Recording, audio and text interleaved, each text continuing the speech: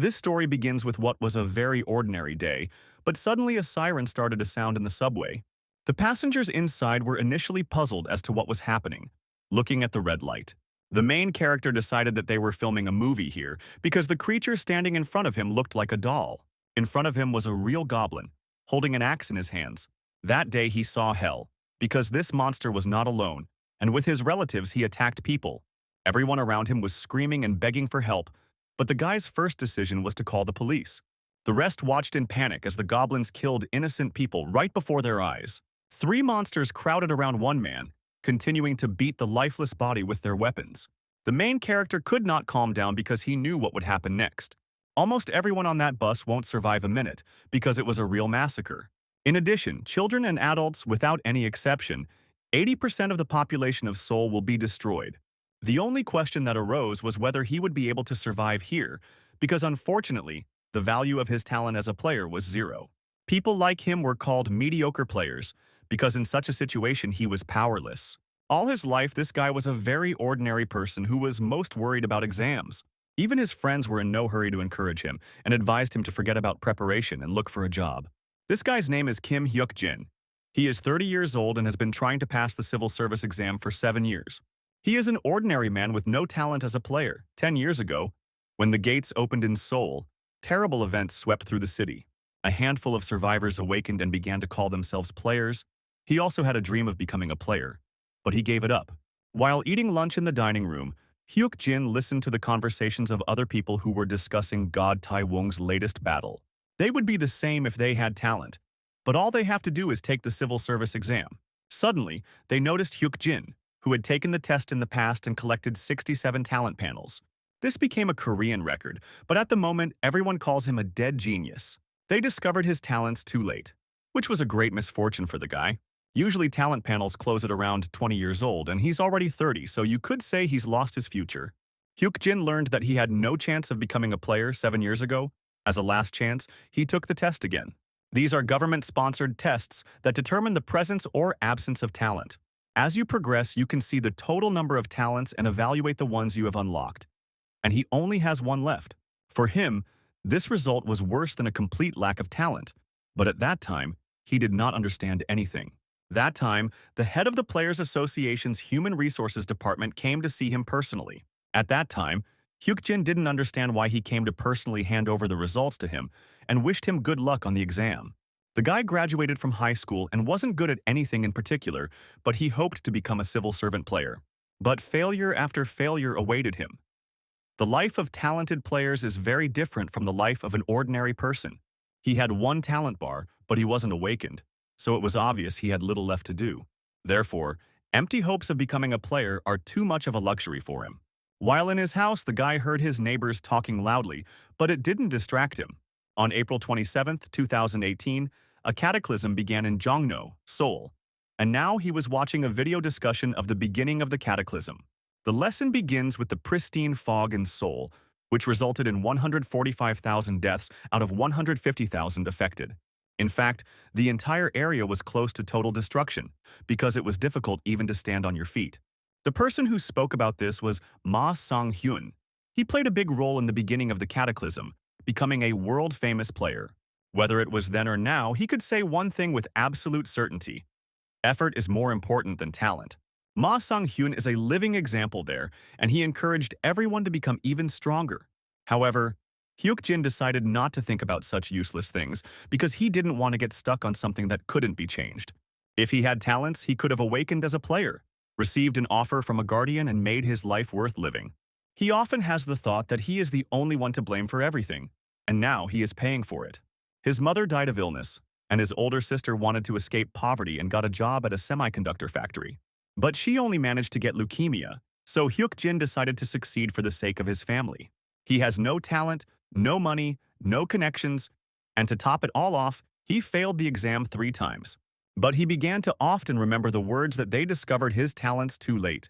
The guy thought he had put in the effort, but it didn't seem like it, and it's unclear whether his tomorrow would be any different if he put in more effort. If his life doesn't change until the very end, then is there any point in trying? He was feeling very lonely now, which is why such thoughts were increasingly creeping into his head. The next morning, when he woke up, he remembered that there would be a midterm assessment today. Hyuk-jin went to bed early but still overslept, so he decided to take a quick shower and go to the academy. Sometime later, he was sitting at the bus stop waiting for the right bus, and all his thoughts were occupied with the exam. An announcement was made over the loudspeaker that 2 buses were expected to arrive soon. At that time, Hyuk-jin still didn't know why that day seemed somehow strange to him. As he approached his bus, the boy felt as if something was different from an ordinary morning. Whether the problem was his mood, but it seemed to him that everything looked different that day. As he walked to his seat, he heard that a new Pink Velvet song had come out.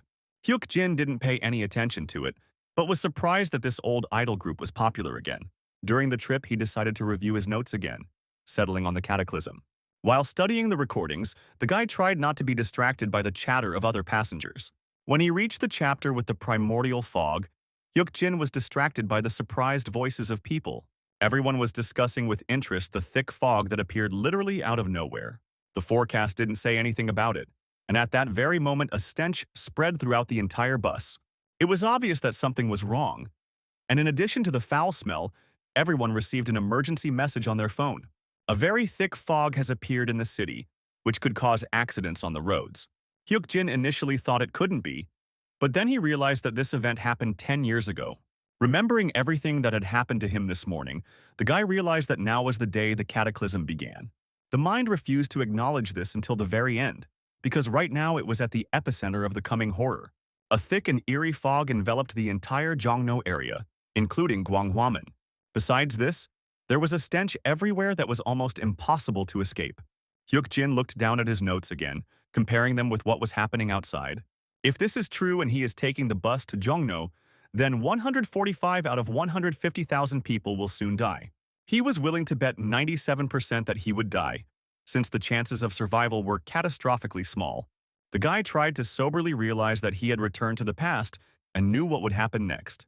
But suddenly, a notification appeared in front of him, asking all players to wait for the training to begin.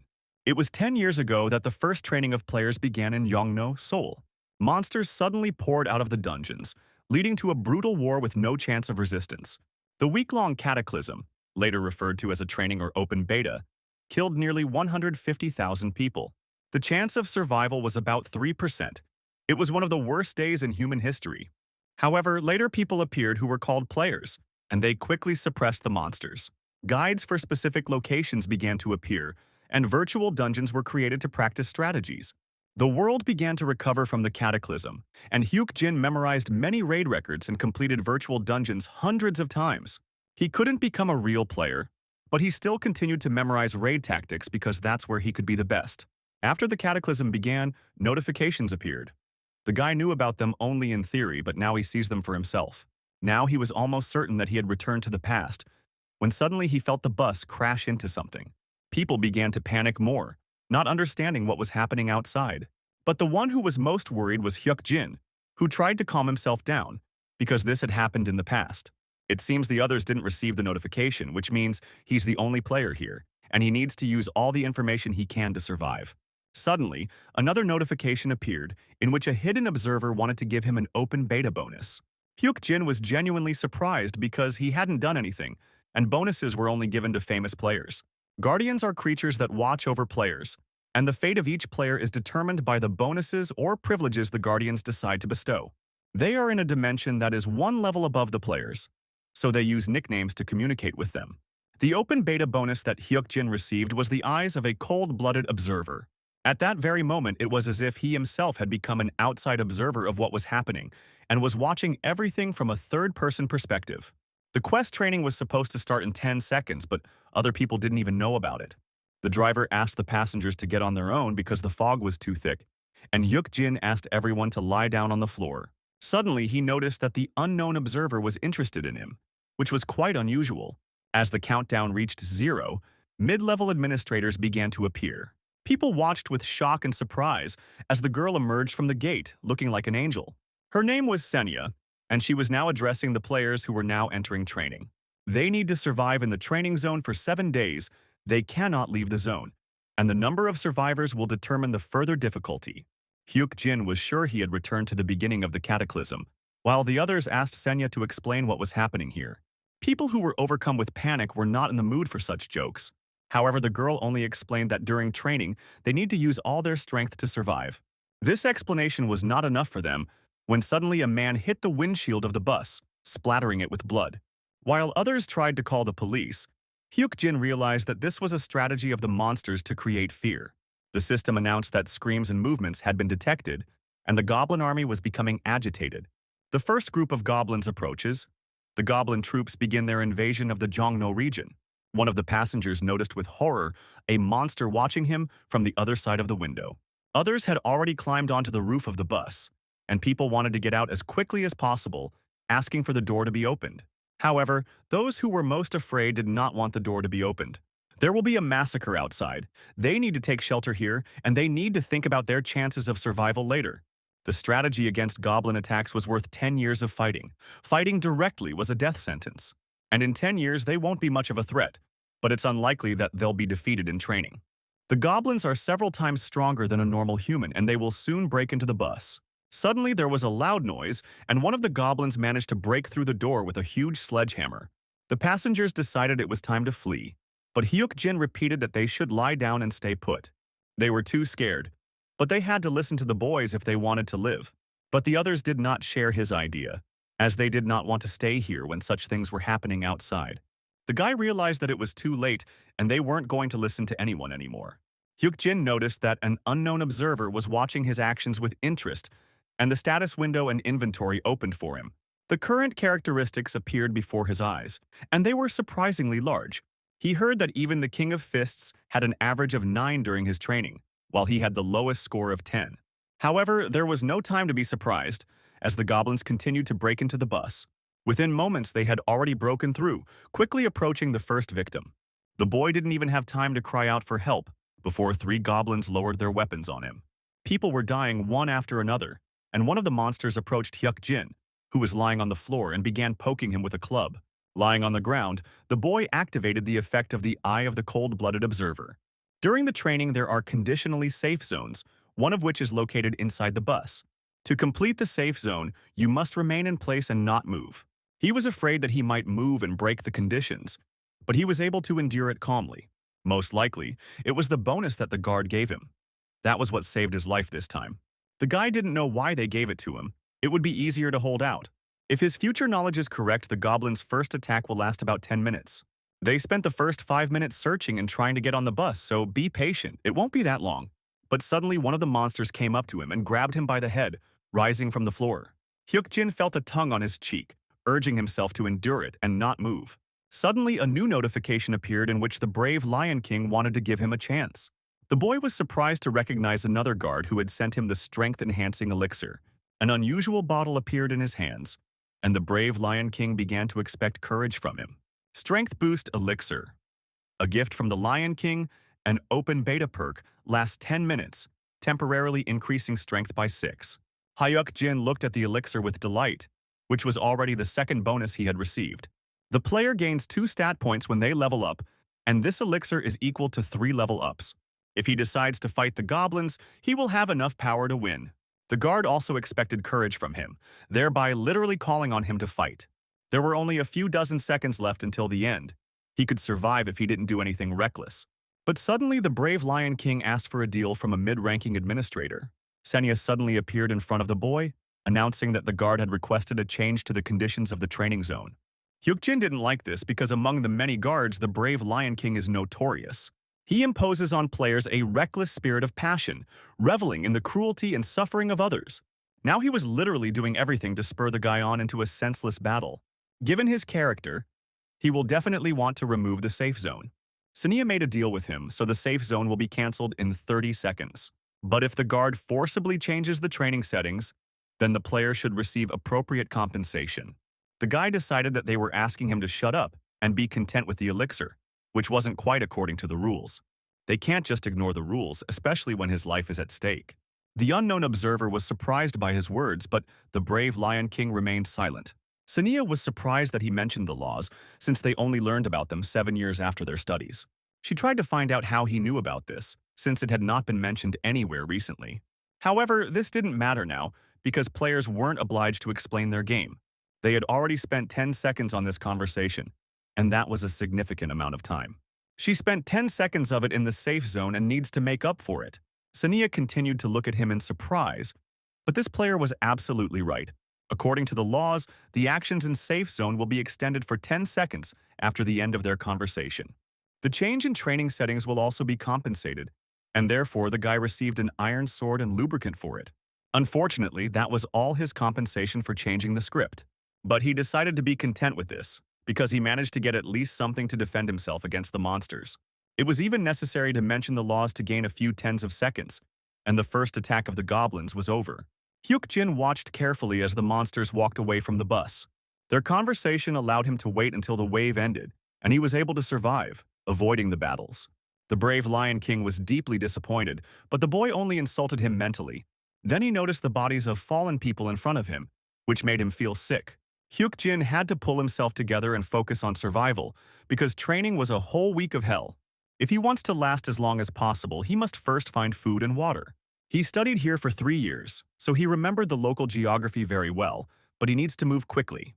To avoid finding yourself in a hopeless situation again, you need to act quickly and decisively. Outside, a real apocalypse had broken out, and some people were asking for help for the wounded. Hyuk-jin was sure there must be other survivors here, but he was having trouble getting his bearings because of the fog.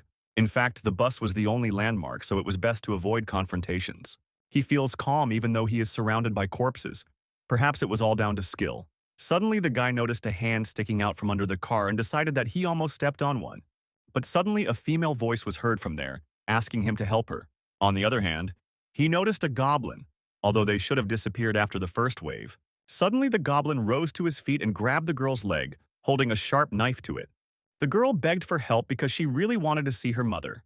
Hyuk-jin realized that there was a child in front of him, although he did not notice the situation at first. But she's still not injured. Even though the goblin tried to cut her, it's impossible. She also received the open beta bonus. Now she was screaming not from pain but from fear, and the goblin was strangely focused. Suddenly, Senya informed him that even though it was a child goblin, even he would be difficult to defeat on the first level. If she's telling the truth, it's even more impressive that the girl was able to survive. She didn't notice because she was so panicked. But such tank talent doesn't just happen. And even the King of Fists isn't capable of such a thing at level 1. If he leaves her here, other goblins will come and eventually kill her. Without wasting any time, the guy opened the inventory, finding an elixir, lubricant, and a sword there. He is more familiar with the learning environment than many, as he can compare theory and experience in virtual dungeons. Senya said that it would be difficult for a level 1 to defeat a child goblin, but this only applies to direct confrontations. However, if he doesn't notice it, he won't be able to respond. It's enough to aim at the center of the weak point. Then Hyuk-jin swung with all his might and hit the goblin in the back, causing significant damage. The guy managed to do it in one hit and killed the goblin child, gaining experience. Turning his gaze to the girl, he asked her to get up. But she had not yet recovered from the shock. She had to pull herself together because if she didn't stay close, the guy would leave her behind. Having caught up with him, she trudged after him, trying to stay as close to him as possible. When he reached a certain place, Hyuk-jin asked her to fill out that this door should not be open no matter what happened. However, he needed confirmation, and the frightened girl immediately promised that she would not open it. She was completely overcome with fear, although it would be strange not to be afraid of this hellish training. No matter who or what she heard outside, opening the door was forbidden. Suddenly, a notification appeared about the approaching second goblin attack, after which the safe zones began to be set up. The guy immediately started asking her if she saw the notification and what it said. The girl immediately began to read everything out loud, noticing that safe zones had been established at the school, store, and hospital. Hearing this, Hyuk-jin realized that he was not mistaken and that she was a player with extraordinary talent. Usually before the second attack, you can only see the safe zone setting in the product. But players with talent can see the safe zone in the hospital, and it was interesting that he could see it too. The second notification about the additional safe zone is even more cryptic. The guy reminded her about the door, and if she was not sure that she could not open it, then she should sit with her back to it. The safe zone setup was complete, and the primordial fog appeared immediately afterwards. Looking out the window, Hyuk-jin noticed goblins wandering around the area. The people who had managed to survive until then armed themselves with bats, trying to keep the monsters away. However, the goblins were much more agile and immediately attacked the frightened people.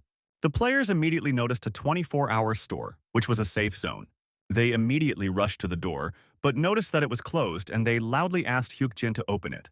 Holding the sword in front of him, the guy cursed mentally because he still didn't feel anything. Suddenly, the goblins caught up with the people and began to cut them down one by one. It is impossible to force your way into this safe zone, so players will not be able to open the door from the outside. Unfortunately, it is enough to open the door from the inside for the zone to disappear completely. They would have died too if they had done so all that was left was to watch others die. He will imprint it on his memory, the system that created this situation, and the guards who watch everything as if it were a game. Hyuk-jin promised himself that one day they would pay for this, even though he didn't know who was behind it. 6 hours later, after the second goblin attack, Hyuk-jin and his partner were still sitting in the store. Suddenly, the girl spoke up and hesitantly thanked him for saving her. She then introduced herself as Kang Song-hwa. She was only 14 years old and was very happy to meet him in the morning. However, he helped me just like that, and he can guarantee that she will survive what is happening. She could become mere bait if need be, but Song-hwa begged not to abandon her to her fate. Hyuk-jin wanted to say that he couldn't promise to protect her until the end of her training, because he wasn't sure that he could even save himself. He won't drive her away until it threatens his own life, and now she can sleep. Tomorrow they were supposed to set off on a journey, and the girl became interested in where they would go. The guy remembered about additional security zones in Tower D, the parking lot, and the second floor. She doesn't seem to see the extra safe zone, and he hasn't heard of it either. But he knows for sure that Tower D is located in Gwangwamun, because this is the key point of all training. When the next day arrived, Hyuk-jin packed his backpack with the bare essentials. After that, they left the safe zone, looking at lifeless bodies lying all over the street. It's too horrible a sight even for Hyuk-jin's age, and Song-hwa tries to pretend that she's okay. This is exactly what a destroyed city looks like. There are only corpses everywhere, and they still haven't met any survivors. Suddenly, the guy asked his companion to watch her step carefully, which noticeably surprised her. She was to report immediately if she saw anything jelly-like on the ground. Not even a second passed before the girl pointed to the slime, which was located a few meters away from them. Hyuk-jin didn't think they would find it so quickly. It's a neutral monster, so its level isn't displayed. But this is the safest prey, which even a child can handle. The guy immediately attacked her and received experience and 3 coins for the victory, but he was surprised by her easy swordplay. Slimes are the weakest monsters. They will often appear on the way, so they must be killed. However, Hyuk-jin was more interested in why he could wield the sword so easily, even though it was his first time holding one in his hands. He only used swords in virtual dungeons, and even this one didn't have much power. But there was a very familiar feeling, as if he had used it very often. Sometime later, he defeated the 5th slime, not noticing that Sun-hwa noticed monsters better than him. He managed to level up, receiving 2 bonus points and 1 random stat bonus point. The girl was surprised that his companion's body began to glow, and he explained that he had raised his level. Killing monsters increases the player's level, thus making them stronger. Song-hwa hesitantly stated that she would also try to lift him, although the guy himself was doing it for the first time. But for some reason, the sword still felt very familiar to him, as if he had fought with it all his life. By killing slimes, it took very little time to level up to level 3. Hyuk-jin noticed that he was leveling up too quickly, and that he was receiving a random stat point for the second time. Soo-hyun-soo, who was called the one who had undergone training, mentioned something like this in his notes. Bonus points existed, but even he had a hard time getting them, and Hyuk-jin had already received them twice. He immediately remembered his retest as a player when he was told he had no talent. The talent panels opened when he returned to the past, but he was sure they were closed at that time too. It can be an early bloomer, a player that shows maximum growth only in the beginning. It was very close to the truth, but it was even better because it could be used wisely. The guy survived, reached the 3rd level, and also attracted the attention of several guards. If he is truly an early bloomer, he will have a chance to achieve his goal after training. In 3 years, a disease cure potion will appear on the market, but it will cost 1 billion won. However, the price didn't matter because this potion would help cure my mother. Therefore, you need to survive and start collecting money to change the past and save your loved ones. On the way to Tower D, they continued to kill slime, and the guy managed to level up to 5. At first, he was surprised by the bonus points, but then he discovered another important aspect of the system. After level 5, you can form parties, so he immediately sent an invitation to Song-hwa. Thanks to this, she will also become stronger, and the unknown observer has shown interest again. The girl thanked him, promising to try to help, but again asked him not to abandon her.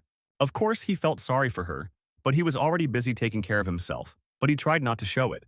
Hyuk-jin asked her to show it with actions, not words, so that they could both survive.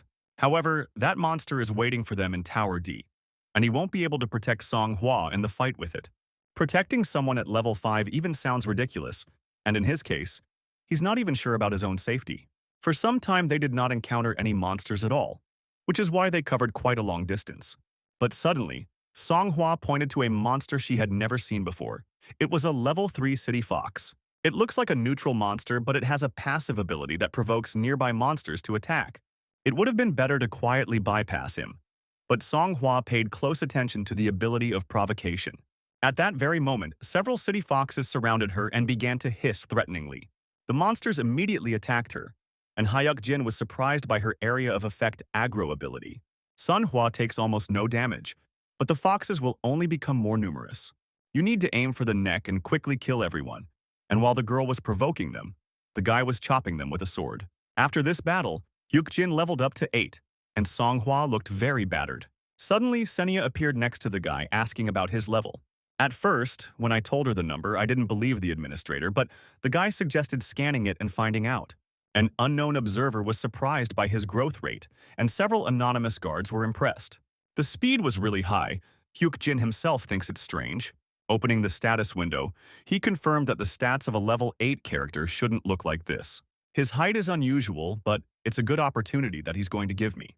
Then the guy suggested to his companion to go to that building, wanting to go to the dungeon of Tower D. He decided to explain the whole plan to her once they were inside, and if she didn't obey, he would die. She only needs to follow his commands to survive, so there is nothing to fear as long as she is nearby. It was on their way that they came across another group of city foxes, which they easily dealt with. Hyuk-jin gave Song-hwa the old iron gloves they had gotten while hunting. The preparations were complete. All that remained was to follow the plan, and now it was time to go inside. The training dungeon required level 5 to enter, but they already met the requirement. Suddenly, the world around them became distorted, and they began to be transported to another place. They entered the training dungeon, finding a bunch of goblins and foxes in front of them. The monsters immediately turned their attention to them, and the guy asked his companion to do everything as they planned. They disbanded their group and decided to start with the goblins, as they were the most dangerous of all. Song-hwa was the first to step forward, provoking all the monsters nearby. Unlike high-level dungeons where every monster is aggressive, here there are neutral city foxes. If you attack only goblins, the foxes will not attack first, which increases the player's survivability. The guy was surprised that Song-hwa was doing even better than he thought, and he would think that she was some kind of genius. The goblin attacks do not harm her in any way, thus she has exceeded all expectations. Once they were done cleaning, Hyuk-jin suggested that she take a little break. A mini-boss will appear soon. It comes when all the goblins and foxes on the first floor are killed. After the break, the girl had to finish off the others so that they could move on. Once she was done, she needed to go back, but now she headed towards the foxes. But suddenly the pause effect was activated, and an unknown observer showed deep curiosity. Hyuk-jin was surprised by the temporary cessation of all activity in a particular area, and Senya addressed him. She only asked him if he was crazy since she, the administrator, was the one who could use this effect. The guy heard that it was very expensive and she used it on him. Senya noticed that he acted as if he knew what was waiting for him, and that this was also part of his plans. Hyuk-jin answered in the affirmative, but that would be unwise. The mini-boss he's trying to summon is a level 13 goblin soldier. Since it is a mini-boss, it has increased stats, which makes it very dangerous. This is not an opponent he can beat at his level, and not with just one person. She didn't understand why she would start a battle she couldn't win, but it sounded like she didn't want him dead. Senya tried to convince him otherwise, but the guy was sure that he had become someone who attracted a lot of attention. She said he was a player who seemed to know the future, which in theory is indeed true. But in fact, he has become a rare figure who can put on a show and attract the attention of more guards. She benefits from his survival, especially since he won't hear from her in the future. Senya couldn't even come up with an excuse, which means she's not a good communicator. This means that she is such a bad administrator that she will be destroyed before she gains any notoriety. Hyuk-jin decided to tell her the whole truth because she really doesn't know how to take advantage of the situation. If she wants to better entertain the guards, then after a pause she should say that Hyuk-jin will not be able to defeat the goblin soldier. But in fact, he will survive and bring victory, which the administrator began to doubt. The Guardians will go crazy if they see that the 8th level was able to defeat the boss, and she will immediately become a competent mid-ranking administrator, which is beneficial for both of them. And in exchange, since he would help her little show, the guy decided to offer a deal. But suddenly Senya became angry, because his arrogance had gone too far, and her patience was not limitless. She would have killed him long ago if she wanted, but now Hyuk-jin has all the aces up his sleeve. Senya has too much to lose after using the pause. There is only benefit from a deal with him. While they weren't talking about the deal, Songhua continued to level up by killing city foxes. When she announced that she had killed everyone, the guy immediately called her over to him. All monsters on the floor have been destroyed, and the conditions for the mini-boss to appear have been met.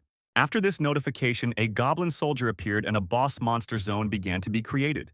Without wasting any time, Hyuk-jin and Songhua hid from their sight by crouching as low as possible. In real life, this monster looked even bigger, but now they couldn't give in to fear. Sensing where their enemies were hiding, the goblin swung his spear, throwing it towards where the boy and girl were hiding. Hyuk-jin hugged his companion close because he knew the most effective way to defeat the goblin soldier. They needed to avoid the most dangerous skill, the spear throw, so they first hid behind the ATM. They then emerged from hiding and Songhua rejoined the group. The guy turned to Senya, asking her to watch carefully as a weak level 8 player defeated a mini-boss. The goblin himself grabbed the spear more tightly, but did not intend to throw it, but rather use it for close combat. This is exactly what you would expect from a mini-boss. It's much more frightening than the others. Once we've performed our deadly spear throw, we'll immediately rush at the survivors. He has 2 attack options in his arsenal, a simple thrust or a swing, and now he will use the second. The monster swung its arm and tried to attack, but Hyuk-jin calmly dodged the attack. Without wasting any time, the boy counterattacked, slashing horizontally at the goblin's side. However, it was a light cut and could not cause much damage. The next second, the goblin decided to use a stab, which was quite expected. The monster's movements were very fast, but it was still possible to predict its movements. Meanwhile, Songhua used provocation to draw the attention of the remaining goblins and foxes towards herself. However, she did not have time to defend herself from all of them at once, which is why the animals immediately began to bite her. Goblins were attacking her from below, but they had to stick to their original plan. Now their channel was filled with a large number of anonymous guards who were watching what was happening.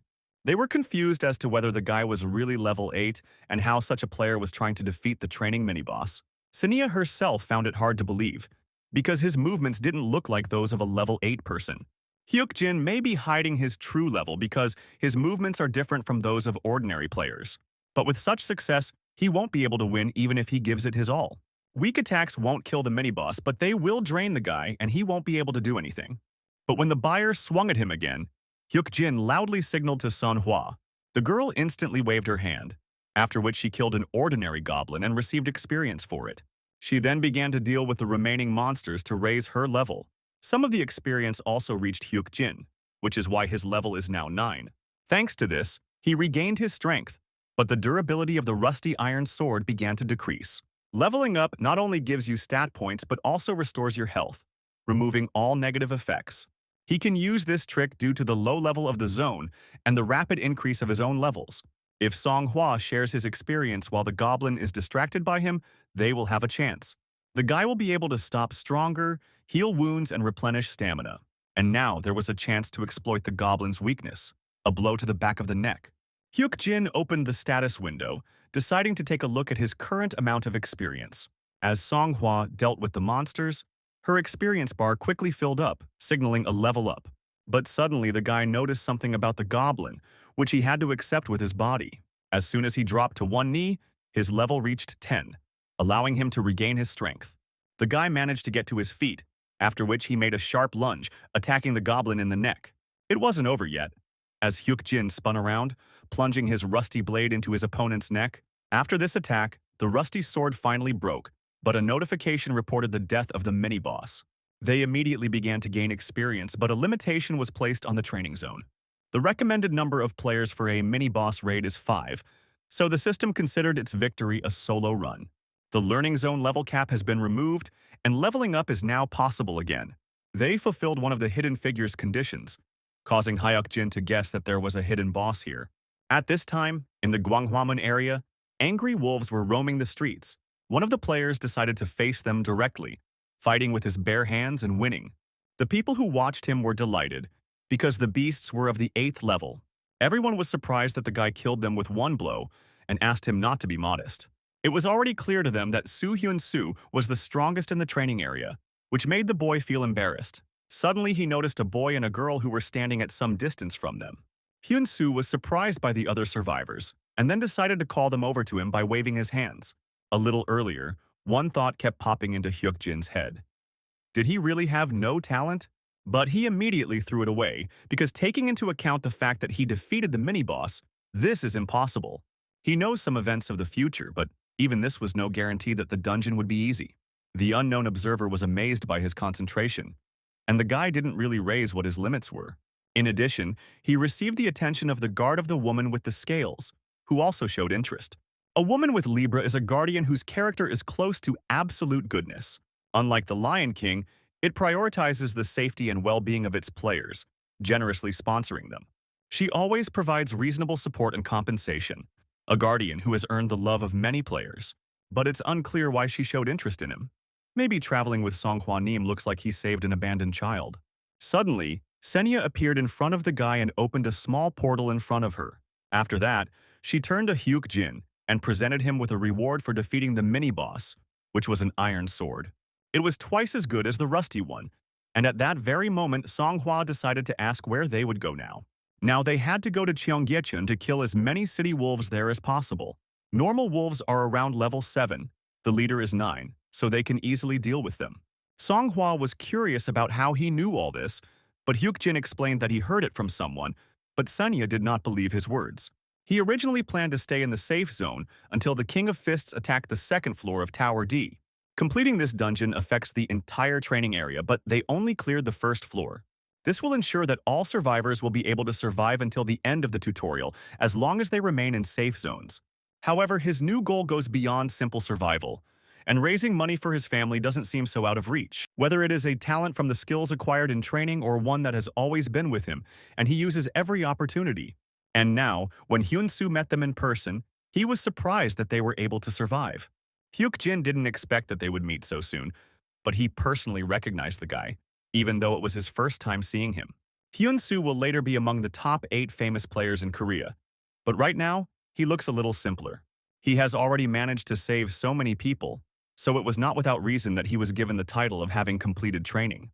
Despite the difficulties, Hyun-soo smiled kindly and invited them to join the group. As one big team, they would have a better chance, so he extended his hand to Hyuk-jin. But, to everyone's surprise, the guy refused, which surprised everyone present. They all only need to last 7 days, so they can handle it together. Hyun-soo was sorry to hear this, but he understood and wished them luck. The others thought he was arrogant, because he didn't see Hyun-soo's strength, and it would be much easier to survive with them. But suddenly Hyuk-jin decided to give the King of Fists a piece of advice. If he met a strong monster, he should aim for the left eye. Hyun-soo was initially confused, but then thanked the guy for his concern. When she and Song Hwa reached Cheonggyecheon, the girls wondered if those people could handle it. The guy answered in the affirmative, but now they would be better off worrying about themselves. Even though he said this, he understood that those survivors might face problems. According to the memoirs of the King of Fists, Hyun-soo and about 10 survivors will enter the dungeon of Tower D. They will deal with the 1st floor, try to capture the 2nd, but an unexpected enemy will appear, which will kill most of the group. By the end of the battle, only Hyun-soo will remain alive, and he will receive the title because he will be the first person to clear the tower's dungeon. In his memoirs, attempting to clear the 2nd floor was the biggest mistake of his life, but this time things could turn out differently. Hyuk-jin can't join them because it's too dangerous, and at that moment, Song Hwa spotted monsters ahead. Hyuk-jin praised the girl's keen eyesight and decided to deal with the wolves as soon as possible. Song Hwa used the provocation and then rushed into battle first, swinging her bat. The guy followed suit and went on the attack, but his goal was not to complete the training dungeon. He needed to remove the level cap. I took advantage of the moment to raise the level above 10. They killed the wolves one after another, gaining quite a lot of experience points. Against wolves, a bat was much better than fists, and Song Hwa was glad she took it. When they finished, the system announced that Hyuk-jin was the first to reach level 11. For him, this was expected, because it would be difficult for others to even reach 10. He received a title for his achievements, and was now a pioneer, for which he would receive 20% more experience. The guy had never heard of such a thing, and didn't know that it was possible to receive more than just the title of having completed the training. Last time, no one removed the level cap, the conditions were not met, so they couldn't even know about it. Songhua looked at the thoughtful guy in surprise, but he suggested they move on. Senya, who was watching him, agreed with the guards, since she was also thinking about it, and decided to check everything out. The next day, the couple reached a safe area in the hospital while an administrator watched over them. Hyuk-jin noticed Senya's nervousness and assumed she was angry. Yesterday, she decided to ask what title he received, but the guy was not going to talk about it.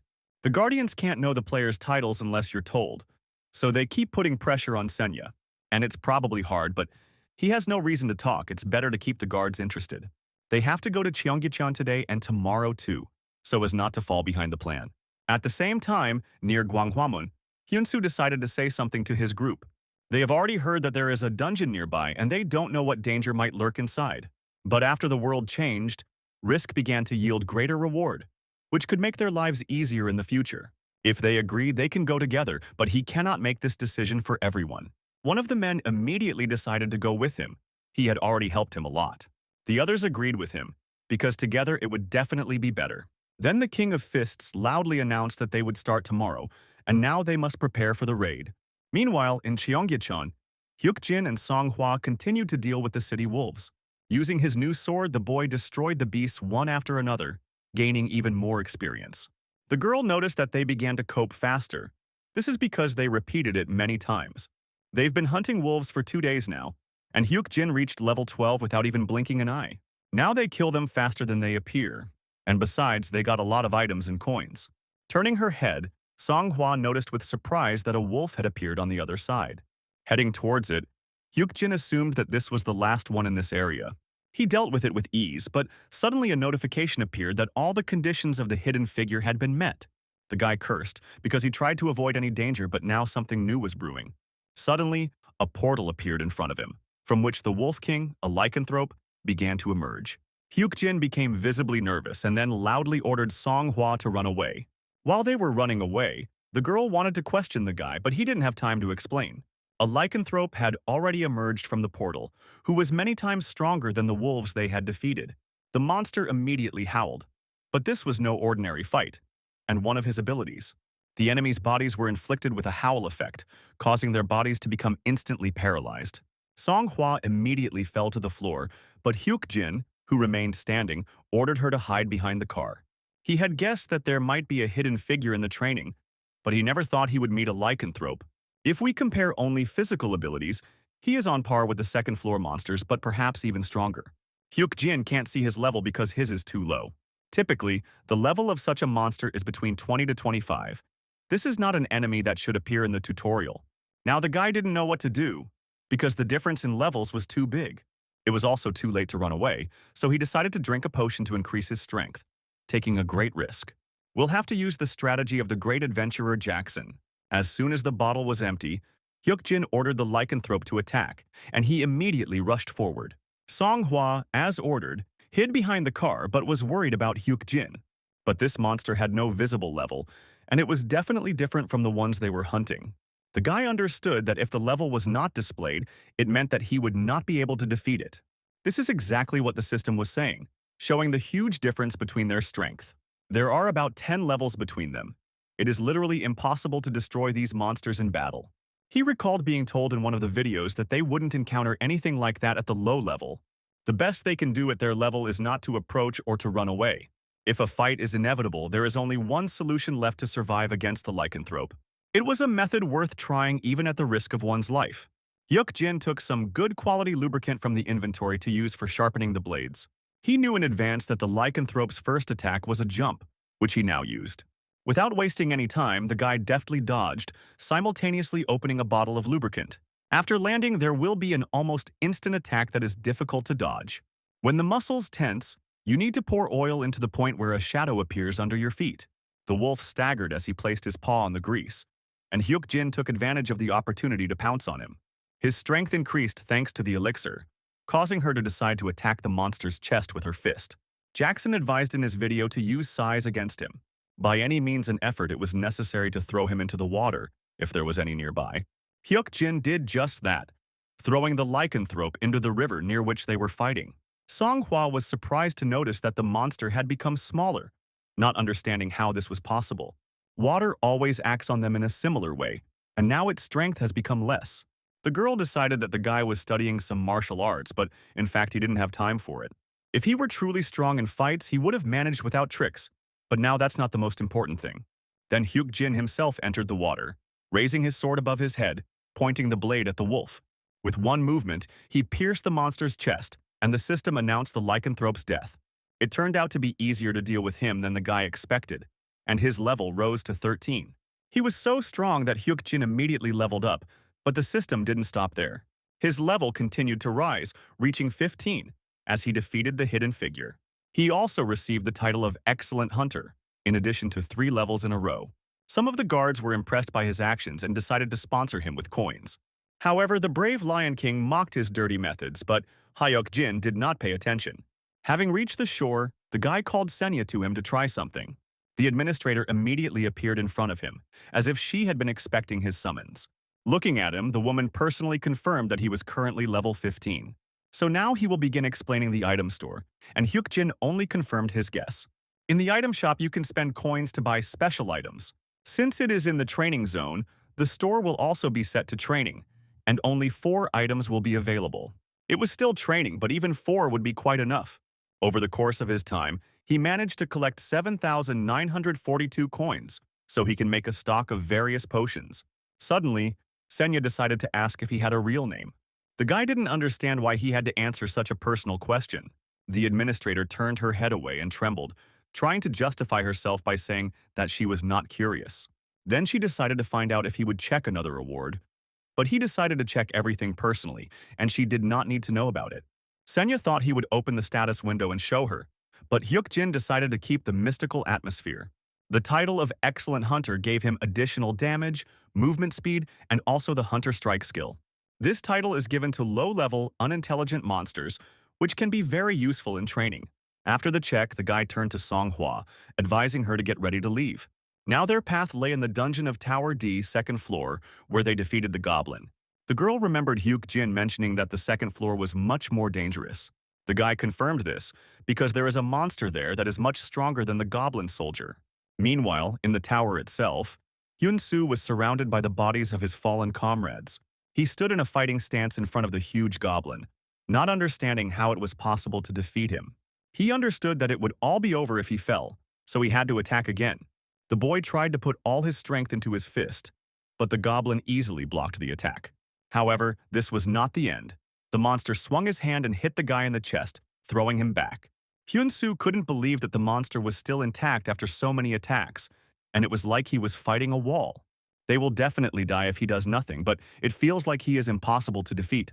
The guy started thinking, looking for a way out of this situation, when suddenly a picture popped into his memory. Hyuk Jin advised him to aim for the monster's left eye, which would appear too strong. Hyun-soo immediately shuddered when she remembered this and decided to try the idea. But as soon as he wanted to move, the goblin tried to attack him again, but without success. However, the second attack was successful, and the monster's fist hit the guy right in the face. A couple of his bones were already broken, and Hyun-soo was increasingly doubtful that he could defeat him. But suddenly a new player entered the boss area. Escape from the boss area is possible within the next 10 seconds. After quickly assessing the situation, Hyuk Jin immediately realized what had happened. The training boss was already here. There are many seriously injured, but they are still alive. Hyun-soo also seems to be unconscious. Hyuk Jin opened his inventory, taking out several weak healing potions. But as soon as he did, one of the players regained consciousness and advised the pair to run away. After 10 seconds, they won't be able to do this, and the monster will kill them if they stay. Hyuk Jin handed the potions to Song Hwa and asked him to distribute them among the people. While he fights, the girl should tell the others to stay put and not move. However, the man could not calm down and again asked him to run away and save himself. Tam was sure that they would die if they stayed here, but Hyuk Jin no longer listened to him. He watched the second floor boss carefully because no one knows him better than he does. This monster had a red name, like a lycanthrope, so it would be difficult to defeat. They are renowned for their survivability and endurance, with the magic troll having a boss buff and resistance to physical attacks. This monster took almost no damage from melee attacks, making it a serious opponent for Hyun-soo. However, Hyuk Jin fought with a sword and also knew his opponent's weak point. In exchange for immense power, his attacks become slow, giving him time to maneuver. There is no specific strategy against the troll, and only constant attacks will work. Therefore, the guy began to quickly dodge the monster's fists, simultaneously leaving wounds on him with his sword. The King of Fists he knew was able to kill the troll and gain the title of Trained, because Hyun-soo didn't let him recover and kept inflicting damage on him. Song-hwa, who was distributing potions, also stared at the boy, along with another player, watching the battle. Now the guy saw the trajectory like this, and he can dodge it, because he invested a lot of points in agility. Fatigue could be removed with potions that he bought in the store, which made the task much easier. If Hyuk-jin is careful with it, it should be able to finish him off without much trouble. So right now, she decided to conduct a real battle of attrition. The other players, who had already regained consciousness, couldn't understand how Hyuk-jin was able to stand up to the troll. The fight had been going on for about an hour, but thanks to the potions, the guy continued to stand on his feet, inflicting wounds on the boss. The man who initially asked him to run away thought Hyun-soo was a genius, but this guy is much stronger. Hyuk-jin drank another potion, but he knew how damn difficult it was. He had been chopping the monster for almost an hour, and it was still standing, but now it was staggering, close to its limit. The previous one would never have thought of getting involved in such a dangerous fight. But that's in the past, and now civil servant Kim Hyuk-jin will become player Kim Hyuk-jin. Now he needs to concentrate because there are about 15 minutes left until he has a chance to finish everything. But suddenly the brave Lion King wanted to help him by using the gift of outstanding strength.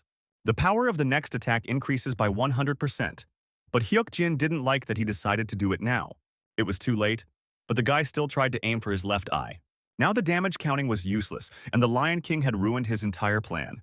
The troll grabbed his eye and howled in pain while the boy mentally insulted the Lion King. Unable to bear the pain, the troll fell to his knees and howled even louder. The other players couldn't believe that he managed it alone and almost killed the monster. However, Hyuk-jin was dissatisfied, thinking that the Lion King definitely did this on purpose. If he gets a chance to kill the guard, he will be first on the list. His plan failed, and the troll was already on his feet, radiating dangerous energy. Most likely they would have to run now. And Hyun-soo, who had just woken up, noticed a girl next to him. The guy stood up and decided to ask about the monsters, but the girl pointed in the other direction. Hyun-soo looked at the troll in shock, noticing a completely different aura, and didn't understand what had happened. At that very second, someone fired a bow, hitting the monster right in the forehead and causing it to stagger. Hyuk-jin didn't respond, and the hunter assumed that everything worked and he was able to kill him. The guy smiled, because he couldn't allow his loot to be stolen since they came for him first. He turned to Hyuk-jin, thinking he was going to take away their achievements, but he only ordered the hunter to run. The smile on the boy's face immediately disappeared as the magical troll lost his mind. The boss went into a berserk state, and Hyuk-jin ran towards Song-hwa, ordering her to run. Since the boss lost his mind, the boss area disappears, so they had to go to the escalator. This was an escape route to the first floor, which could accommodate 15 people. The hunter who shot the troll began to ask for help, but the monster was already behind him. However, he had no chance to escape, as the monster grabbed his head and smashed it to the ground. After this, the boss turned his head towards Hyun-soo, who was standing behind him. When Hyuk-jin and Song-hwa came downstairs, the guy realized that it was his mistake. Events that occur for the amusement of the guards, and are caused by the greed of other players. It's his own fault that he didn't include scientists in his plan. Due to his berserk state, the boss's zone disappeared, and now they're limited to the second floor. There are no safe places left in the dungeon except for the parking lot. Trying to catch his breath, Hyuk-jin announced that they had to go down now. They will use the fire escape and reach the second underground floor. There is a safe area on the second floor of the parking lot where they can catch their breath. But as soon as the guy opened the first door, he heard Sun-hwa's frightened sigh. The troll was already there and noticed them, slowly heading towards them. Hyuk-jin realized that everyone on the second floor was dead, and the boss started running towards them. Without wasting any time, the boy grabbed Song-hwa's hand and pulled her towards him, jumping back. They couldn't panic now, because if the troll touched them even once, they would be finished. Then they ran down the stairs, wondering why the safe zone was so far away. They were almost there, and all we had to do was walk through the door. But suddenly the system detected a critical situation, after which various conditions began to be checked. Hyuk-jin had a forced awakening and a unique ability. He did not turn around, but saw the fist that the boss raised. It was his new unique ability, a sixth sense, but it wouldn't save him from the blow. The guy was sure that he would die. But suddenly Song-hwa stood in front of him, holding up a shield in front of the monster's fist. A few seconds ago, the girl watched in horror as the troll swung at Hyuk-jin. He definitely won't be able to block the attack, but she can't let him die. The woman with the scales admired her courage and gave Songhua the Platinum Shield skill. However, the Platinum Shield was detected through peaceful physical force, evenly distributing the damage. The shield broke from the first blow, the girl started bleeding, but Hyuk-jin immediately caught her. Holding her in his arms, the guy remembered that he had already heard this sound, but did not realize that she was using a platinum shield. But now she was definitely unconscious, so he had to run away, carrying her in his arms. The troll was still slow, and the couple was almost there, and they just needed to cross the line. They needed to get through a glass door, so Hyuk-jin used a jump, breaking the glass with his body. They managed to do it after all, and now they were in an additional safe zone. The troll cannot pass here, although there are monsters that can ignore safe zones. The boss began to beat against the barrier, but even the berserker state would not help him. Hyuk-jin took out the potion, noticing that Songhua's hands were mangled, and he couldn't believe she tried to stop the attack with them. He didn't know when the girl had acquired the skill, but he saved her. The problem was that the damage distribution could have damaged her brain. The boss's shouts angered him, because judging by how quickly he entered a berserk state, he had almost no health left. Hyuk-jin watched closely as the monster suddenly began to howl in pain. A few seconds later, his body literally exploded and no longer posed a danger. The magical troll was killed, and the kill was credited to a player below level 20 who was close to the monster. At that very second, Senya appeared next to the guy, indicating that the murder was his. The training quest disappears due to the death of the training boss, so the training quest was completed. Further difficulty will be determined by the number of survivors, and the survivor count test has now begun. So far, 587 survivors have been found, causing the difficulty to be set to low. Looking at the empty bottle, Hyuk-jin noticed that the number had not changed from last time. He didn't understand why it hadn't changed if he and Songhua had survived. After this, Hyuk-jin received the system-wide award and was also supposed to receive an individual award. And the title of completed training was given to the player Hyun-soo, who remained on the second floor of the dungeon of Tower D. Hyun-soo is the only survivor on the second floor, and that hasn't changed either. However, something else was important now, so Hyuk-jin decided to turn to Senya. He reminded her of the deal and suggested that she make it right now. He needs to do everything to save Songhua, so he wants to raise the rank of the item shop. However, the store's rank will rise sometime after completing the training, and you just need to wait. She didn't understand whether an exclusive contract was really necessary for this. Hyuk-jin purchased 10 healing potions, spending 4,000 coins. Once an exclusive contract has been concluded, guards will only be able to view the player through the relevant administrator. The more attention a player attracts, the more the administrator gets. Hyuk-jin is probably famous for being a troublemaker, so he must be highly regarded. Opening a new bottle of potion, the guy concluded that Songhua did not have that much time. He doesn't need other reasons because without it, he would have died long ago. He owes her his life, so he will do everything to save her no matter what. Hyuk-jin gave her quite a lot of healing potions to drink, but she was still unconscious. But after a couple of minutes, the girl suddenly opened her eyes, not believing that she was still alive. The boy smiled when he saw Songhua in good health, and then praised her. Noticing several empty potion bottles, the girl remembered that Hyuk-jin was supposed to leave her if she caused trouble. The guy explained that she had barely managed to survive, and it would be a shame to just abandon her. Songhua cried loudly, glad that she had not been abandoned to certain death after all. Meanwhile, Hyuk-jin asked Senya to start counting the individual awards. The administrator was about to get to work, but the guy stopped her briefly. He reminded her with a smile about the store's rank increase, since they hadn't signed anything. Senya was angry because the system required signing a document to confirm it, which was a rookie mistake. It was her own fault for not preparing the contract, but now she had to hand out individual awards. The administrator humbly agreed, deciding to give out the reward to Hyuk-jin first. Suddenly, 2 windows appeared in front of the guy, and his eyes widened in surprise. Players who survived received rewards that corresponded to their achievements. The same goes for Hyuk-jin. It's impossible to repeat this without knowing the fighting strategy.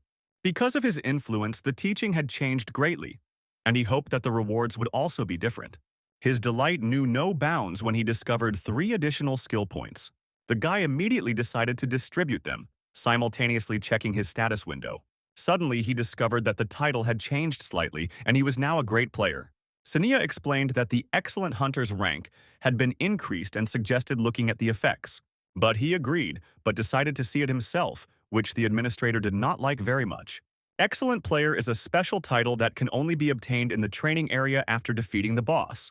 Even Excellent Hunter was a good title, but this was way cooler, and it was very strange to receive this in training. Then Hyuk-jin decided to check the conditions for obtaining such a title. This title was awarded to the player who defeated the lycanthrope immediately after reaching level 10. These conditions were almost impossible to fulfill, and it is difficult to imagine that such an amazing title could be obtained here. Although even that doesn't compare to the last reward, because Hyuk-jin overcame a deadly situation with the help of his sixth sense. These were the conditions for merging bonuses and abilities into a pair of powerful skills. The guy overcame a deadly situation with the help of his sixth sense and fulfilled all the conditions of the merger. There were few records of this, and those that did were of little use, so it was a rare method of amplification. Hyuk-jin realized that he also knew little about teaching, but now he had to make a choice. He had access to the sixth sense fusion, which he received from the troll, and also the eye of a cold-blooded observer of the beta test or training bonus, an excellent player. The guy accepted the request to conduct a fusion of the sixth sense and the eye of a cold-blooded observer. For a few seconds nothing happened, but suddenly his heart was ready to explode. Hyuk-jin was taken aback by the sudden pain that swept through his entire body and showed no sign of abating. Song-hwa immediately rushed towards Hyuk-jin with concern, not understanding what was going on. However, the guy could not answer, since the fusion process was accompanied by severe pain. He could die if he couldn't bear it, which stunned him. Blood started coming out of his mouth as he thought about what he should have said right away. Hyuk-jin collapsed to the floor and began to lose consciousness while Song-hwa didn't know what to do. Before he completely passed out, the guy noticed that the merger was successful and he received the eyes of perception. Sometime later he woke up, noticing that he was lying on a soft bed. Suddenly it seemed to him that he heard some kind of alarm signal. Then the boy shuddered when he noticed Kim Aeon, his sister, next to him, and next to her a full description of her. It was his new ability that showed his full stats. At that age she was the same as she had been then, and now she was indignant that he had gone off to study and returned a week later. The girl began to scold him because Hyuk-jin did not think about how he and his mother would react. There was indignation written on her face, but in reality she was glad that her brother was alive. The guy realized that she wouldn't change after 10 years, being just as rude. When Kim Aeon walked out into the corridor, he mentally asked his brother if it was right to make them worry like that. Opening the status window, Hyuk-jin realized that the fusion had ended when he lost consciousness. Then he heard his sister crying because of her new ability, and he apologized because he didn't want to make her cry. But now Kim Aeon won't have to go to the factory for him, and he will be able to help his mother. They would be able to live as a family. And at that very moment his mother entered his room, barely holding back her tears. But before she could even touch his cheek, Song-hwa burst into the room, bursting into tears. She rushed into his arms because she had already thought that he would die. Hyuk-jin returned to the past, went through 7 days of training, a terrible event that was remembered even after 10 years. In this hell, where talent and luck are tested, he was able to survive. In addition, the guy received abilities that he could not have imagined. Sometime later, a strange gate opened near Seoul Station. While other people ran away in fear, Hyuk-jin and Song-hwa headed forward. A month has passed since the disaster that occurred in Jongno, and only 5,000 people out of 150,000 victims survived. Then, an anomalous phenomenon, also known as learning, occurred in Seoul, but the shock from those events has still not subsided. Many people live with great emotional pain, having lost their loved ones and neighbors. The news expressed condolences to all the families, and on the occasion of the training incident, they decided to invite a special guest. A trained man who even under hellish conditions led and helped many people, Hyun-soo. According to survivors who met him, he played a key role in the incident. He killed goblin or wolf monsters that had caused great damage with his bare hands. Hyun-soo saved a large number of people who could have died and was also awarded the title of trained. However, the guy couldn't get Hyuk-jin out of his head, who was a real hero, so he said that he was just lucky. In fact, he was not the hero of the training, and only took all the credit for it. But for the public as well as for the presenter, everything was obvious, and it was he who was the hero of the training. However, Hyun-soo was sure that this was not immodesty at all. There was a boy and a girl there. Compared to him, he is a player of a completely different level, and would have died without his help. He couldn't verify it now, but he was absolutely sure that Hyuk-jin had survived, and he promised that he would repay him for his help. A small gate appeared at the second entrance to Seoul Station on June 7th, and it leads underground. The frightened people realized that the monsters would come again and began to run to a safe place. Songhua guessed that they were going to go in there, and Hyukjin answered in the affirmative. When they entered the dungeon, the channel was opened and the guards began watching. Many players came here in the future to level up. If you know how to clear it, then it becomes even easier than Tower D. You could say that the dungeon is also a training ground. Hyukjin reminded the girl of the words he had spoken earlier, and then led her forward. Suddenly, the guy heard a voice behind him recommending at least 7 players. It was Senya who decided to warn him as a mid-level administrator. The guide says that you need to take at least 7 people into this dungeon, and it is dangerous for 2 people to go through it. So she asked him to come back and return with the group so as not to put himself at risk. But despite her words, Hyukjin moved forward, leaving the safe zone. He then turned to Senya, reminding her that he had to show her and the rest of the guards his game. Meanwhile, in the Uedo district, an elderly man couldn't believe that Hyun-soo just wanted to leave. The guy apologized because he decided that he was planning to go a different route. Their company was far from the weakest, and he had passed the selection, but now they were sorry to hear such a thing. Walking around the city, Hyun-soo noticed how much the world had changed in such a short time.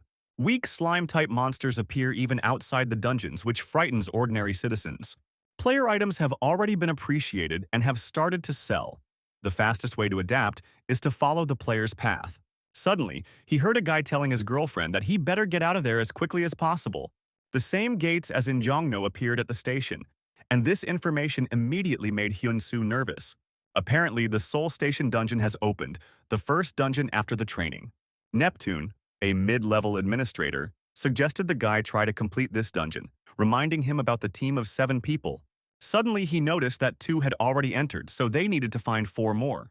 The dungeon will collapse if not cleared for a certain amount of time, and monsters may break out. Meanwhile, Songhua was surprised by what she saw around her, and Hyukjin suggested that she watch her step. The underground of Seoul Station is a dark cave, damp and cold. There won't be any danger in the first half, but the guy still activated the Eye of Perception. Then he noticed with surprise that Songhua was already level 15, and it was clear how strange it was. Suddenly, the girl turned her attention forward, noticing that the road was splitting. This meant that they had come to a crossroads of 7 paths, which would slow down their further journey a little.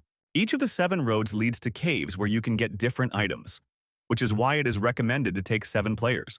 Once a person steps on each magic circle, a path of surmountable difficulties will open for 7 players above level 10.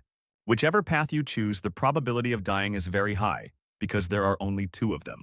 These were exactly the thoughts that Senya had, but Hyukjin thought completely differently and asked Songhua to wait for him here. The guy confidently walked forward, after which he stepped on one of the slabs, activating Nepharis's road. As the slab beneath him lit up, Hyukjin smiled, deciding to begin his dungeon exploration. There are 7 forks in Seoul Station, and you need to clear each one if you want to get through the dungeon. Each path contains a different reward. The main problem is that all 7 rewards are required to clear the dungeon. When a player enters one of the paths, the difficulty is automatically set to 7 people. The 2 of them were supposed to carry out a task that was designed for 7, but this was not necessary. The strategy for completing the dungeon was quite well known, as it was one of the first to open. Even some secret strategies have become public knowledge, and in such a situation, a method of cleansing with fewer people appeared. It is enough to take advantage of the fact that the activation of the path sets the difficulty. There are 7 paths. The difficulty is 7 people, so the difficulty will decrease with each activated circle. If you activate 7 circles at the same time, the difficulty of each will be equal to 1. In a clearing situation, there is no task to go through all the paths at the same time, so this strategy is possible. After activating all 7 plates, Hyukjin decided to start from the very first one and go from there. Meanwhile, quite a lot of people had gathered near the gates, wanting to know what was going on. The police had already cordoned off the area, and the military asked people to follow police instructions and evacuate calmly. Civilians were unhappy with this state of affairs, but there was nowhere to go. Hyun-soo also arrived there and immediately realized that there was a dungeon gate inside. Suddenly, a voice was heard from behind the military complaining about the noise. The guy, whose body was red, asked why they were interfering with his broadcast. Everyone present was shocked that he was literally walking on air. However, the military did not back down and began asking who he was, asking him to state his name. As it turned out, it was the mid-ranking administrator Chris. Hyun-soo had already seen him in the training area. And if he is here, then that player must be nearby. The military immediately warned that they would open fire if he did not comply, and he was forbidden to approach. In the blink of an eye, the administrator was next to the commander, firmly grabbing his face. He then grabbed him by the throat and lifted him in front of him, ordering him to risk doing something. The others asked to let him go, but Chris immediately turned his head 180 degrees, suggesting that they try. Realizing that words were useless, the soldiers opened fire, but the administrator defended himself with an impenetrable barrier. This didn't seem enough to him, so he released drops of blood from his fingers, making projectiles out of them. He then released them forward in front of him, and the soldiers who were hit by these drops instantly caught fire. They decided to retreat immediately while Chris laughed at their efforts. He then turned to Hyun-soo, as he had cleared the way for the players and it was high time for them to start the game. After all, it seemed to him that a rather interesting bug had appeared here. Then another guy came forward and greeted Hyun-soo, who was here for the first time since training. The King of Fists recognized him immediately, although they had seen each other about a month ago. So Ju Hwan, along with his team, smiled, because he didn't think that he would cross paths with a former student here. Hyun-soo greeted him and guessed that he would survive. He hadn't seen it since the goblin attack, but he couldn't forget it, because the picture was terrifying. There was a whole bunch of monsters covered in blood, and while the others ran away, he enjoyed the carnage. This player is scary, but he definitely has strong skills and you have to be careful. Ju. Hwan noticed that Hyun-soo had also decided to go through the station's underground passage. A player of his level has probably already noticed significant changes in this world. These gates will continue to appear. Their reality will become more and more familiar to me. Opportunities await that they never dreamed of, and the players must not miss them. It looks like they need 7 people to complete the dungeon. That's what the administrator said. There were only 6 people under Ju Hwan's command, so it would be very useful if Hyun-soo joined them. Meanwhile, Hyuk-jin and Song-hwa wandered along the first fork and came across level 12 black yaks. Some of the animals didn't even have time to react before falling to the boy's sword. They still had a lot to do, so they had to finish the hunt quickly and move on. There were quite a lot of animals, but they quickly dealt with each one. Hyuk-jin deftly dodged every blow, not seeing the yaks as dangerous opponents. A few minutes later, he finished off the last one, and in total, he destroyed about 30. Suddenly, Song-hwa turned to him with an expression that was too surprised.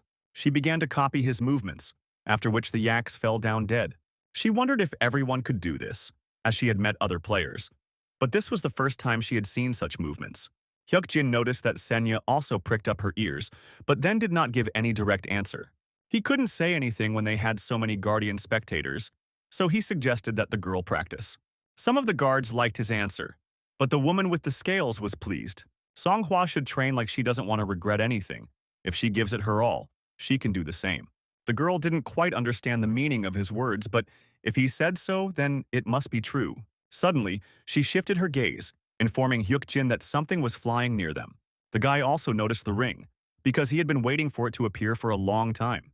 He realized that they had cleared this path, so it was time for them to go to Fork 2. Song-hwa was surprised that they wouldn't kill the remaining monsters, but they wouldn't get much experience from them. She thought that they would kill everyone like wolves, but the guy explained that it was better to abandon this idea this time. Meanwhile, Ju Hwan's team is in the dungeon, with wide smiles on their faces. It was their first time seeing the underground of Seoul Station, which was very different from D Tower. However, it still reminded me of the dungeon training, which made me feel nostalgic. Hyun-soo remembered that dungeon, but nothing good came to mind. Then more than 10 people were killed. He did not have enough strength to defeat the monster because of his own mistake. Ju Hwan suggested that they move on, as it would be safer to quickly clear everything out and leave. Suddenly, one of the subordinates noticed that there were several passages ahead. At first, they decided that they needed to go through here in some special order, and also noticed glowing circles in front of the entrances. The leader suggested first checking the closest one, which led to the first fork. Next to the slab, there was a system message that suggested going to the Road of Nephros. Meanwhile, Hyuk-jin received Dugo's necklace, which signified the completion of clearing the fork. On top of that, it appeared faster than the ring, which made their task easier, and now they had to go to the third path. Song-hwa began to understand the concept of key items. Obtaining them is much more important than killing all the monsters. Suddenly, the girl became worried, because it seemed to her that she was too slow. She saw Hyuk-jin fighting while she broke the horn of one yak, during which time he managed to kill several. He is strong enough to handle it alone, so Song-hwa began to wonder what was stopping him. The guy asked her not to talk nonsense because she had never seen him do anything useless. He doesn't care about her just because she's a child. and she needs to understand that as soon as possible. Sometime later, they came to the third fork, where they were met by level 14 purple yaks. As soon as they noticed the unexpected guests, they immediately attacked, releasing their horns like projectiles. Songhua didn't expect something like this, and one of the horns flew at her head. But it didn't hurt much. Hyuk Jin explained that the purple yak could shoot them, and it could be considered a long-range attack. Putting his hand on her shoulder, the guy encouraged her and promised that everything would be fine. But immediately after that, he decided to leave them to her, which made the girl noticeably nervous. The girl began to beat off the horns with her bare hands, and Hyuk Jin noticed that she was very good at blocking. She asked me not to say such things only because she couldn't be hurt, and she was still scared. However, the yak could not harm her, so she could safely use provocation. At that very moment, Songhua activated her skill, causing the nearby yaks to head towards her. Several horns crashed into her, but then there was a silence that surprised Songhua. She noticed that the yaks simply dropped dead, and she started gaining experience. Hyuk Jin explained that the purple yak dies if both horns shoot out. At that very second, the thing they needed, Duranchi's bracelet, appeared in front of them. The girl didn't want to leave this time, because these yaks give more experience, and it would be great to hunt. However, Hyuk Jin had already explained that there might be other players here, and it was better to leave the monsters to the others. Then they will spend more time catching up with them while they are busy fighting. At this time, Jeo Hwan's group could barely cope with even one yak. However, Hyun-soo came to their aid and was able to defeat the bull with one blow. The leader decided that they were of weak efficiency and that these yaks were hard and heavy prey. However, they only found their weak point, the horns, thanks to corpses that didn't have them. They also didn't give much experience, making the dungeon reward oddly poor. Then Ju Hwan noticed Hyun-soo's thoughtful face and decided to ask his opinion on the matter. He agreed with him, because they still hadn't come across anything worthwhile. Even for defeating all the yaks, they were given nothing, so the leader began to suspect something was wrong. But then he pushed these thoughts aside and smiled, deciding that there was no point in standing there any longer. They decided to try a different route, heading to Junction 2 towards Dugo Road. There they again found black yaks, who looked angrily at the intruders. However, Ju Hwan's attention was drawn to the dead monsters, which also had no horns. The remaining members of the group decided to deal with the remaining monsters. The leader found this strange. There were many rewards and titles in the training dungeon. Perhaps the reward was waiting for them far ahead. But then he assumed that someone had taken her, although that was unlikely. They were the only group that entered after Chris cleared the way, so there shouldn't be any other players here. However, the thought that someone had gotten ahead of them and was already in the middle of the cleanup did not leave his head. Ju Hwan pulled out his blade, suggesting they deal with the yaks and try another way. He suggested out loud that they were missing something and needed to check it out himself. Meanwhile, Hyuk Jin and Songhua were already at the sixth fork and had managed to deal with the yaks. They received experience as well as the Victoria Shield, which they were given for winning. The guy hoped to give the key item, the shield, to his tank, but its durability is not that great. During their journey, they also managed to collect Athena's necklace from Fork 4 and Zenith's club from Fork 5. At this point, they had received the Victoria Shield from Fork 6, but that wasn't the end of it. Only the key item of the final path remains. Then they will be able to clear the dungeon. So far, everything looks good, so they are forced to move on. It took them some time to get back and reach the final path. Suddenly, Songhua raised her head and noticed a group of people, alerting Hyuk Jin. Ju Hwan's group also noticed the other players, but their presence surprised Hyun-soo the most. His face twisted for a second when he recognized the couple, because he didn't expect to meet them here. Hyuk Jin knew they would be caught, but it happened much later than expected, so he decided they were newcomers.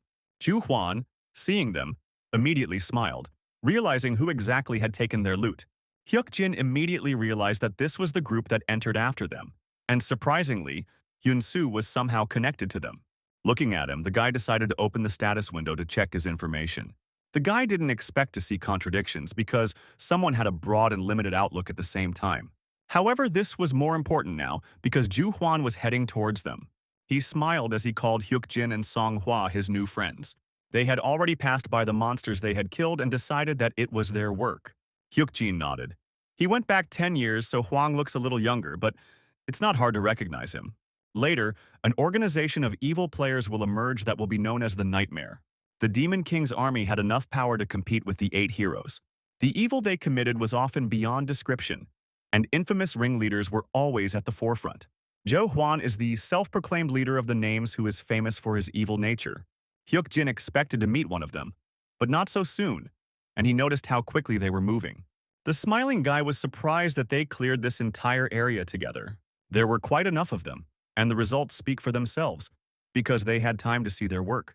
Ju Huan reminded that this dungeon is recommended for teams of 7 players, so they need more people.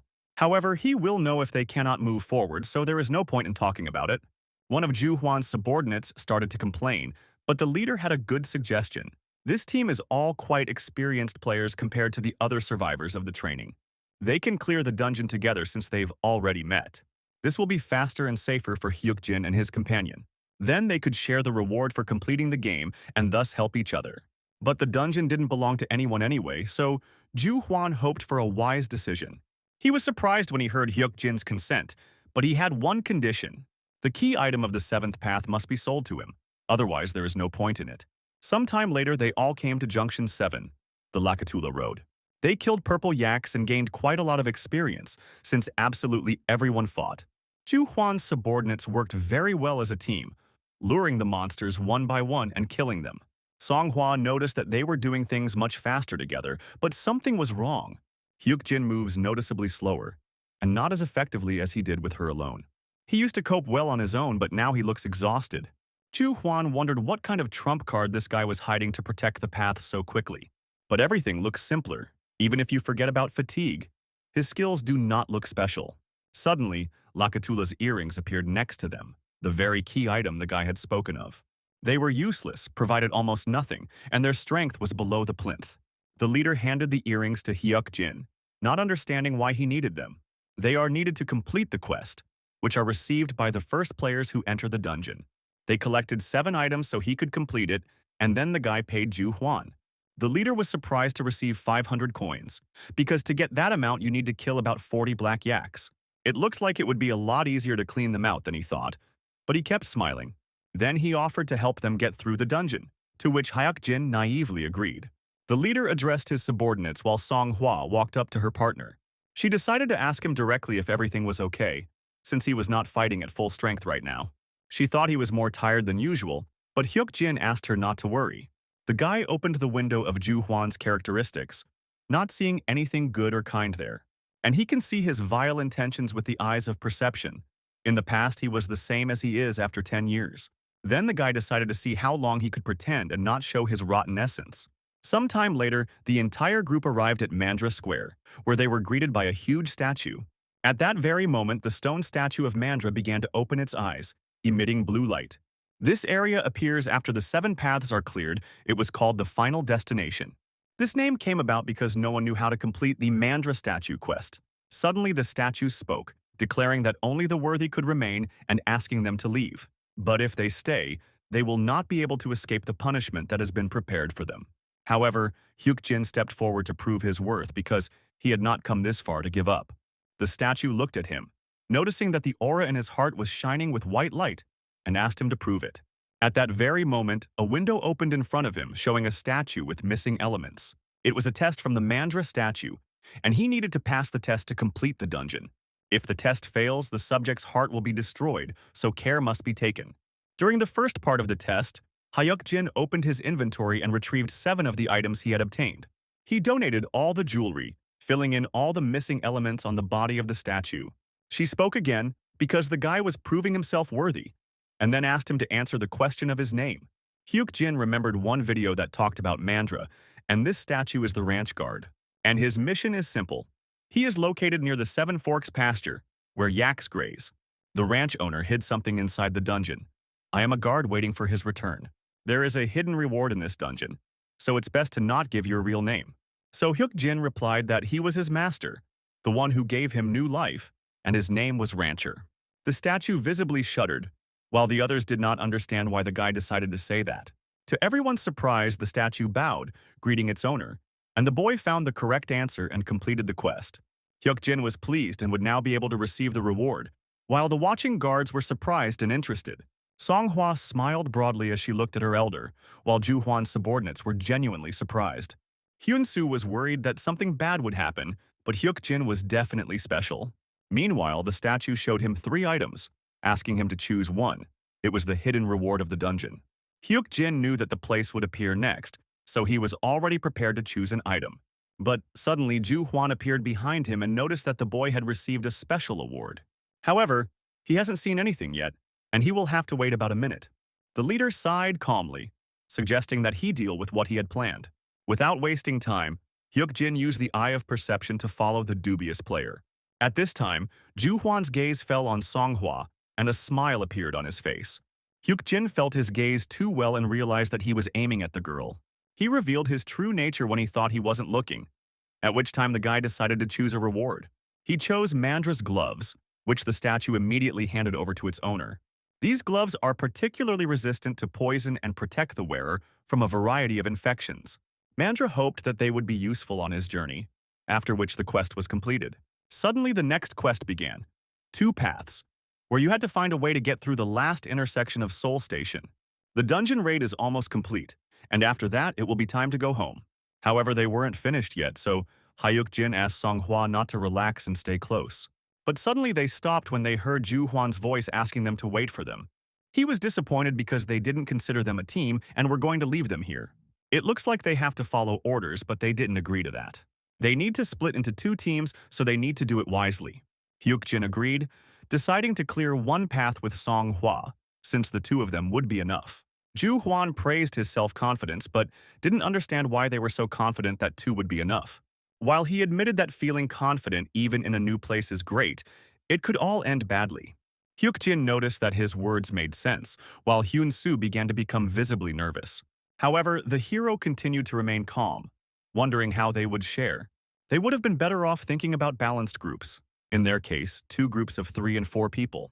The lack of strength of the group of 3 can be covered by Hyun-soo, who has undergone training. In addition, Ju-hwan invited Hyuk-jin to become the leader of this group. Meanwhile, Sun-hwa will join the group of 4 and be their tank. The girl was scared for a second because she didn't want to be in a group where her elder brother wouldn't be. But suddenly, Hyuk-jin pulled her towards him and rudely declared that he had no desire whatsoever to agree to this. Ju-hwan was genuinely surprised by such a suddenly rude and categorical answer. It was hard for them to accept this, but Hyuk-jin had no intention of convincing them, as it was his decision. Songhwa is like a little sister to him, and he doesn't plan on letting her go until they clear the dungeon. The leader continued to smile, surprised that they were going to be together until the very end. But now he wondered where all this confidence came from. Perhaps they got help from the Guardian. Senya was surprised when Hyuk-jin agreed with this, but he needed them to think that way. Some of the guards were interested in the source of his knowledge, but the guy only mentally insulted them.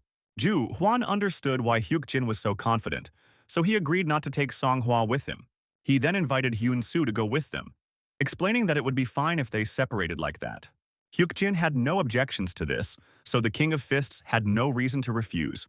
They were supposed to meet after the routes were cleared, and before leaving, Ju-hwan wished them luck.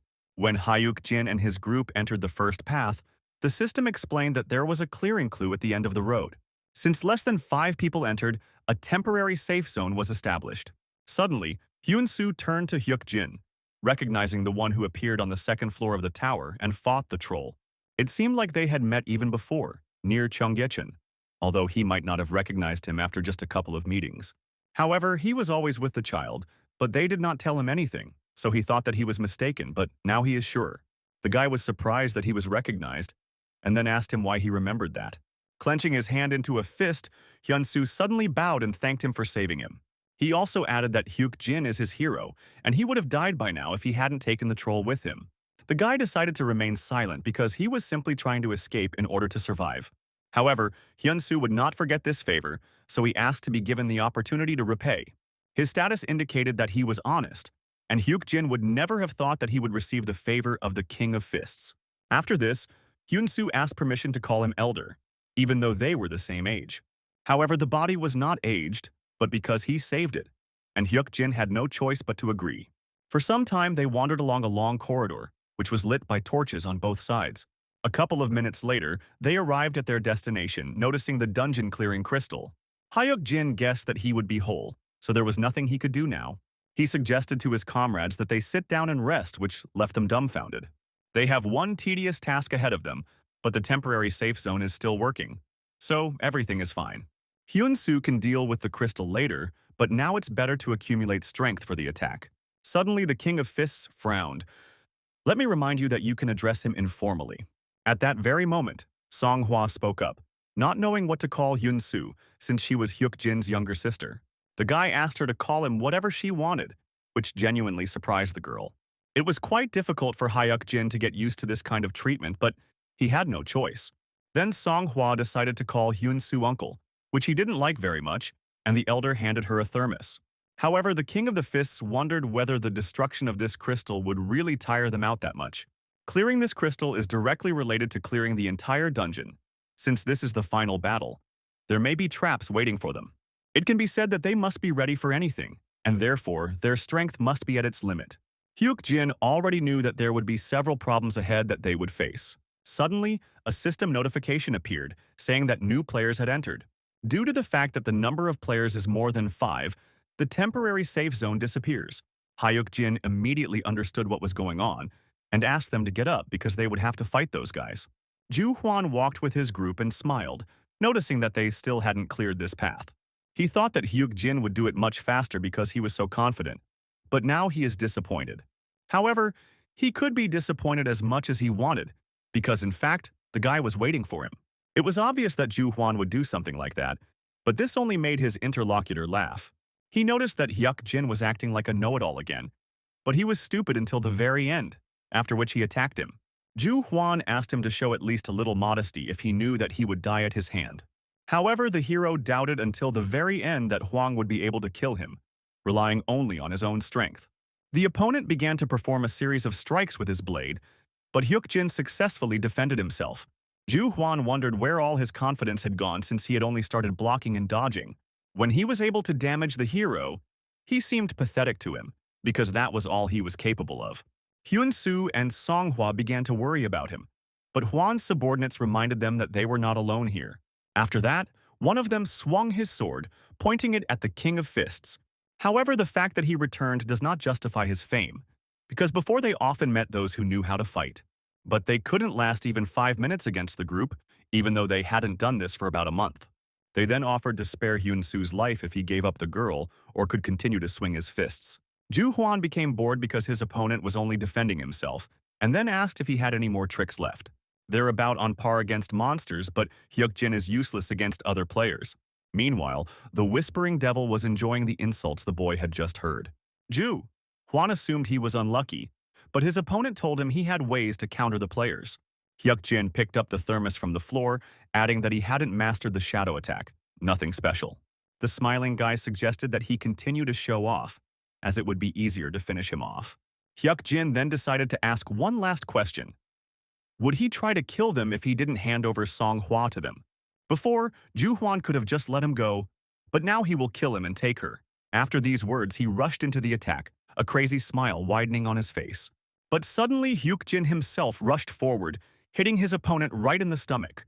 Then he asked them to remember his words that what happened next was the result of his decisions.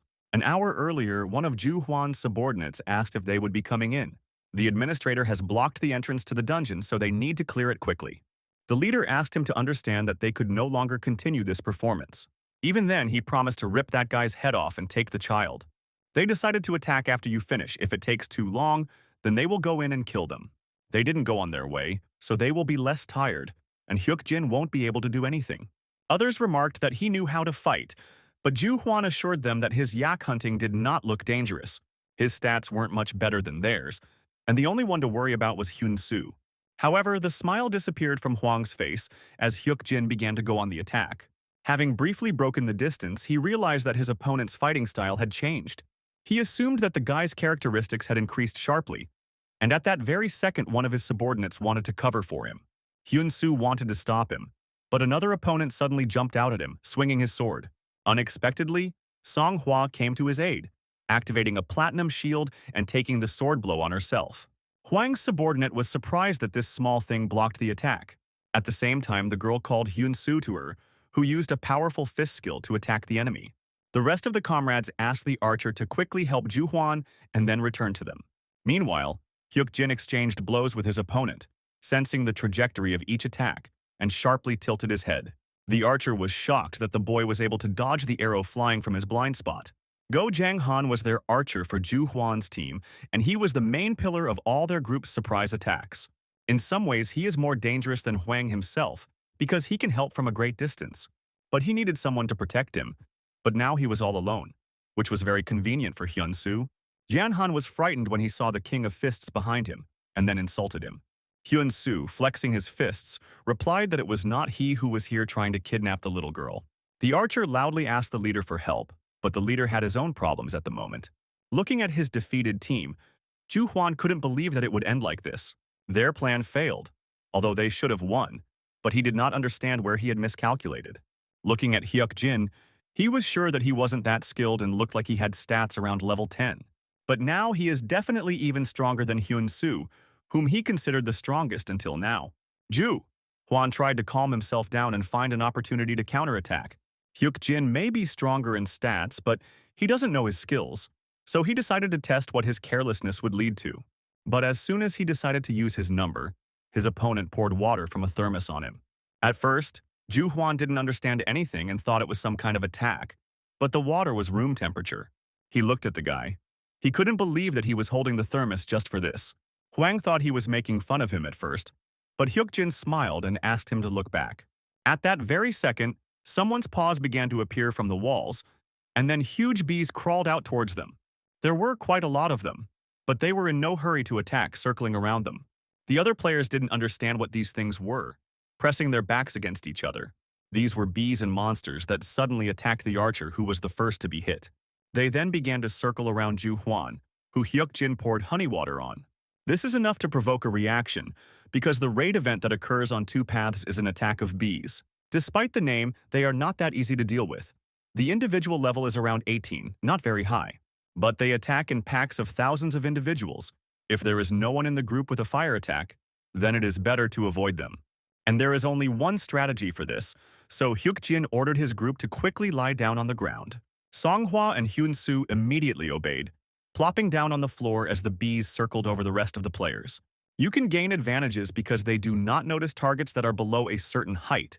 The pain from even one poisonous sting is indescribable, and Ju Huan had already been stung by several bees. Lying on the ground, the boy begged for help, but no one was going to approach him.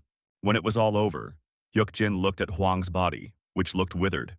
It was his own fault for this outcome, but the system detected the first player kill after training. Because of this, Hyuk Jin unlocked a new ability, which was too weird in the early stages. However, this ability was familiar to him, of course. The conditions force him to respond to attacks. But in return, you are given a boost that helps you fight other players. In his time, this was not a very rare ability, which was greatly revealed in PvP. In truth, even those taking the civil service exam did not know about it because it was hidden. At that very moment, Hyun-soo declared that Hyuk Jin was not to blame for this because they did not deserve to live. Songhwa supported him, adding that it was scary but they were bad people and he had done nothing wrong. They thought the guy was blaming himself, so they tried to console him, which was quite nice. However, Hyuk Jin said that everything was fine, even though it didn't feel good. But it would be strange to let go of people who want to kill them. It would lead to their death. Therefore, he does not regret his decision, and it is better to become a killer than to let himself be killed. The Libra woman understood his true feelings and was thinking about giving him a big gift. His comrades began to respect him even more. But this situation did not shock him much even without their support. Suddenly, the guy started thinking about what was happening to ensure the usual. He realized that he too had changed greatly, but they had no time to waste, and they headed towards the crystal. The dungeon was almost cleared, and all that was needed was to destroy the crystals of the two paths. However, the Soul Station crystal was not happy with the intruders, causing it to change color to purple. Hyuk Jin's eyes of perception detected danger, causing him to ask his comrades to step back. He had to figure it out himself, after which he opened his inventory, taking out the honeybee stingers. He prepared measures against the poisonous gas of the crystal because he was informed of the danger. He took the gloves as a reward because of the poison resistance increase, even though they were weak. Although this will not be enough to completely neutralize the effect. The gloves have activated, so we need to destroy the crystal before the effect becomes too strong. Hyuk Jin swung his stingers, and the haze became thicker. He could not see anything in front of him, and the crystal disappeared from his field of vision. The poison from the crystal began to penetrate his body, and he could no longer hold his breath. The eyes of perception once again sensed a grave danger while the boy was still trying to find the crystal. Hyuk-jin realized he was starting to lose consciousness, so he swung his stingers and ran towards the crystal. The fog became even thicker, but the guy managed to strike the ill-fated crystal. At that very moment, the effect of the poison from the Soul Station crystal began to wear off. When it was all over, Hyuk-jin came out to his comrades with a burn on his hand. It was more difficult than he expected. However, the guy managed to get the Soul Station crystal by fulfilling one of the two clearing conditions. The unknown observer watched him with interest, but the Whispering Devil was disappointed. Hyun-soo immediately started asking how the guy did it, since he couldn't see anything through the smoke. Hyuk-jin reminded them of the bee stings they had collected earlier, which were what had helped neutralize the poison. However, the King of Fists was perplexed as to how he knew that they would help, but he got out of it by blaming it all on the description of the item. In fact, this was the strategy of the great explorer Jackson. But since his comrades did not know about this, they gave him an admiring look. Hyuk-jin explained that the second one should be simpler, while Senya watched him closely. He used the bees not only to get rid of Ju Huan, but also to obtain items that neutralize the poison.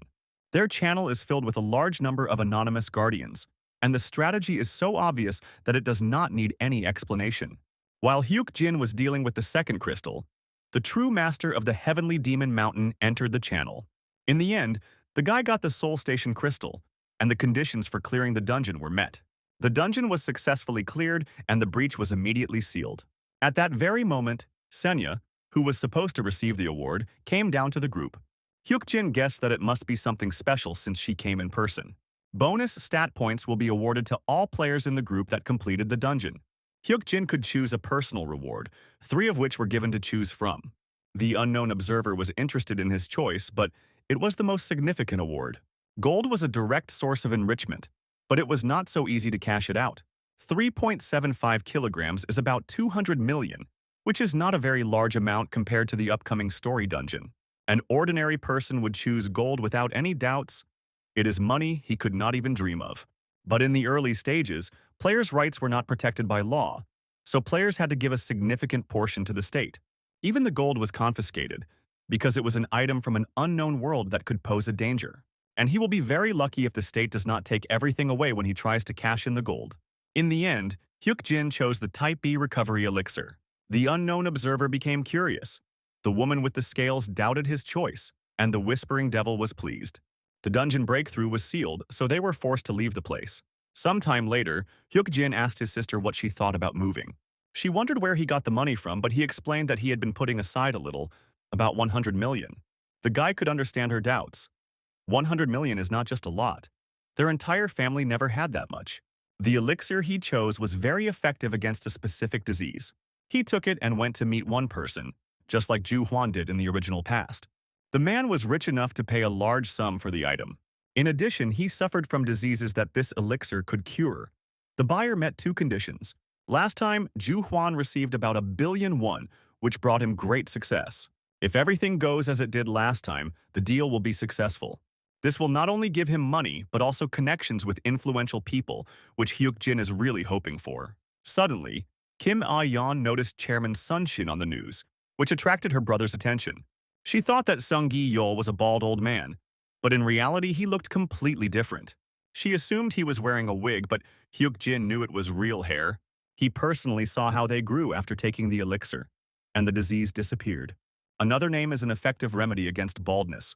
Although it talks about restoration, it is simply a cure for hair loss. However, the man who built the giant Sunshin Corporation from scratch saw investment potential. Hyuk-jin asked for 100 million in cash for a specially requested home, and he also agreed to help with Song Hwa's adoption. Otherwise, her future fate would have been shrouded in darkness.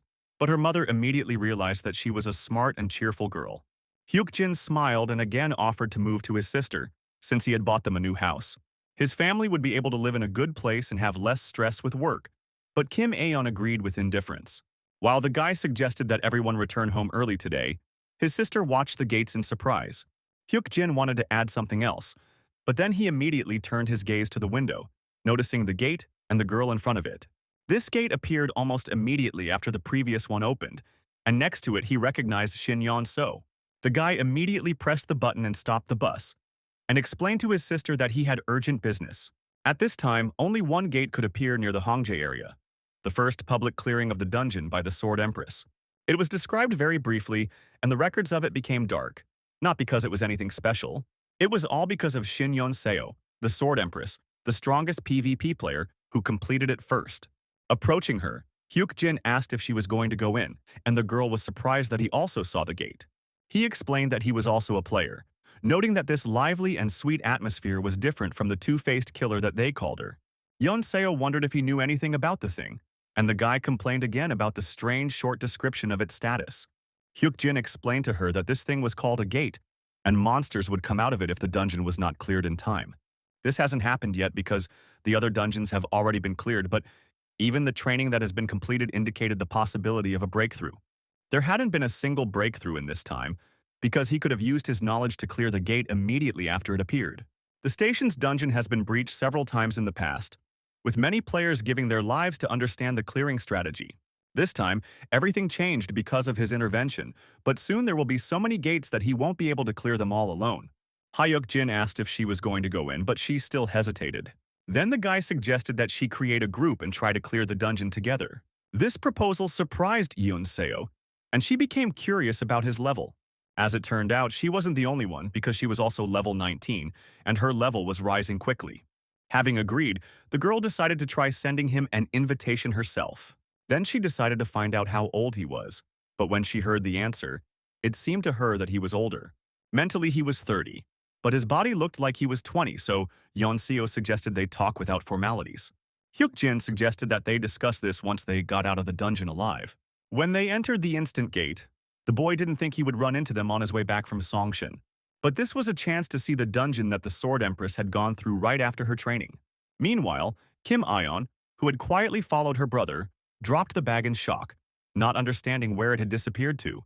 The instant gate turned out to be an underground tunnel, so they decided to take a look around. The passage was not closed, so escape was possible. If Yeon-seo could get through alone, then it should not be difficult. The system announced that monsters had begun to appear, and they turned out to be level 18 and 20 rabbits. The girl took out a sword from her inventory, noticing large monsters that did not look strong. Unlike players, the threat level of monsters is easier to determine, and these rabbits pose almost no threat. Their main feature is the ability to escape at high speed if they notice danger. They run away when they sense a threat, so it's best to kill them with one hit if possible. The girl was determined because she had just the right skill. Now, looking at her, Hyuk-jin was sure that she was the very same Sword Empress. At that very moment, Yeon-seo suddenly rushed into attack, swinging her sword at the nearest rabbit.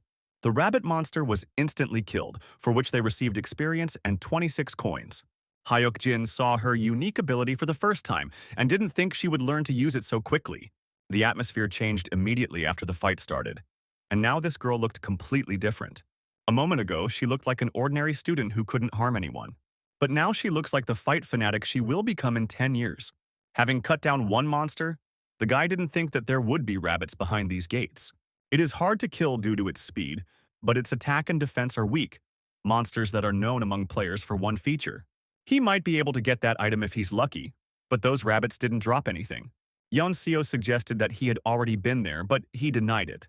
It seemed to her that he dealt with them too quickly, although she herself killed them with one blow. After that, they finally decided to get to know each other, and in addition, the girl asked a question. Hyuk-jin knows a lot about the gate. She was convinced of this during the hunt, but it is unclear where he got so much information. He explained that one needs to study a lot to know everything, recalling how he himself memorized every little thing. Yeon-seo smiled. She was not satisfied with this answer, but the Whispering Devil was amused by his answer. Meanwhile, new monsters appeared from the portal, and the guy offered to talk when they dealt with them. Among the drops from rabbits, there is an item that helps break the growth limit at levels 30 to 40. Of course, it would be foolish to expect it to drop after 1 or 2 kills, so you need to be more careful.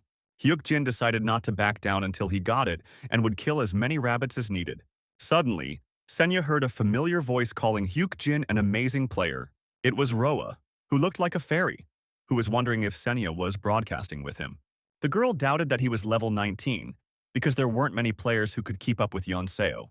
But as soon as Roa wanted to see the guy's status, access was blocked for her, which didn't surprise Senya.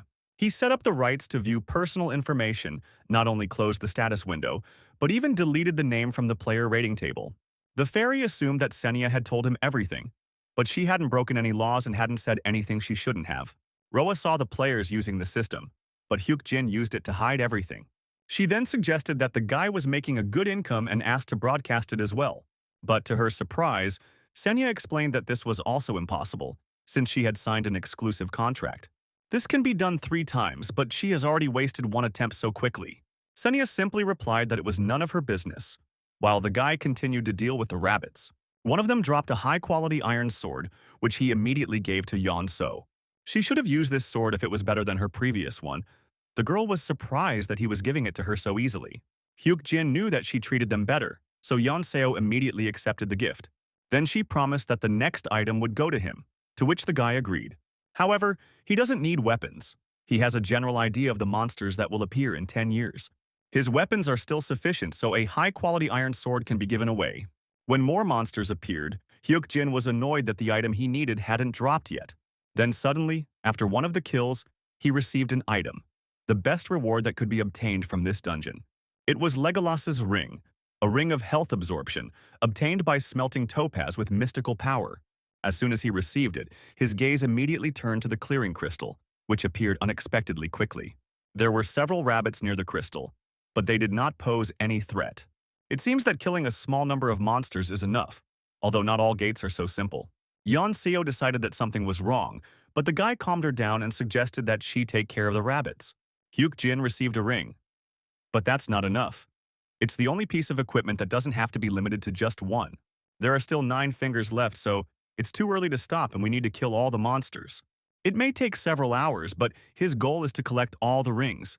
Looking at her comrade, the girl noticed that he was killing them almost as fast as she was.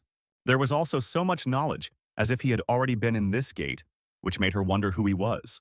They spent several hours here and killed a fair number of rabbits, but the dungeon did not close. This surprised the girl, but Hyuk-jin only pointed her towards the exit. She watched in amazement as the purification crystal was destroyed by force and the underground tunnel was cleared. Unlike a normal dungeon, this gate cannot be re-entered once closed. Hyuk-jin managed to collect 8 rings, and farming monsters to the limit was the right decision. He was also bothered by the spectators who were bored watching such a hunt, but they should understand how valuable these items are.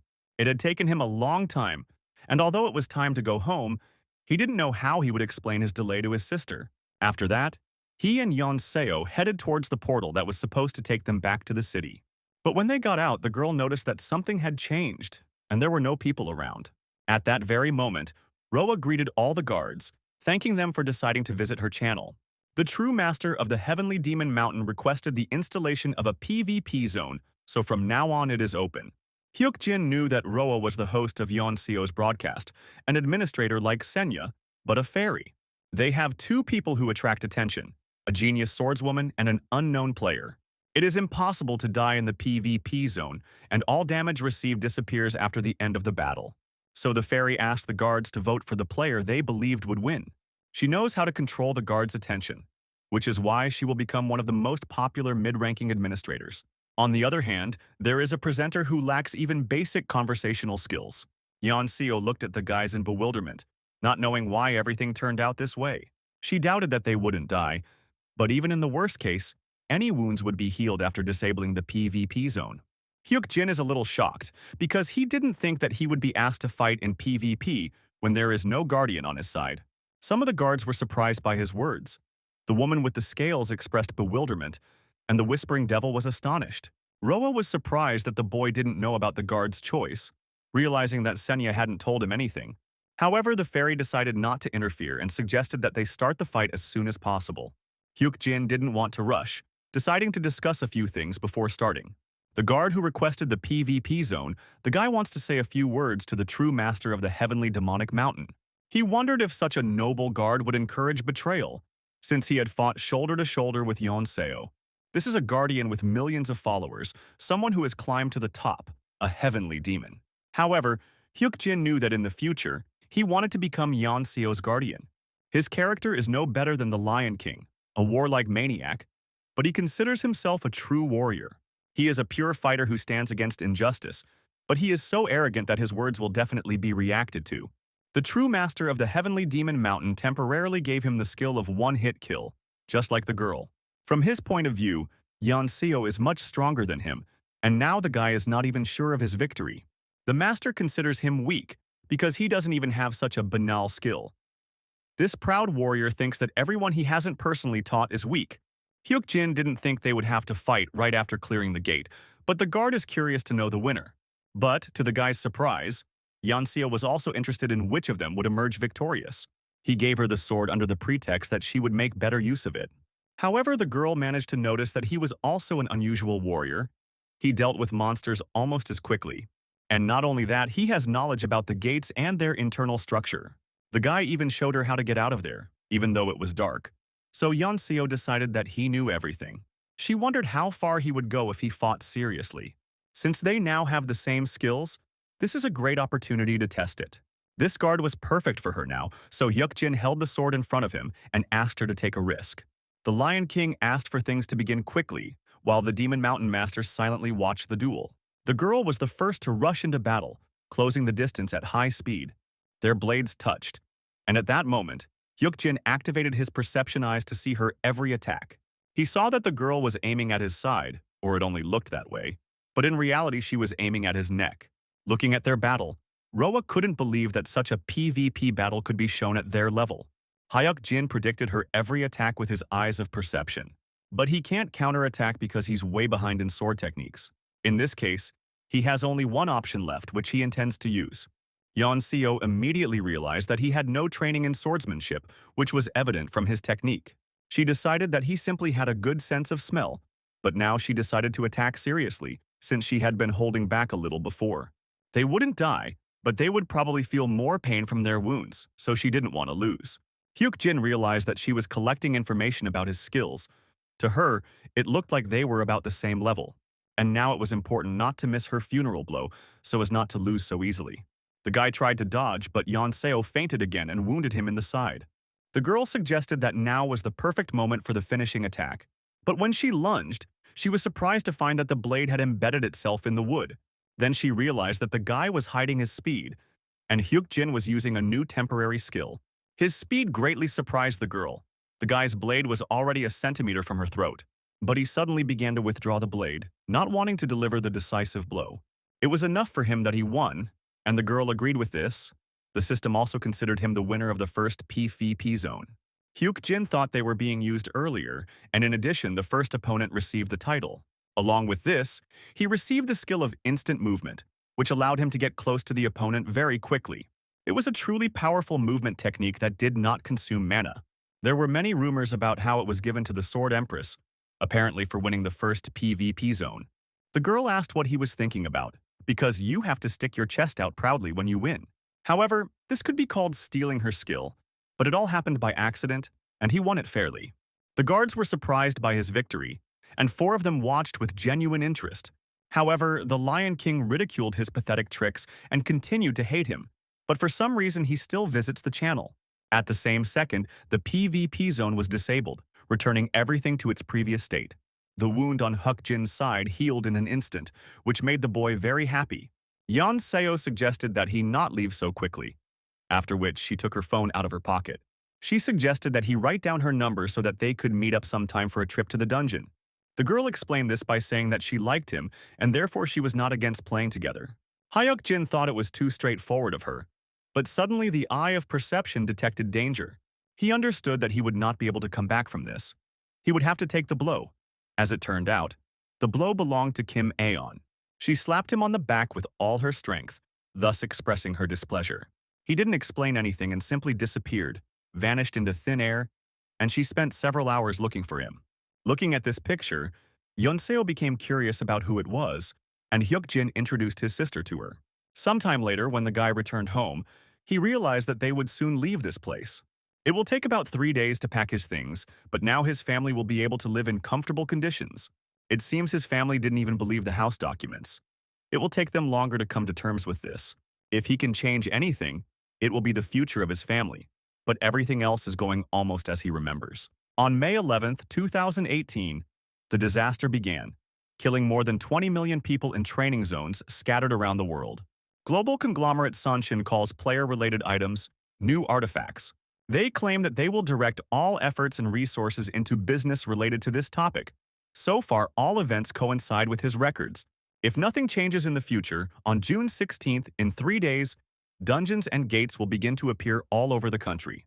Hyuk-jin may know about this, but he is not able to solve all the problems on his own. He is neither a hero nor a saint, but just an ordinary player who is only capable of one thing. The guy found records of the murder on Mount Inwangsan, thus finding today's case. At the appointed time, Hyuk-jin arrived at the mountain, not forgetting to take Song-hwa with him, who was not delighted.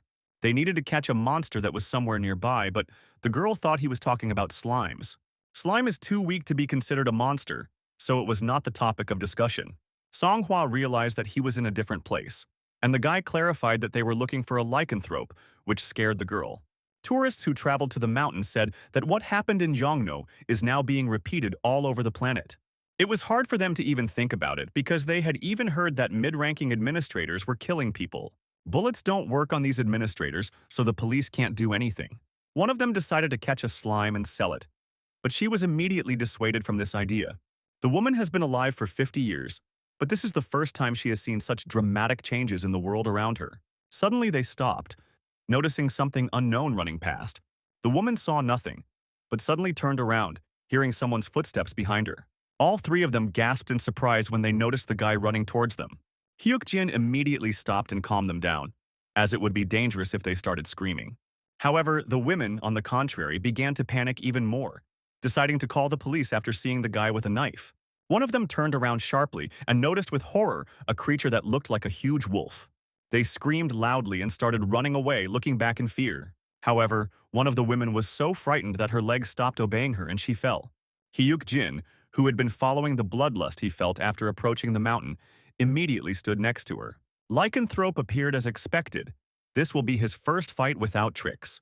But the source of the bloodlust was not one, as if there was a more powerful being here.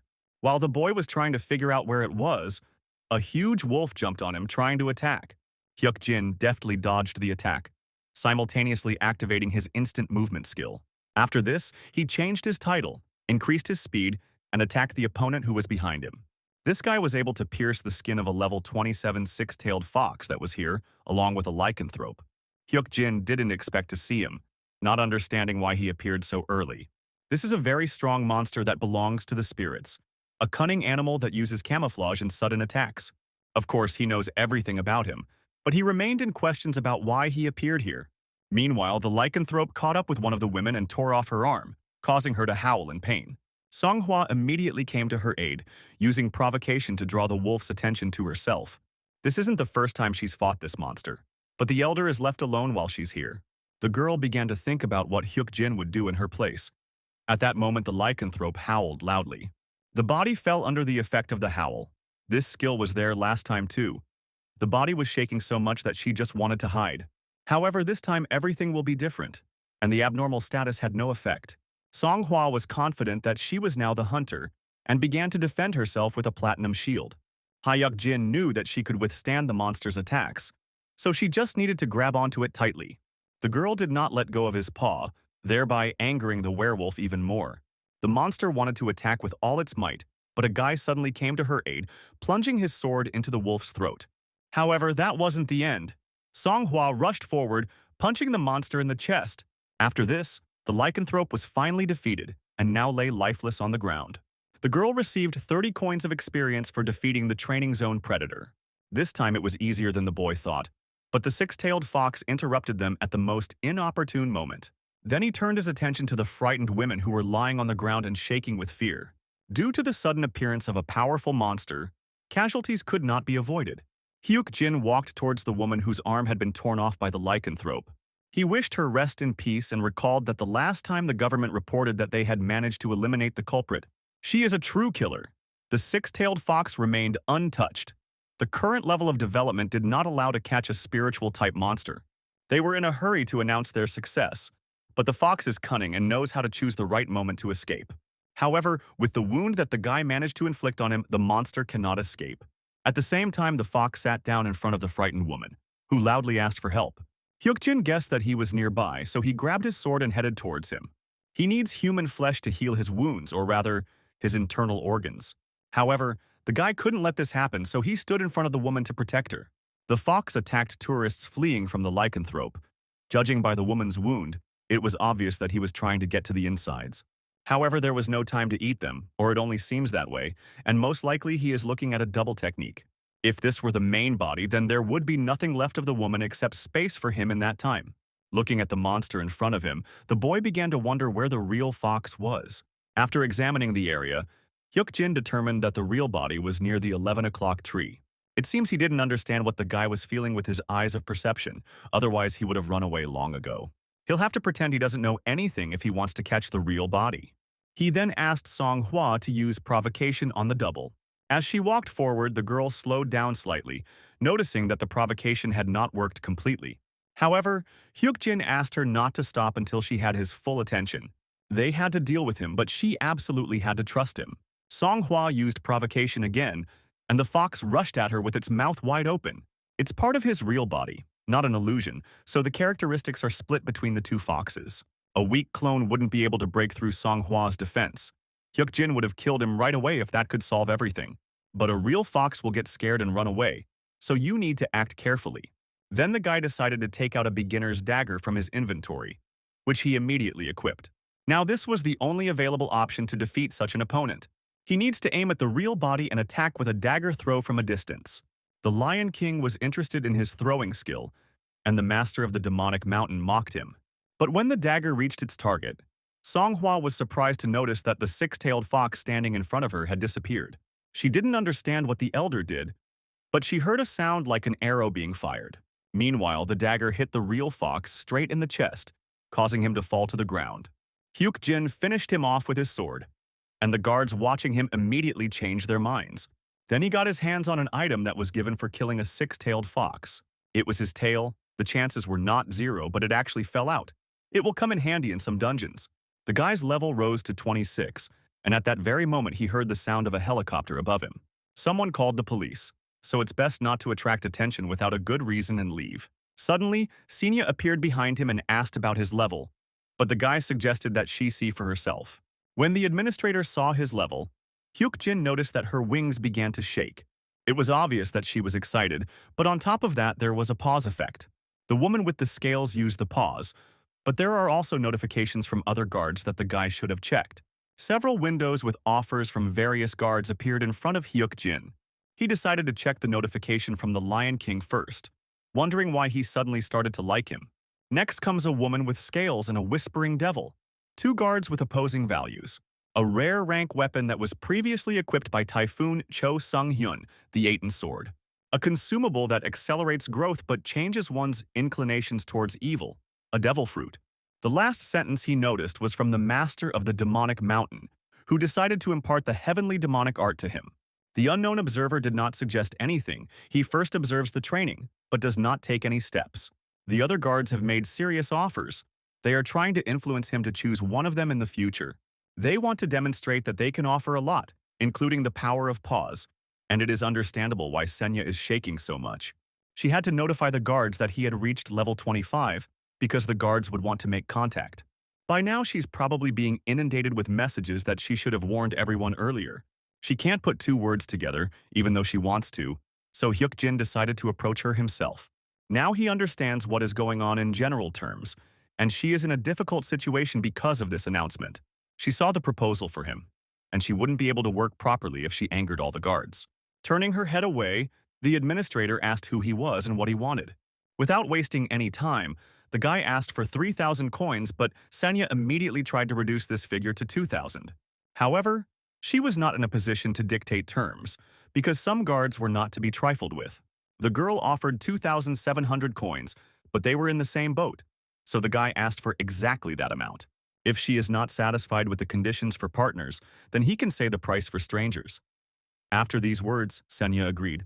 The pause effect wore off, and Hyuk-jin demanded that she sign the contract. A little later, when the couple was returning home, Hyuk-jin received an unexpected call from Yeon Seo. She read the news and learned about him, the man who killed the monster on Mountain Wangsun. But before the guy could answer, he immediately heard gratitude from the girl. She explained this by saying that her mother would be dead without his help. It's all thanks to him, so Yeonseo will never forget about it and will do anything. So she decided that she could take care of Hyuk Jin, which surprised him a little. However, he was still going to call her because he wanted to ask if she wanted to go somewhere with him in a few days. The next day, Hyuk Jin gathered Songhwa, Yeonseo, and Hyun Soo at a cafe, suggesting that they go to Japan the next day. This isn't just a journey, but a raid. He proposes to clear the gates that have appeared in Osaka. Yeonseo is on business. What he says is about that very thing where they hunted for 5 hours straight. But they will have to go inside to see what the new gates are like. But there may be a breakthrough. Countries around the world have begun preparing for training and gate openings following what happened in Korea. Preparation cannot protect people from sudden gates. Victims will number in the hundreds and thousands. As for the gate Hyuk Jin is targeting, the breakthrough will happen so soon that he is not sure if they will make it in time. The monsters will pour out and there will be about 100 victims, including awakened ones.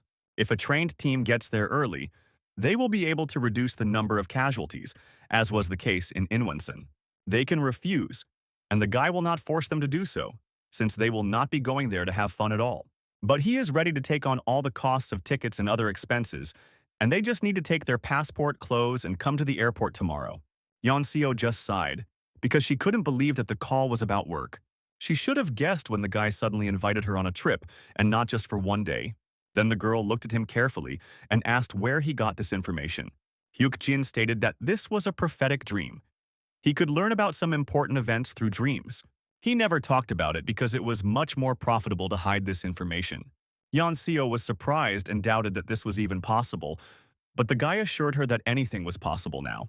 Brother, dungeon, monsters, things appear in their world that never existed. Of course, whether to believe it or not is their decision. But he knows what is being said, so he will leave in any situation, even alone. These words surprised his comrades, but Hyuk Jin looked too serious. Yeonseo knew she would get bad grades if she skipped classes, but she decided to treat it as a date. Hyun Soo also supported this idea because he owes his life to the guy, so he is ready to help. Only Song Hwa remained. The guy was ready to take care of the formalities, but if she didn't want to go, she had to say so. However, the girl only beamed with happiness because she had never flown on an airplane before. Hyuk Jin thought that at least one person would refuse, but with a team like this, there would be nothing to worry about. The King of Fists, the Sword Empress, and a tank with a lot of potential make this the strongest team when choosing among the newcomers. So tomorrow they will fly to Osaka to deal with the impending disaster. The next day, the pilot greeted guests on board a flight headed to Kansai International Airport. They were asked to fasten their seatbelts and switch their electronic devices to airplane mode. Songhwa and Yeonseo were in high spirits, so they laughed and joked with each other. Hyuk Jin watched them with a serious expression, as this trip was work for him. There shouldn't be a problem with the road, but he doesn't know the exact time the gate will appear. The only information available is that training began in Tokyo shortly before the breakthrough, with a survival rate of around 33%. Soon after, gates with weak monsters began to appear, but sometimes there were inappropriately strong ones. But this time, the breach of the gate brought a large number of casualties among the awakened. Either the gate appeared during training when people were not ready, or that very exception to the rule occurred. He won't know about it until he checks it himself, and all that remains is to get to Osaka and wait. Songhwa, although it was late, still decided to ask if they could be away for such a long time. Hyuk Jin immediately understood what she was asking, but she could see for herself how much his family liked the new house.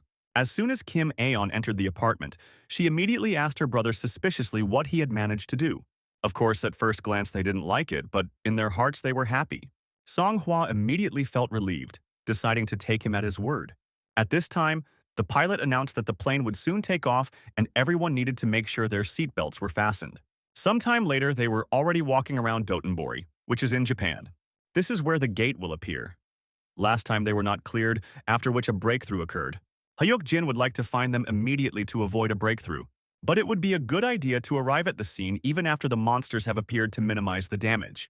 However, the question remained as to how many days it would take, since he didn't know the exact figures. Suddenly, at that very second, a gate appeared in front of him, but only Senya came out of it. The other comrades were surprised to see her, and the administrator said that only they could see her now. Therefore, if they don't want to attract unnecessary attention, they should only allow Hyuk Jin to speak. The girl decided to ask him directly why he came to Japan, and the guy decided to justify himself by saying he was on vacation. It was too strange a combination of people for a simple vacation, and Senya felt like he had a different purpose. The guy asked if there would be any events related to the players here, but the girl was forbidden to talk about it. However, the exception is when guardians convey their intentions through quests. Many guards requested the quest, including guards who prefer not to give their names. Following their will, Senya creates this quest. They needed to find traces of a suspicious gate and destroy the turtle's nest. It was a personal trip, but if he was given a quest, then he had no choice. But the others were surprised by his words. If they need to complete a quest before returning to Korea, then there shouldn't be any problems. The guy then turned to Song Hwa, offering her something to eat. Senya watched Hyuk Jin, thinking that at first glance he was playing with the safest methods. But now it looks more like he's trying to get the maximum benefit. It's hard to believe, but he even uses guards, knowing all the workarounds. When he slew the six-tailed fox, he thanked all the guards who had made the best offers. He understood that he didn't deserve such high attention, but he still had to say it. He does not intend to accept any of the proposals received. He wouldn't dare choose one guard, but he wouldn't dare choose all of them either. The only thing he can accept is their support, which has helped him so far. The guy promised to try harder in the future and show the game that they expect from him. Senya tried to understand what he got with one bow, 3,000 coins from the contract with her, and good impressions from the guards. However, the result was today's competition of guardians as sponsors of the quest. If this was his plan from the start, he better think about what kind of fire the guy is trying to play with. A few minutes later, Hyuk Jin noticed a small restaurant where he suggested stopping. But suddenly they heard loud screams and then a crowd of people running towards them. The entire group immediately frowned when they noticed the gate they were looking for nearby. Hyun-soo asked if they would go inside, but Hyuk Jin suggested that Song Hwa go first. The others probably feel uncomfortable letting their child go first. But despite her appearance, she is the most durable of them. The whole group immediately followed her and entered the turtle's nest. It was quite dark here, an area of water and swamp, and there was mud everywhere underfoot. This gate was not cleared, so the guy has no information even about the environment inside. At first he wanted to explore the surrounding area, but suddenly froze, sensing someone nearby. A strange flying leprechaun appeared in front of them, wondering who they were. Her stomach felt strange, which meant they might be interesting. Hyuk Jin had the same feeling as when he saw Senya. He sees her with his normal vision, but not with the eyes of perception. The eyes of perception cannot detect creatures that are greatly superior to the user. This creature was also a mid-ranking administrator, the fairy Celine, who sensed something strange in the boy. Her tummy says that he is somehow unusual. He looks younger than his age and resembles an experienced player. In the past, she was known as a prospect hunter. If Celine was here, there had to be a player nearby with her broadcast, and she had a feeling they would meet again. Perhaps there were players in Japan who came to the gates immediately after completing their training. It's not clear yet, but Hyuk Jin can be sure of something else. The turtle's nest was not cleaned out last time. If other players are already inside, they will not cope and will die. Without thinking twice, the guy asked his team to buy a gate card from the store. It displays the location of your team's players, which is very convenient. It cost 1,000 coins, but their lives were much more valuable, so the price was justified. Yeon Seo barely managed to raise that amount, but Hyun-soo was completely in agreement with the decision. Activation words. A gate card. There should be instructions for use. You can also send a signal through the card. If others need to pay attention, then you should use yellow, and if they are in danger, then red. You must always watch the map as they move and not make any noise to avoid attracting unnecessary attention. The explanation was short, but everything became clear to everyone. All that remained was to discuss the plan. They will split into two groups and search for any useful information. Hyun-soo will go with Yeon-seo. Hyuk Jin and Song Hwa head in the other direction. The rest are to report via map if anything happens. The most important thing is to always watch your step, because in such places there are swamps. Yeon-seo was happy with the situation and asked the muscular guy to take care of her. Meanwhile, Neptune noticed something strange in his channel. The guards started leaving, and not just one or two, but a whole bunch, which was very strange. His channel shows Hyun-soo himself, who has completed the training. And in his group, there is even Yeon-seo, who is of interest to the master of the demonic mountain. Turning my head, the administrator noticed that all the guards had gone to Senya. He's definitely losing the content battle as far as how obsessed you can be with this man. This guy is moving forward in unknown ways, although that can be used too. The fact that almost nothing is known about him beyond the exclusive contract may seem strange to the guards. It's as if he knew about many events on the Korean server in advance. and now he's teaching others how to use the map. Then Neptune began to ask if they were interested and if they wanted to know if the guy was using prohibited methods. Meanwhile, Yeonseo stepped into a puddle and made a noise. It really is easy to fall through if you don't watch your step. Suddenly, Hyunsu turned his head and noticed a monster in the swamp, which was a level 11 turtle. The girl suggested killing her, but her friend decided that it would be better to notify the superior first. They gave a signal when they suddenly noticed that the turtle had hidden in its shell. Then Yeonseo pointed her finger in the direction where the stranger was walking, carrying other turtles in a bag. Hyunsu approached him and began asking in English if he was a player and if he was hunting here. The guy explained in broken language that these turtles have high protection. It turns out he can't kill the turtles because of their high defense, so he's just collecting them for now. It is quite possible that he will first pull them out of the water and then try to finish them off. They decided to wait for the elder, since they themselves had not yet figured out the situation. But the signal had already been given, and literally a second later they heard a wild scream that belonged to that guy. He ran fearfully through the swamp, screaming for help because a monster was chasing him. Something grabbed him from the water, causing the guy to fall, continuing to scream that he didn't want to die. Out of desperation, he grabbed Yeonseo's leg, since she was closest to him. She couldn't pull her leg out of his grip, and at that moment she noticed a huge crocodile behind the guy. Hyunsu noticed that the swamp was starting to widen, and the girl was worried that this guy would drag her down with him. While she was trying to figure out what to do in this situation, Hyukjin came to the rescue, cutting off the player's hand. The girl was glad to see him, but the elder was dissatisfied with her behavior and indecision. A swamp crocodile, a level 17 monster, appeared in front of them. It usually does not have strong skills. However, in the swamp area, its strength is comparable to level 25 monsters.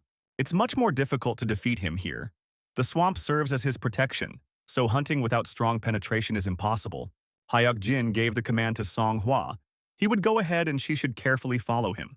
Using his eyes of perception, the boy noticed that Yeon-seo was in trouble. Her leg was grabbed right in the swamp, and although she only has one hand, she cannot escape. Meanwhile, the guards began to have fun.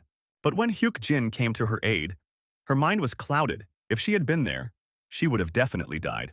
However, it wasn't about fear. She was confused and didn't know what to do next. The girl understood what would have happened if Hyuk-jin had not cut off her hand, so she apologized to him. However, she must know that in such a situation there may not be a second chance. Now they were supposed to start hunting, but many did not understand how to hunt crocodiles. This particular monster has already had a snack and soon it will want to take a nap, so it will crawl out onto dry land. Hyuk-jin explained that he had seen something similar to this in his dreams, so they would just wait for now. Celine, who joined Sanya, could not expect that he was a player with prophetic dreams. It doesn't seem like he foresaw that guy's death, though. But even an imperfect prophetic dream is enough. If you sign an exclusive contract with someone, it's better with him. As soon as the crocodile climbed onto the shore, Hyun-soo was the first to decide to go and finish off the monster. His fists were already filled with magical power, and the nickname King of Fists was not given to him for nothing. But suddenly, Yeon-seo declared that she would kill him herself, and the guy noticed that she had also moved one step forward. Cold-blooded and murderous, this incident took her beyond the pale. Hyuk-jin advised her that beast-type monsters often have a weakness in the head area, which is where the girl aimed. During the attack, she clearly merged with the sword, which helped her defeat the swamp crocodile. She reached this level without the eyes of perception, and is developing even faster than Yeon-seo from his future. For her victory, she received a quest item, a swamp crocodile claw, which can be used to obtain a quest from the administrator. A little later, Senya gave the quest to Hyuk-jin, since he was the one who handed over the item. Yeon-seo gave up the quest to him, but it's impossible that she didn't know the benefits of completing it. They needed to catch 5 crocodiles. There were 4 of the same kind left, but they didn't really know the hunting methods. Hyuk-jin wasn't upset about this for a second and then opened an item shop. Fighting in the swamp is suicide, so you need to deal with the monsters on dry land. The first one came out of the water after eating the player, and that helped me come up with something. First of all, Hyuk-jin acquired a newbie spear, but for some reason his comrades were afraid. There's no way they thought he would use them as bait, like some kind of monster. He then took out a huge piece of black yak meat and impaled it on the blade of his spear.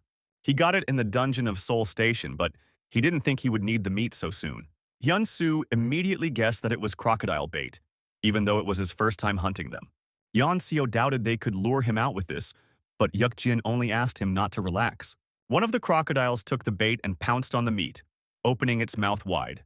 The description of the meat indicated its special feature. It effectively fills the body even from a small portion. A couple of pieces would be more of a connection than a whole person, which was only to their advantage. They should take advantage of their habit of crawling out onto land after eating. As soon as he emerges from the water, the swamp effect will disappear, and this crocodile will become a normal level 18 monster. All that remains is to aim and attack, which in this case I took advantage of Hyun-soo. It was not difficult to kill the creatures that emerged, so the girls also took part in the battle. Even with knowledge of the future, Hyuk-jin has little information about the turtle's nest. He is only sure that the purge failed and a breakthrough occurred. But even without a strategy, they are coping quite easily. When the last monster disappeared, the boy turned to Senya, announcing that they had collected the claws of the swamp crocodile. The administrator understood everything, and Hyuk-jin decided that there were some problems, but that was not the issue. The quest was completed without any problems, and the reward for it began to be issued. The guy received a map of the turtle's nest, which indicated key locations in the dungeon. Now they know almost everything. And in order to complete the clearing of the nest, they first had to complete the hunting quest. At that moment, Hyuk-jin pointed to a certain part of the map, realizing that he had found the turtle's nest itself. A few minutes later, they entered the turtle's nest, but there was not a single one in sight. Hyuk-jin guessed that the Japanese man was the first to find this place. Now it's clear where he got so many golden turtles from. He couldn't finish them off because of the shells, so he just collected them. Hyuk-jin looked around carefully but didn't find the clearing crystal. But he did find 3 sockets. They needed to check them all, to which the comrades immediately agreed. Upon entering the first nest, they immediately encountered several golden turtles on their way. Hyun-soo and Yeon-seo had to be on guard and not let the turtles crawl into the water, otherwise they would not be able to catch them. They understood everything and have already begun to attack. I wish them to give it their all. And each turtle drops a lot of coins. If you're lucky, you might even get a box with a random number of coins. The most famous strategy related to golden turtles, hidden fragment, golden turtle collection. A few hours later, they noticed that the 2 nests had formed a whole pile. Yeon-seo didn't understand why she couldn't just kill them on the spot. But hunting them all at once was much better.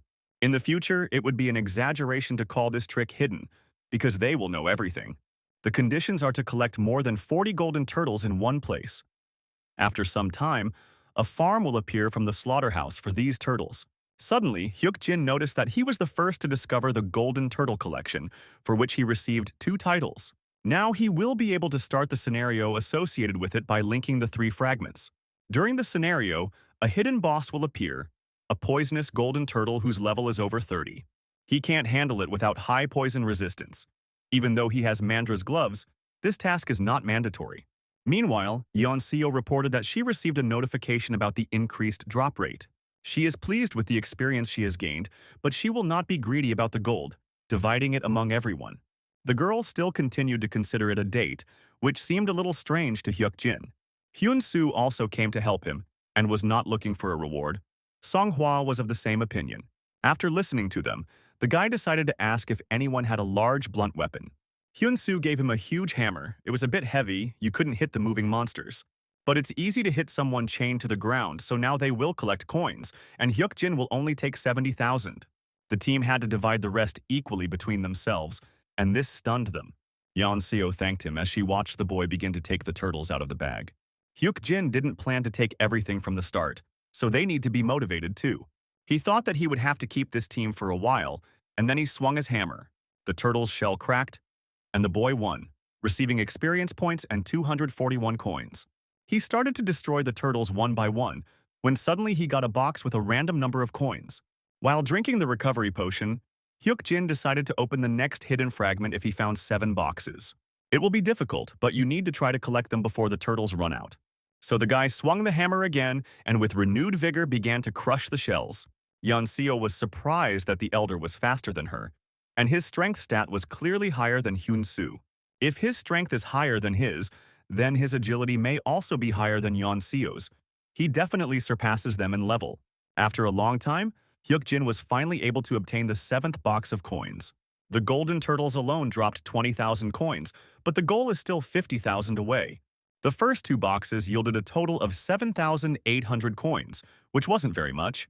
The guy didn't expect a huge amount to fall out right away. He then decided to open the 3rd box, but only 70 coins fell out, and Hyuk-jin called himself unlucky.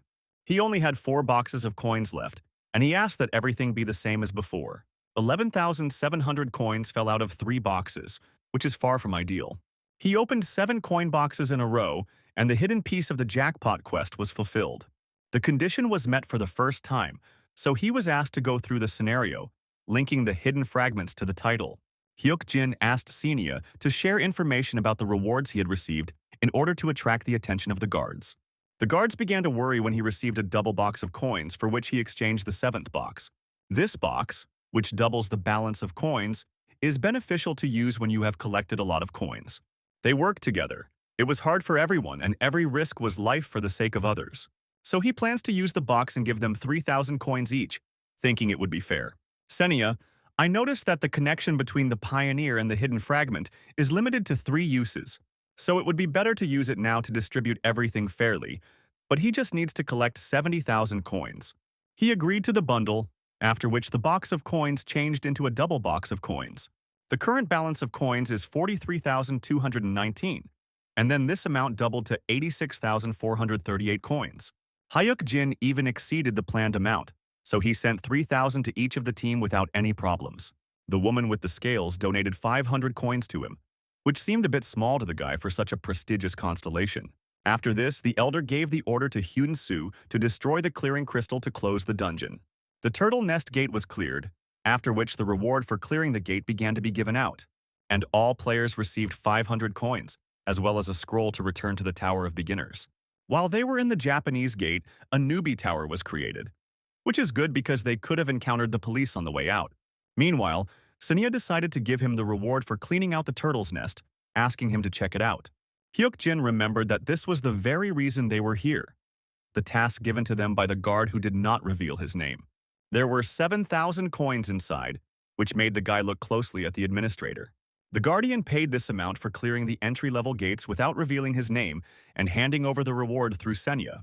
A woman with a scale could give such a task publicly, and a cowboy from Las Vegas should be in the northern United States. Hyuk-jin doubted that he would be able to find out any details about this now. Therefore, they decided to leave here as quickly as possible, using the scroll of return to the Tower of Beginners. When the group returned to Korea, they immediately recognized Tower D, but did not recognize the people. There are no players here, only NPCs, entities with artificial intelligence that appear only in special spaces. If you look closely, this place looks like Tower D, but its appearance was different from the original. They wanted to leave, but Hyuk-jin asked Hyun-soo and Yeon-seo to clear the Seoul Station dungeon 25 times. They can do more if they want. This is one of the conditions for rapid development. They know the strategy, so it won't take long and they should figure it out quickly.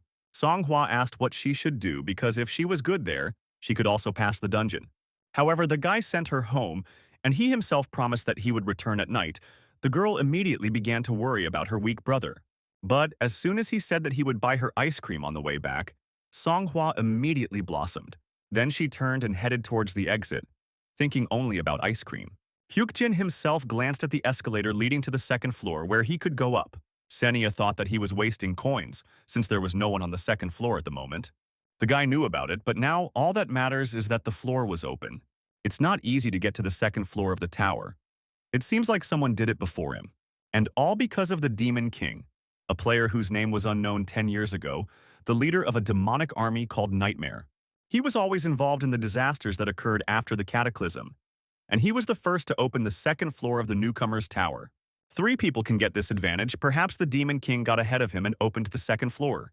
Suddenly, he felt a powerful energy, and his eyes of perception became temporarily paralyzed. Hyuk-jin definitely saw someone, but now he couldn't open his eyes to make out who it was. The guy assumed it was the Demon King, and when the paralysis was lifted, he immediately used the eyes of perception. He didn't find anyone, but that was for the best, because Hyuk-jin wouldn't want to run into him. Without wasting any time, the guy asked Senia to open the hidden object shop right away. The administrator was surprised, because he would need 50,000 coins to use it. However, Hyuk-jin was determined to spend them to gain access to the store.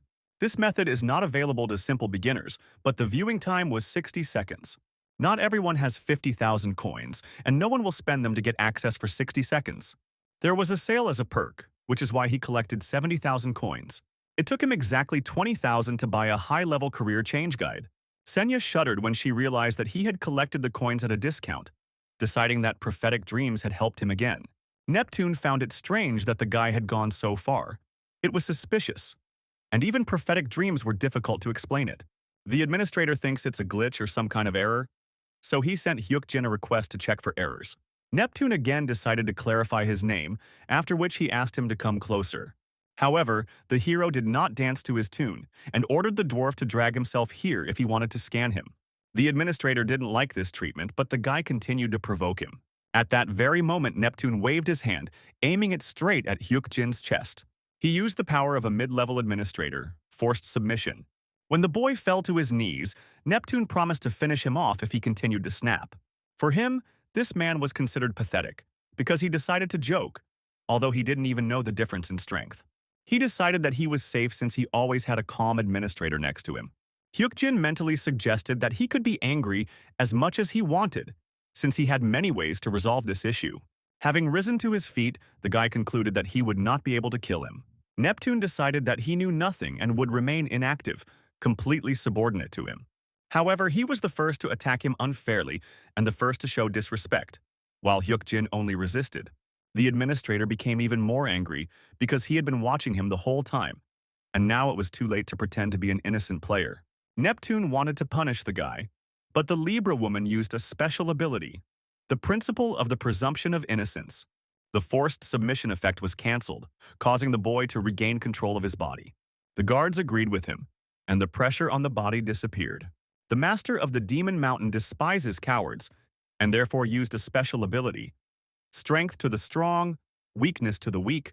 Neptune has lost a lot of viewers, so he can't control himself. He is easily provoked by the word dwarf like 10 years ago.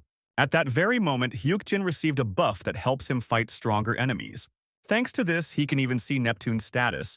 The administrator must be stronger than him, but now there is a chance. Even in such a situation, it will be difficult to resist the broadcaster. Such a development of events will certainly not please the guards.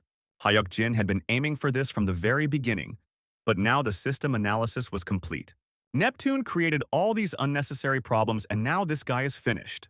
As a result of scanning the system, no errors or deceptive methods were found. Seeing this, the administrator was confused, as he expected a different result.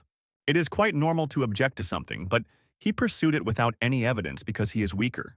It seemed like cowardice on Neptune's part, so the boy asked him to apologize right away. He immediately asked for forgiveness, but Hyukjin offered to prove his sincerity by giving him something. A little later, Kim Aeong was upset when her brother said that he had already eaten. She tried so hard to set the table, and he simply ignored her. But his mother was curious why she suddenly decided to make soup. As it turned out, the kitchen was too beautiful, and I wanted to try it. A memorandum was received from Neptune that it would not attack after the broadcast ended, and a dwarf ring. There are two options that need to be carefully considered. The forum, which will soon grow into a large community, is currently a place for players to gather and exchange information. It would be great if the search was not in vain, as suddenly he came across a post by the Chandan Firemaster. He was recruiting for a short table dungeon, and the administrator advised gathering at least 3 players. It may seem like a funny nickname now, but in 10 years this nickname won't sound so funny anymore. The short-barrel dungeon he speaks of will be the first time Choi Song-gu will clear. Other dungeons, such as the Soul Station dungeon, can be completed multiple times, but that was an event-based one. Many players try to take a risk and complete at least something, but they part with their lives. So there will be few suitable people for this raid. Hyukjin has a chance to achieve maximum benefit in a short time. He will have to go through a risky dungeon. This is not only a place where players die, but also a treasure trove of untold riches. When the guy arrived at the place, Song-gu constantly asked if he would definitely bring another person. He was too persistent, because he wants to go with a small team into a dungeon that he has never cleared. When they reached the designated place, Songhua suddenly stopped and stared at the guy. She guessed that in front of them was the Chandan Firemaster, with red hair. He was an ordinary skinny guy, but in 10 years he would gain weight and become round. Hyukjin activated the Eyes of Perception, but suddenly the Sunset Giant used an ability that prohibited the use of eyes on Song-gu. The guy didn't expect that he would personally get in the way so much, but it's unlikely that this person had reached level 30 and chosen a guardian. They usually don't interfere even for their own players, so something was clearly wrong here. Song-gu looked at Songhua in surprise, disappointedly assuming that she was the third player. It seemed too much for him because the child is still a child. However, the girl tried to prove that she was a teenager and not at all little, but it did not help. This man is very sensitive to children, so he couldn't let her go there. This is a difficult dungeon, and the creature at the second gate is very dangerous. Hyuk-jin guessed that Song-gu knew something, and the guy explained that the monster had already appeared. The fire horse is a beast monster around level 32, and like the six-tailed fox, it is a phantom type. A large horse with a fiery curve and tail, it sets fire with one touch, dealing fire damage, but it spared Song-gu, so he needs someone to take his attacks while he strikes from behind. It looks like there is a chance of winning, because even alone he is capable of cutting his health in half. That's why he came out alive. If his health had dropped below 20%, they wouldn't be talking now. Due to the difficulty of the monster, the exit was unblocked to balance the difficulty, but the guy was unable to get to the next obstacle. Song-gu didn't expect that there would be someone stronger waiting for her next, but all they could do was go and check. When they entered, they did not notice the black cows that Song-gu had defeated. Since this was a one-time dungeon, the path was blocked, but if you use the portal, a monster will appear and the area will turn into something like a meadow. At the same time, Song-gu was still worried about the fact that they had taken a small child as a tank. Songhwa was irritated as she listened to the instruction that she needed to jump to the side when it was time to run.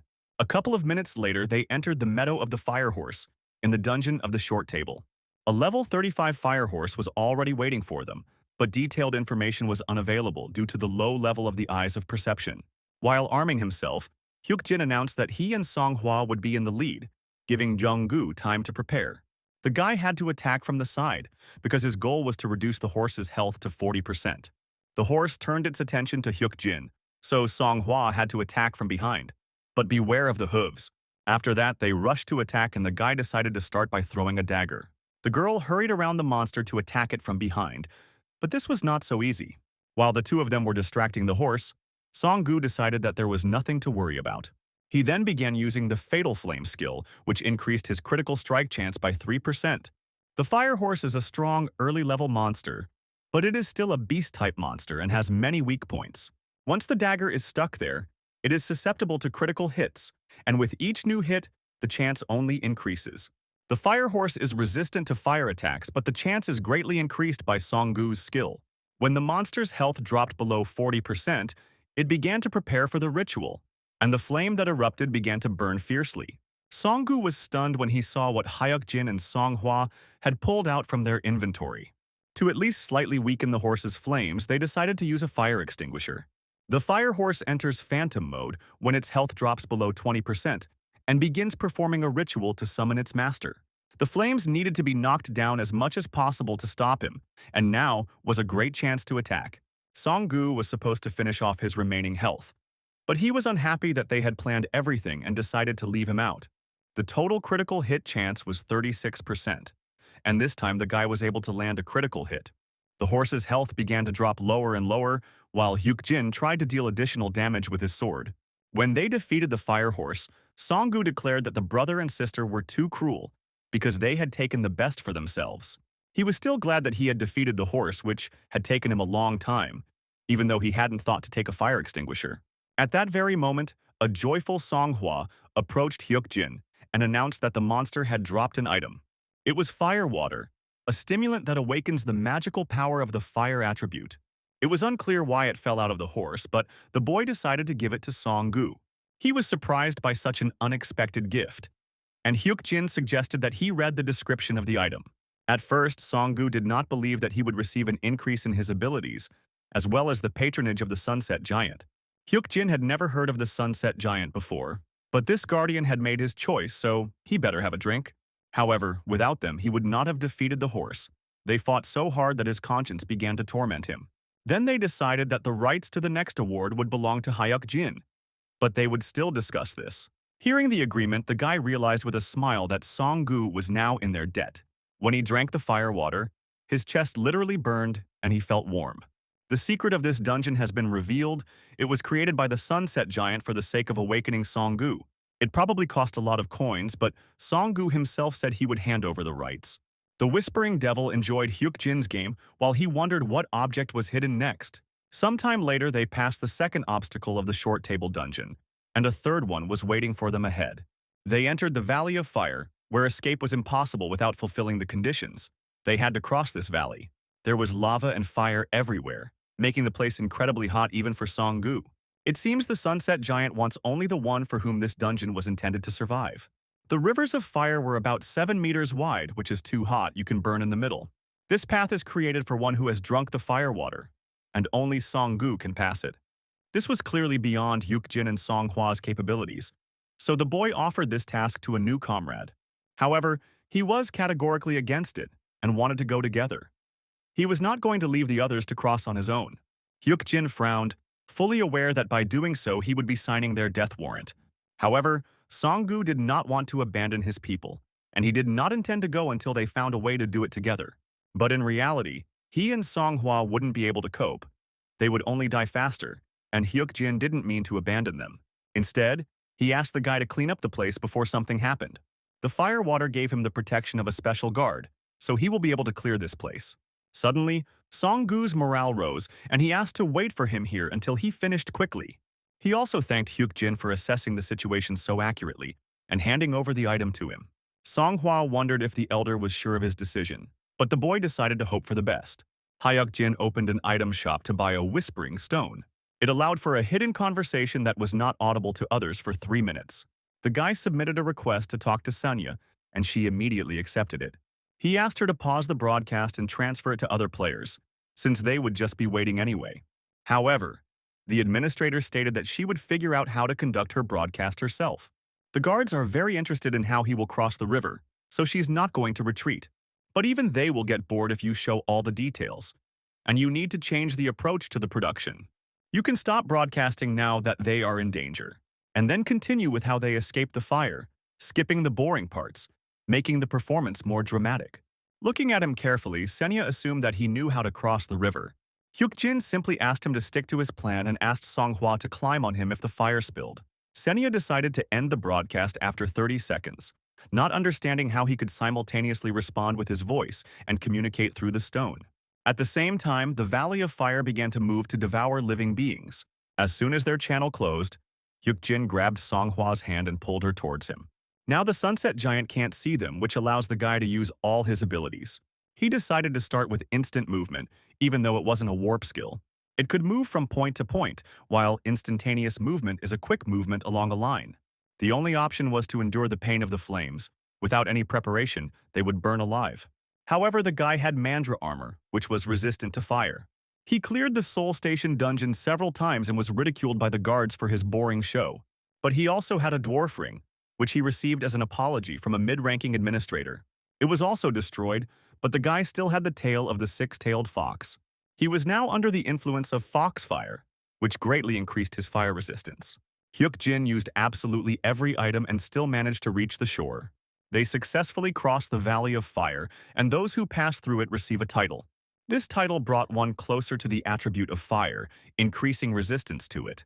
Song-hwa boasted with a smile that she had received the title, although she was still very scared. The fireman can be upgraded to the characteristic title of the Immortal Fire God, which was only achieved by Song-gu last time. Hyuk-jin had done everything he could, and there was only one thing left to do: wait for Song-gu to return. Meanwhile, the guy was running against the fire, loudly asking if they couldn't make the task shorter. 6 hours later, a notification came that the short table dungeon had been cleared. Hyuk-jin's level increased, and he also received a map fragment that leads to Song-gu's next personal dungeon.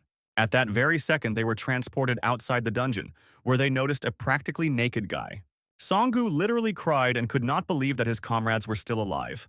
He repeated the same thing over and over again until he was asked to calm down and find himself some clothes. Now the fiery guy felt gratitude, relief, and joy, because he was so afraid that he wouldn't make it in time. The Whispering Devil felt pleasure while the blue barrier turned its attention to them. While the Sunset Giant was perplexed, Song-gu remembered his promise and decided to give them something. It was the Fire God's body book, which surprised Hyuk-jin, but at the same time angered the Sunset Giant. This is a rare magical source that will be impossible to find even after 10 years. The summer spirit of Song-gu will never appear if Hyuk-jin takes her, although he is not the first to change the future. But then the guards will enter the Senia channel and will try to kill him, although usually the Sunset Giant does not break the rules. However, he still remains an annoying guy, and the guy came up with another idea instead. He can effectively use the obtained map fragment and make an offer to Song-gu. A little later, they watched as the NPC notary Sina put the seal. The contract was successfully registered in the system, and Song-gu, who paid the fee, was automatically registered. The guy noticed that Hyuk-jin liked to solve problems using such complicated methods. Song-gu seemed to have taken a liking to him, as he agreed to work on a joint script for the book. This way, he will be able to interfere with Song-gu's personal scenario and receive not only a reward, but also information. Hyuk-jin knows how much he will earn from this book, so 3% is the perfect amount to remove the Sunset Giant's suspicion. When they signed the contract, they decided to go their separate ways, but the guy knew that they would see each other in about 10 days. Song-hwa offered the eldest a snack, but he decided to first tell the family that they would return a little later. While in the car, Hyuk-jin thought about the U-Flex building, where a 7-story dungeon would soon be built. They need to find out everything while there is still time, but for now they will stop at a restaurant for dinner. The guy carefully watched the joyful Song-hwa, who was looking at the cutlet with gusto. She said that she collected change from the shelter, 100 to 200 won each, to go to the snack bar, but what she wanted was a pork cutlet for 6,000. As a child, she was asked why she needed an expensive cutlet if she didn't have a penny. Poverty always has a reason, but this world has always been harsh even to such people. Song-hwa laughed and said that it felt like she had a family, even though that was true. She promised to try her best not to cause problems, and Hyuk-jin asked her to relax. In 2 days, a dungeon will open in Paju City's Peace Park, the most difficult entry-level dungeon. The other dungeons that brought a large number of victims were nothing compared to this, and in 5 days, Song-gu will begin a personal scenario. Every day, Hyuk-jin makes plans for the future because his life must be built by him. It was necessary to clear the Peace Park. There weren't enough of them. At least, level 30 was needed. On June 23rd, military personnel arrived at Seoul Station and cordoned off and guarded a cargo container. The Players Association, created by the Emergency Committee, officially began its activities on the 22nd. Sun Ki-yong, who is the chairman of the Sungshin Group, was elected as the first representative of the association. When Hyuk-jin approached the container, the soldier stopped him and asked to show his ID. He made sure that the guy was a player and the girl next to him was a family member, Song-hwa. Some time ago, the police began monitoring the dungeons and keeping records of visitors. It can be said that the Players Association has taken the matter seriously. They entered the station's dungeon, as the guy also needed to actively engage in obtaining rewards from the dungeons. When they passed the gate, one of the soldiers reported that Hyuk-jin had arrived here. The man who spoke to him on the phone asked to continue monitoring him. After that, he informed the chairman that the 2 players he had asked to keep an eye on had entered the dungeon for the 30th time. The chairman wearily wondered if this number of cleanups was much different from other players. It was so fast that they can't even be compared. Most likely this guy has a special strategy. The assistant also collected information on his teammates, Hyun-soo, Yeon-seo, and Song-hwa. The older man remembered that it was this boy who asked for help with the adoption process. He came straight to Songshin to see him, a young guy who was not at a loss when meeting the company chairman. Some developed countries, including the United States and Japan, have allowed players to carry personal firearms. Although they were the first to encounter training, the advantage of carrying personal weapons helps other countries surpass them. If they don't keep up with the times, they will definitely be left behind. The Taeguk Guild they want to create needs people with initiative, so they need to get closer to Hyuk-jin. The assistant understood that it was a question of recruitment, but the chairman instructed that he be offered the position of head of the guild. This is not an overly exaggerated position. On the contrary, it may not be enough, so you need to try to convey your intentions correctly. Everyone thinks that the first grandson, Song Jin-seok, should be the leader, and it would be a great honor for Hyuk-jin.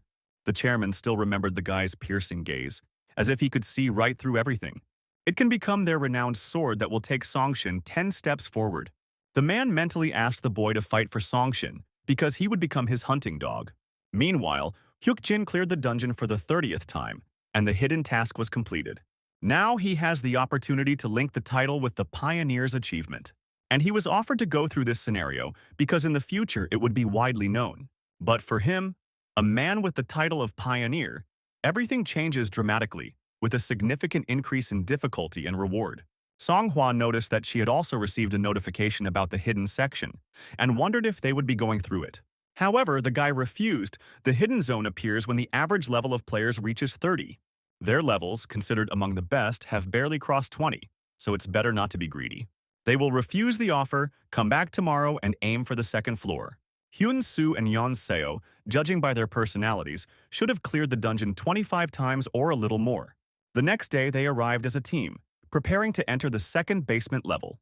Stronger monsters appear on the second floor, so the whole team was assembled. There were also no safe zones, which are abundant on the first floor. There is a high probability that they will be attacked right at the entrance, which is exactly what happened. An arrow flew towards them at high speed, but Songhwa deftly blocked it.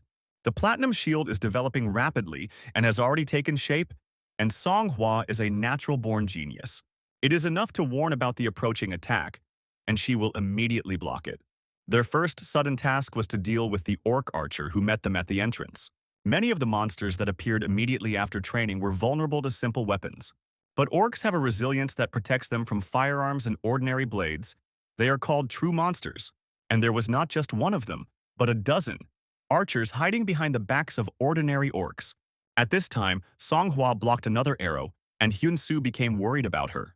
The monster has a growth on her, so there's no need to worry about it targeting other people, but she can still fend off 2 more such attacks. While Songhwa is blocking, Yeon-seo must follow Hyuk-jin, but can only move 3 steps away. The girl became interested in what he had in mind, but he didn't have time to explain. More precisely, there was no need for this, since he simply rushed into the thick of the enemies. From the second floor onwards, they must act as one unit, as a team in which everyone understands their role. Only then will they be able to clear everything without losses or any problems. Words will do more harm than good in this, and therefore, they must act on instincts. Yeon-seo was surprised to see the boy running into a blind spot to avoid being shot. In addition, the orc's reaction time is twice as slow as his, which makes it easier for him to maneuver. The girl was so surprised that some attacks began to hit her. Then she used the Heavenly Demon's treasure movement technique and understood how to move. It was a technique that only reached 1 star, but it was enough to confuse the ogres.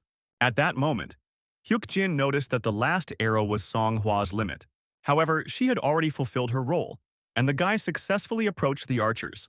Together with Yeon-seo, they were able to defeat the orc archer, receiving experience and 31 coins.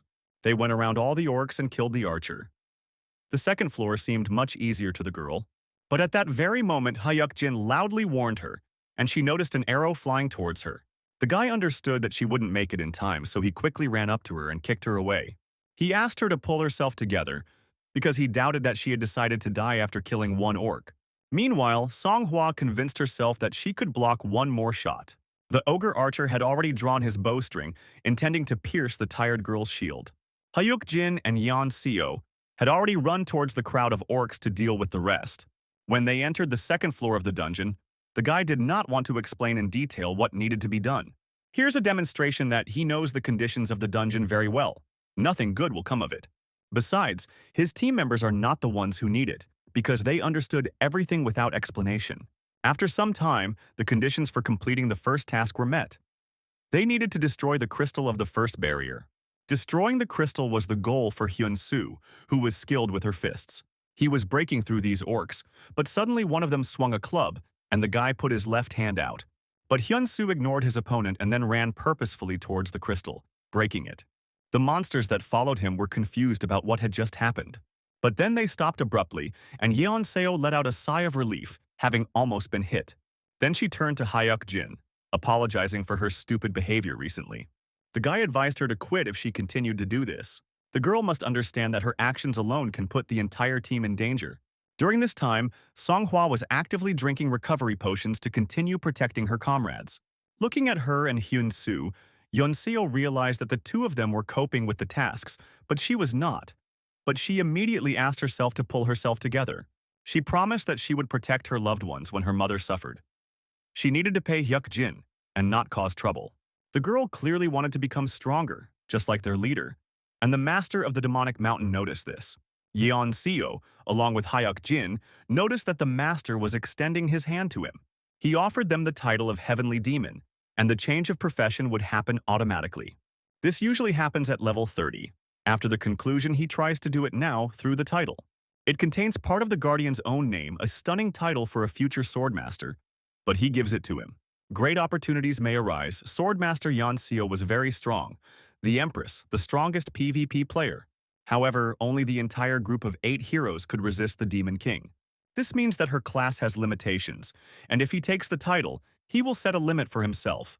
Hyukjin returned to the past to try to surpass the Swordmaster, and now he is forced to refuse the offer.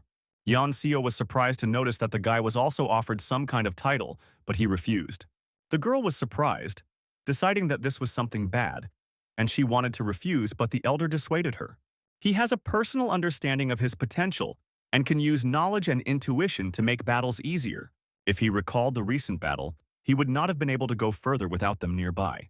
Hyukjin understands the value of each player well and makes decisions accordingly. The girl realized that he was comfortable being a leader. Judging by his playing style, he moved as if he knew about all the attacks. The guy asked that this be considered his special talent, to reveal the potential of people. Now Yeonseo began to understand that it was as if a road appeared before her when she listened to his commands. He knows her better than she knows herself. Her swordplay potential is far greater than his, and he asked her to believe his eyes. The girl felt embarrassed by these words, but these words were not intended only for her. The title offered by the Guardian has a special characteristic and can only be awarded to one person. Most likely, Yeonseo was offered a title lower than this, but he cannot allow that to happen since they are comrades. Then the guy said that this title suited her much better than him. The master must have listened to him because he was weak to praise and flattery, and he had to understand who to choose. The master of the Demon Mountain praised his insight and began to praise him. After this, he decided to offer Yeonseo the title of Heavenly Demon, which she accepted immediately. As soon as this happened, the girl was enveloped in a purple aura, and her profession changed on its own. Hyukjin asked not to tell anyone about himself, not even to him or his teammates. Experienced players should be able to hide the title and contract with the Guardian. These are important parts of the future strategy. While waiting, the first barrier was exceeded, so they were automatically transferred to the second barrier. They entered the village of Orc Warriors, which was located somewhere in the mountains.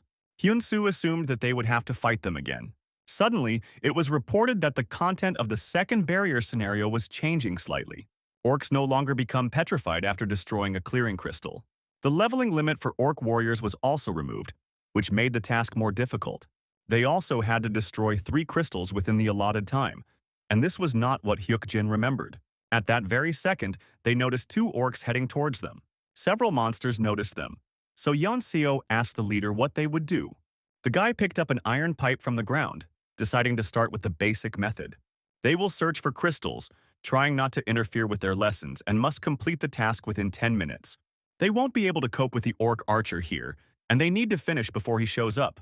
Then his gaze shifted to the huge tent, which only increased his anxiety. The guy mentally asked himself why he, the great orc warrior, had appeared here. Sometimes it happens that the scenario for players changes. Usually this happens when the player's level increases too quickly. Apparently, the true master of the Heavenly Demon Mountain gave Yeonseo the title of Heavenly Demon. If he had not broken the rules, changes to the scenario could only have come from the intervention of other players. The petrification that occurs when a crystal is destroyed has disappeared, so getting rid of orcs won't be so easy now. It is a smashing monster that can become stronger over long battles. Now he does not reach the level of a great orc, otherwise their destruction would be guaranteed. But if he evaluates the situation and the conditions of the second barrier, he can become a great orc warrior. In the current situation they won't cope, and if an orc archer is added, there will be no chance of clearing this place. We need to come up with some other way. If there is no petrification feature, then a battle with an orc warrior is inevitable. First, you need to take the key item, the iron pond, which he picked up earlier, and prevent the archer from appearing. It's better not to show on the broadcast that he knows the location of the crystal. It would be much better to show the guards that the guy is using basic search methods. Yeonseo moves to the point on the right side, and Sanhwa and Yunsu will move together on the left point. If you use this method, they will definitely destroy 2 crystals in 10 minutes, and you will have to destroy the rest yourself. Without wasting any time, Hyukjin rushed forward, ignoring the orc as he knew the location of the last crystal. It was located inside the orc warrior's tent, which made the task of destroying it much more difficult. A notification came that one of the 3 crystals was already insignificant, most likely the work of Yeonseo. The treasure of the Heavenly Demon, obtained from the master of the demonic mountain, the slow orcs will not be able to catch up with it. It seems that the girl is now at the level of the first star, and she has already destroyed the first crystal. The guy praised her, but Yeonseo couldn't believe that he really thought so. Then they slowly entered the tent, but were in no hurry to destroy the crystals so as not to wake the sleeping orcs. The petrification effect has disappeared, so they will definitely have to fight. In that case, Hyuk-jin was forced to tell Yeon-seo about the method to clear this place. Meanwhile, Song-hwa and Hyun-soo were running away from the armed monsters that were chasing them. Hyuk-jin immediately attracted the attention of his comrades, asking them to fight their way through the orcs and aggro them. Yeon-seo must attack each monster while Sun-hwa acts as a distraction. The Sword Empress immediately rushed into battle to cover her fleeing friend. The relatively slow Sun-hwa and Hyun-soo will definitely bring the orcs with them. Yeon-seo was supposed to attack them, maybe not kill them, but just inflict bleeding wounds. The girl activated the quick strike skill, after which she began to fight several at once. She was too caught up in the excitement that she didn't notice the danger, but Song-hwa came to her aid. Meanwhile, the orcs in the chamber were awakened by the noise outside. There is no point in running to the crystal because the orcs will not go anywhere if it is destroyed. So all that was left was to kill them. And Hyuk-jin was already standing alone in front of the angry crowd. He had to deal with them one by one, inflicting wounds to the neck. You must not overdo it, hit and run, then chaos will reign inside the tent. When he had waited long enough, the whole team ran into the tent at the same time. When the orcs ran after them, they noticed that one of them had started killing his comrades. Hyuk-jin was right. The orc warrior was weak to blood, and this could be exploited. If you fill the entire tent with the smell, someone will get drunk and start killing his fellow tribesmen. The orc warrior's unique ability, Orc Fear, has been activated. It was an ability that most boss monsters had. It would restrict the player's movement, preventing them from escaping. But they will use it to prevent the orcs from escaping, as they look much more appetizing than them, which is why they let their blood. Fear is a dangerous skill with a long cooldown, so it has now been rendered useless. Suddenly, they noticed how the monster's body became even larger, and it became much stronger. In their situation, it is better not to confront a well-coordinated group led by an orc warrior. It will be easier to fight one advanced orc instead of 100 ordinary enemies. This is the way that will help them survive, so at the moment, this is their main rival. But suddenly, an unexpected task appeared. The hunt for a great orc warrior. The creator of the quest was the Lion King, but Hyuk-jin can't remove him with his current skills. The reward for the quest was a new intimidation that increases resistance to mental attacks. Song-hwa's defense is useless against this guy. The difference in strength is so great.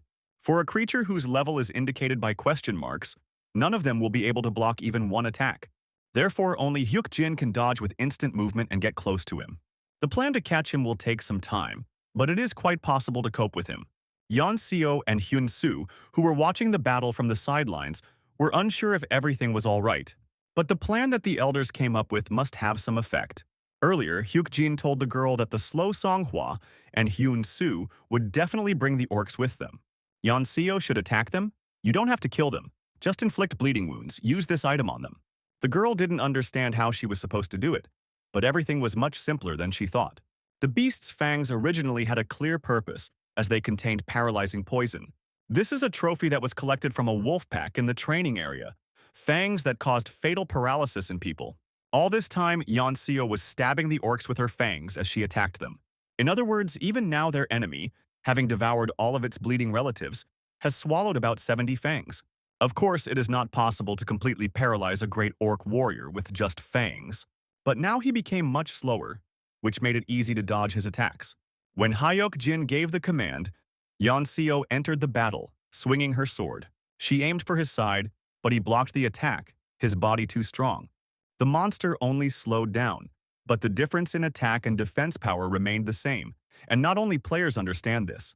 The orc also knows everything. Even though his body doesn't move the way he wants, he can definitely devour ordinary people. He knows perfectly well that he is a predator, and now he only wanted human flesh. Surely such thoughts visit him, but even an attempt to pierce the eyes will not be fatal. The only vital point to aim at is its mouth. So Hyuk-jin used a piece of iron to keep his jaw from closing, and thrust his sword into it. Deal damage to the weak spot and insert an iron pawn to keep it from closing its mouth. Hyuk-jin asked Hyun-soo to be careful and not let the iron bar fall. He understood everything, after which he began to beat the orc with his fists, without stopping for a second. Yeon-seo also did not lag behind, and continued to inflict slashing wounds with her sword. Alas, for killing the great orc they received only a molar, which could be cleaned and consumed to gain special power. But the reward for completing the task was the iron armor and leather shoes of a great orc warrior. Hyuk-jin received 2 useful items from the set, as well as a special intimidation skill. It was more powerful in suppression and would be useful against fear bosses in the future. Not only him, but everyone who completed the task, which they were not as happy about as Hyuk-jin. Suddenly, the guy noticed that the Las Vegas cowboy was starting to watch him. This is a guardian who places great importance on effective team play and combinations with his teammates. He is famous for signing only one player, Michelle, from the Golden Tower, which represents the pinnacle for many players. The cowboy decided not to lag behind and support the guy with the leather pants of the Great Orc Warrior. A guardian who was only interested in the American server decided to pay attention to it, which is why he received 3 set items. The conditions for completing the mission scenario had been met, and all that remained was to defeat the remaining orcs. They passed the second underground floor, receiving 300 coins and the title of Ruler of the Soul Station Dungeon. In 30 seconds, they had to leave the dungeon, and the whole team looked tired. They managed to clear the second floor with difficulty, but suddenly something they didn't expect appeared in front of them. It was a portal, although initially they were supposed to be automatically transported back. But to his even greater surprise, only Hyuk-jin saw this portal, while the others looked at the guy in surprise. They were supposed to leave the dungeon in 9 seconds, but he decided to run in that direction. Hyuk-jin asked the others to leave without him, his doubts fading further and further. It's a hidden fragment that only he can see, and he had to get there. The guy entered an unknown forest. He needed to find and talk to the owner of this forest. Hyuk-jin could see safe zones that normal players couldn't see, which set the players who had the information apart. If there are doors that I can only see to him, he should accept it as a privilege. An unknown guard entered the channel, and the cowboy applied for a regular sponsorship contract with the channel. The woman with the scale and the demon mountain master donated coins to the mid-rank administrator. Hyuk-jin couldn't remember anything like that appearing at the beginning. This forest was the size of Seoul, and he couldn't even imagine what kind of owner this forest was. Finding it in such vast territories, you can die of hunger if you make a mistake. Guardians. There are 2 factors in this situation. The first is this zone, a special hidden fragment. A huge forest, the existence of which no one knew, not even Hyuk-jin. The second, a level 29 player. He has practically no time left before choosing a personal guard. However, this only amused him, because the guards would reward him with all sorts of useful items, and the unknown observer temporarily increased the level of his eye's perception. Not only did he easily obtain the things for the trip, but even his level of eye perception increased. Sania decided to explain the purpose of the items, starting with the magic camping kit. While she was ranting, Hyuk-jin used his eye of perception on her, checking out her status. The sponsorship items are also impressive. The magical camping set looks weak, but is still worth over 20 million. The magical spring water is even more important, and the effect of the heavenly demon's mind is equivalent to healing many diseases. The guy said that he heard everything, but Senya asked him not to be mistaken, because she was not at all worried about him. She then decided to give him a task with the powers of a mid-level administrator. He had to repeat in detail the information that Senya had conveyed, for which he would receive 300 coins. After some time, it reached the magical fire pit, burns for more than 3,000 hours and does not go out even in the rain. The repetition task was completed, for which the guy immediately received a reward. Still, he should listen carefully to Senya's explanations. They are directly related to his survival. Hyuk-jin decided that it was better not to talk to the host for long, since the guards did not want to listen to such things. However, he had not yet told her about raising the level of the eyes of perception, and the task was already completed. The guy then suggested that even his administrator didn't know about it. This forest is simply huge. He is worried that it will take a long time to clear it. He knows nothing about this place, and the only clue is the search for the master of the forest. Evening was beginning to fall, but Hyuk-jin knew that this area was subject to the passage of time. They say it's better to go east if you don't know the way, but Jackson said that was not a rule, but experience. It's unlikely that this is a high-difficulty dungeon where directions change. However, Hyuk-jin decided to start his search from the tree where the claw marks were left. Having arranged a place to stay for the night, the guy set up a magical fire pit and a safe zone. Then Senya decided to turn to him and ask him what he had learned after exploring this place. It was obvious that the question was not from Senya herself, but that the guards were asking through her. The process of following is not that interesting and exciting. Now he is going to chains. There is nothing fun in this. Therefore, it is worth providing them with the results of today's reconnaissance. He learned that this is a forest-type zone. The boy also found 3 types of claw marks left on the trees. Judging by the depth and size of the tracks, there is a high probability that these are cat-type monsters. It seems that each has its own territory. There were no signs of fighting, so they avoid each other. They divided the territories. If you move along the borders, you can avoid most attacks. At night, predatory monster birds fly, so it turns out there are individuals they can hunt. It's strange that there were no traces of victims, and this could also mean something. However, Senya remained silent while the guards had different opinions about his game. Then, Hyuk-jin decided to relax and calm down a little, because today was only the first day. He himself decided to come to this god-forsaken place. Everything can be handled. The main thing is not to panic. It's strange, but he sees this place for the first time and doesn't know the strategy for it, having found only traces of wild animals. There should be fear here, but he remains calm, and this game was much more interesting. In a dangerous passage, he is left with no choice. He is forced to constantly throw down challenges. But even the simplest things in these games give Hyuk-jin pleasure. Some call this ability talent, and the fact that he is a talented player is a fact. Now we can only hope that he doesn't remain someone who shines only at the beginning. They never go above level 40, so you need to break that threshold to make sure he's not one of them.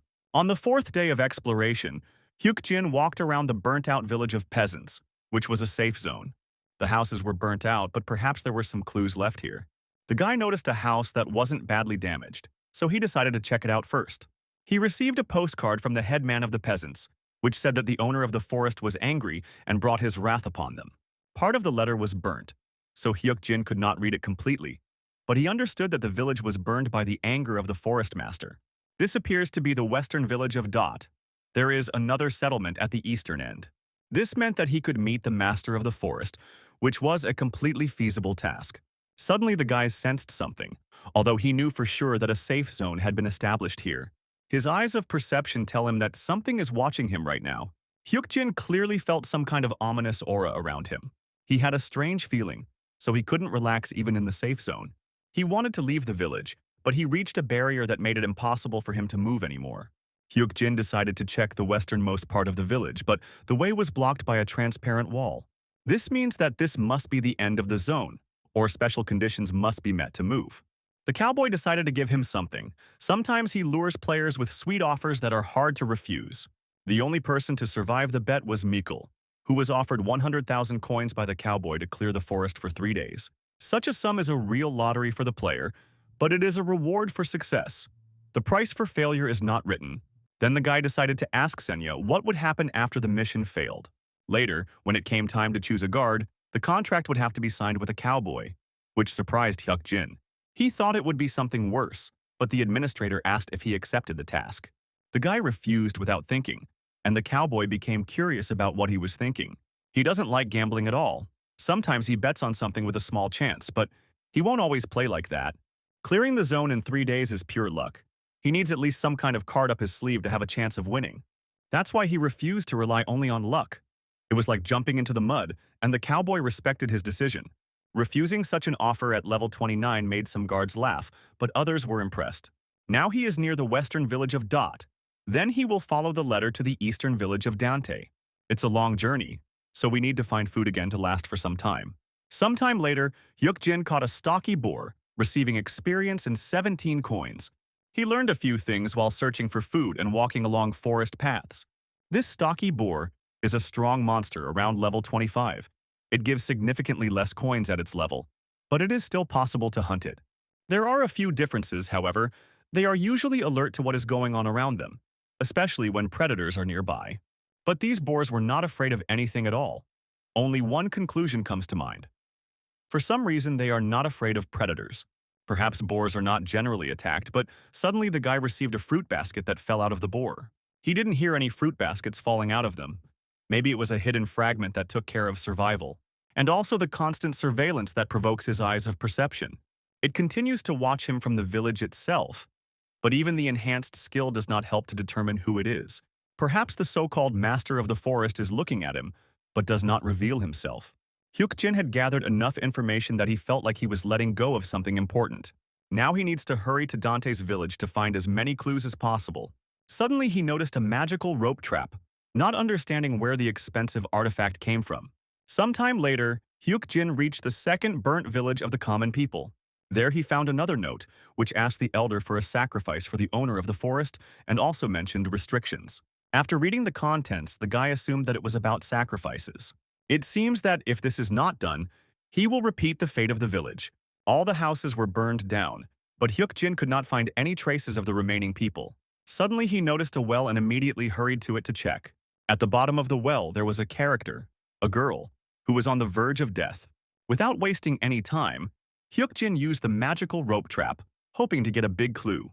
With a deft movement, he managed to hook the girl, after which he began to pull her up. When he began to look at her more closely, he realized that this girl was an elf. More precisely, one of the elven races. They have excellent healing skills and restoration. The Oak Elf race was a tribe that espoused non-violence. Some used them for selfish purposes, such as the infamous Sojun. Hyuk-jin hurried to give her a healing potion so that the girl would come to her senses faster. She looked somewhat like a plant, as if she hadn't been rotting in the well a couple of minutes ago, but was immediately restored by the potion. The elf slowly rose up, opening her eyes and then shuddered, noticing the guy next to her. She thanked him for saving her, but Hyuk-jin immediately reminded her of the forest master's wrath. Lindia confirmed his words because they were never able to offer the sacrifice on the altar. However, they still did not understand what kind of sacrifice was wanted from them. But if they had known, they would have brought the sacrifice to the southern altar. The elf thanked him again for saving her, adding that she would soon return to the embrace of nature.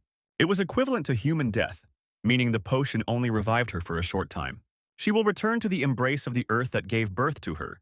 Turning into powder, she will become food for the oak. Hyuk-jin immediately noticed something was wrong and realized she was a fake just from her story. On top of that, she lied about being a villager, and the guy wanted to know why. This forest immediately seemed strange to him. There were traces of predators everywhere, but not of their victims. Boars that did not participate in any battles for territory, which is not typical for wild animals. The elven race does not cut down trees but lives in huts. Lindia differs from the standard oak elf attitudes. This can be explained by the fact that she is simply a character who must convey information. This hidden area is a fake that has been reconfigured to look like a normal, unknown forest. Lindia turned to dust and disappeared, asking to make a sacrifice to the master of the forest. Suddenly a green wind began, but the guy saw nothing. It all seems too artificial, a zone with careless installations, as if it was created by someone who read about it in books. Everything around was a cheap fake, and Hyuk-jin began to get irritated that someone was watching him again. The boy realized the magical effect of the unknown forest, and the eye of perception began to resist the magical effect. The eyes of perception try to see reality and see through the distortion of space. But suddenly Hyuk-jin was twisted and blood gushed from his mouth. If he couldn't destroy the fake, he would die here. In the end, he will become just like that elf, and will consider everything to be his reality. I have a high probability that he will become a new quest character for the next player to find this place. Hyuk-jin assured himself that he would live in reality, not in a fake, and the eyes of perception responded to his strong will. The guy was sure that this fake zone definitely had a limit, and its creator did not want anyone to know about it. But the letters pointed to the far east or west, and at the border a notice appeared about the impossibility of going further. Hyuk-jin was determined to destroy them, the boundaries of this fake. The magical effect began to be destroyed in the eyes of perception. The conditions for the destruction of the unknown forest were met. At first glance, it seemed that the guy was in the same forest, but his size had significantly decreased. Previously, it was impossible to even grasp it with the naked eye, but now it is the size of a small village or garden. Turning his head, he announced to the owner of the forest that the fake had been destroyed. No matter how much you think about it, with his skills it would be difficult to create such a wide zone. Perhaps it was an artifact that dramatically increases magical power. Hyuk-jin watched the silhouette hiding behind the bushes carefully, asking why it didn't come out. Now his eyes could see everything perfectly, and at that very second a goblin came out from behind the trees and asked him not to lie to him. A skinny goblin of unknown level appeared in front of the guy, who was the master of the forest. He has 3 stages of evolution and is skilled in illusion or hallucination magic. When they first appeared in Italy, 400 people were eaten on the same spot. But here there are only skinny goblins of the first stage, on average about level 31. In the opened zone, it can be up to 35. It was clear that he was confused and afraid that the guy would steal his treasure. He repeated that his eyes saw everything, but the monster was sure that this could not be. Hyuk-jin knew that the monster hid it in his pocket because he was afraid that the guy would steal his magic power-up stone. In his confusion, the skinny goblin's intelligence dropped to the level of a child, and so he simply screamed loudly. Hyuk-jin took advantage of this moment to attack, dealing critical damage to the monster. He managed to cut off the goblin's horn, causing it to howl in pain. But suddenly the monster jumped up using the club skill, grabbing a huge log.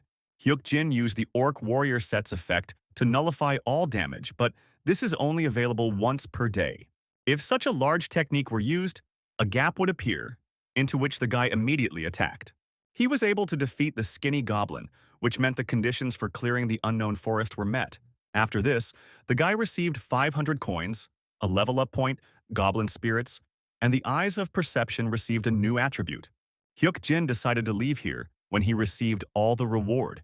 He must not forget the magic stone that the goblin hid. It is a useful artifact in itself and will be worth around 10 billion in 3 years. The boy found the place where the stone was hidden, but he was sure that the goblin could not have buried it deeper. However, he found nothing, when suddenly he noticed a chipmunk in front of him, which stretched out its paws towards him. Looking back, Hyuk-jin noticed that Senya hadn't appeared, so it wasn't a bug. And he still hasn't been thrown out, the road beyond the forest hasn't appeared, and there's no exit from the dungeon either. So, the chipmunk is the last puzzle of this zone. It was a difficult animal, since even the Eyes of Perception could not carry out an analysis.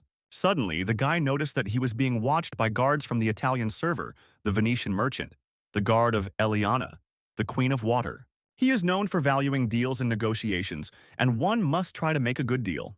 Hyuk-jin decided to tease the chipmunk a little by offering him black yak meat. The chipmunk got angry, after which the guy started offering him goblin perfume. But that didn't work either. As it turned out, the animal could use magic, and explained that the guy had one try left. Hyuk-jin doesn't even know what he needs. It's impossible to talk, but he's so persistent. He decided to try to give him something valuable, and the chipmunk's eyes lit up when a basket of fruit appeared in front of him. Hyuk-jin managed to exchange the fruit basket for a power-up stone and was then teleported to the city. People didn't understand where this guy came from, but he felt like something had changed. Everything has become somehow orderly. Now you can't see the people who were watching the players. The guy thought the weather was too hot. Then he grabbed his phone and was shocked to notice that it was already September. 3 whole months passed while he was in the gate, and he decided to call everyone first. The first thing he decided to do was call his sister, but when she heard his voice, she immediately hung up. After that, he called Hyun-soo, who couldn't believe he heard the elder's voice. He immediately started crying, and Yeon-seo loudly demanded that he stop doing this. Hyuk-jin met his family again. His sister immediately became furious, but it was clear that she was worried. It wasn't entirely fair since he himself didn't know that it would take 3 months. Suddenly, the guy was shocked to discover that the phantom chipmunk he had met in the forest was also here. The guy noticed that some chipmunk had a lot of unique skills, and Songhua named him Darren. Chipmunk wanted to choose a master, but to do this, he needed the title of ruler of Seoul Station. There was no such information in the unknown forest, so it turns out he gave him permission to see. As a result, he became the master of the phantom chipmunk, and the title of ruler of Seoul Station was removed, replaced by a new one. If you give a chipmunk a name, it will consider you its owner for the rest of its life. Hyuk-jin missed 3 months, which is a significant amount of time, and for someone who planned to spend every day productively, it was a real disaster. There was a lot that could have been done, but these regrets are another waste of time because the forest was useful. He earned over 1,000,000,000 in 3 months, but he's curious about how the world has changed. However, now it was time to make an important choice. His channel was open again.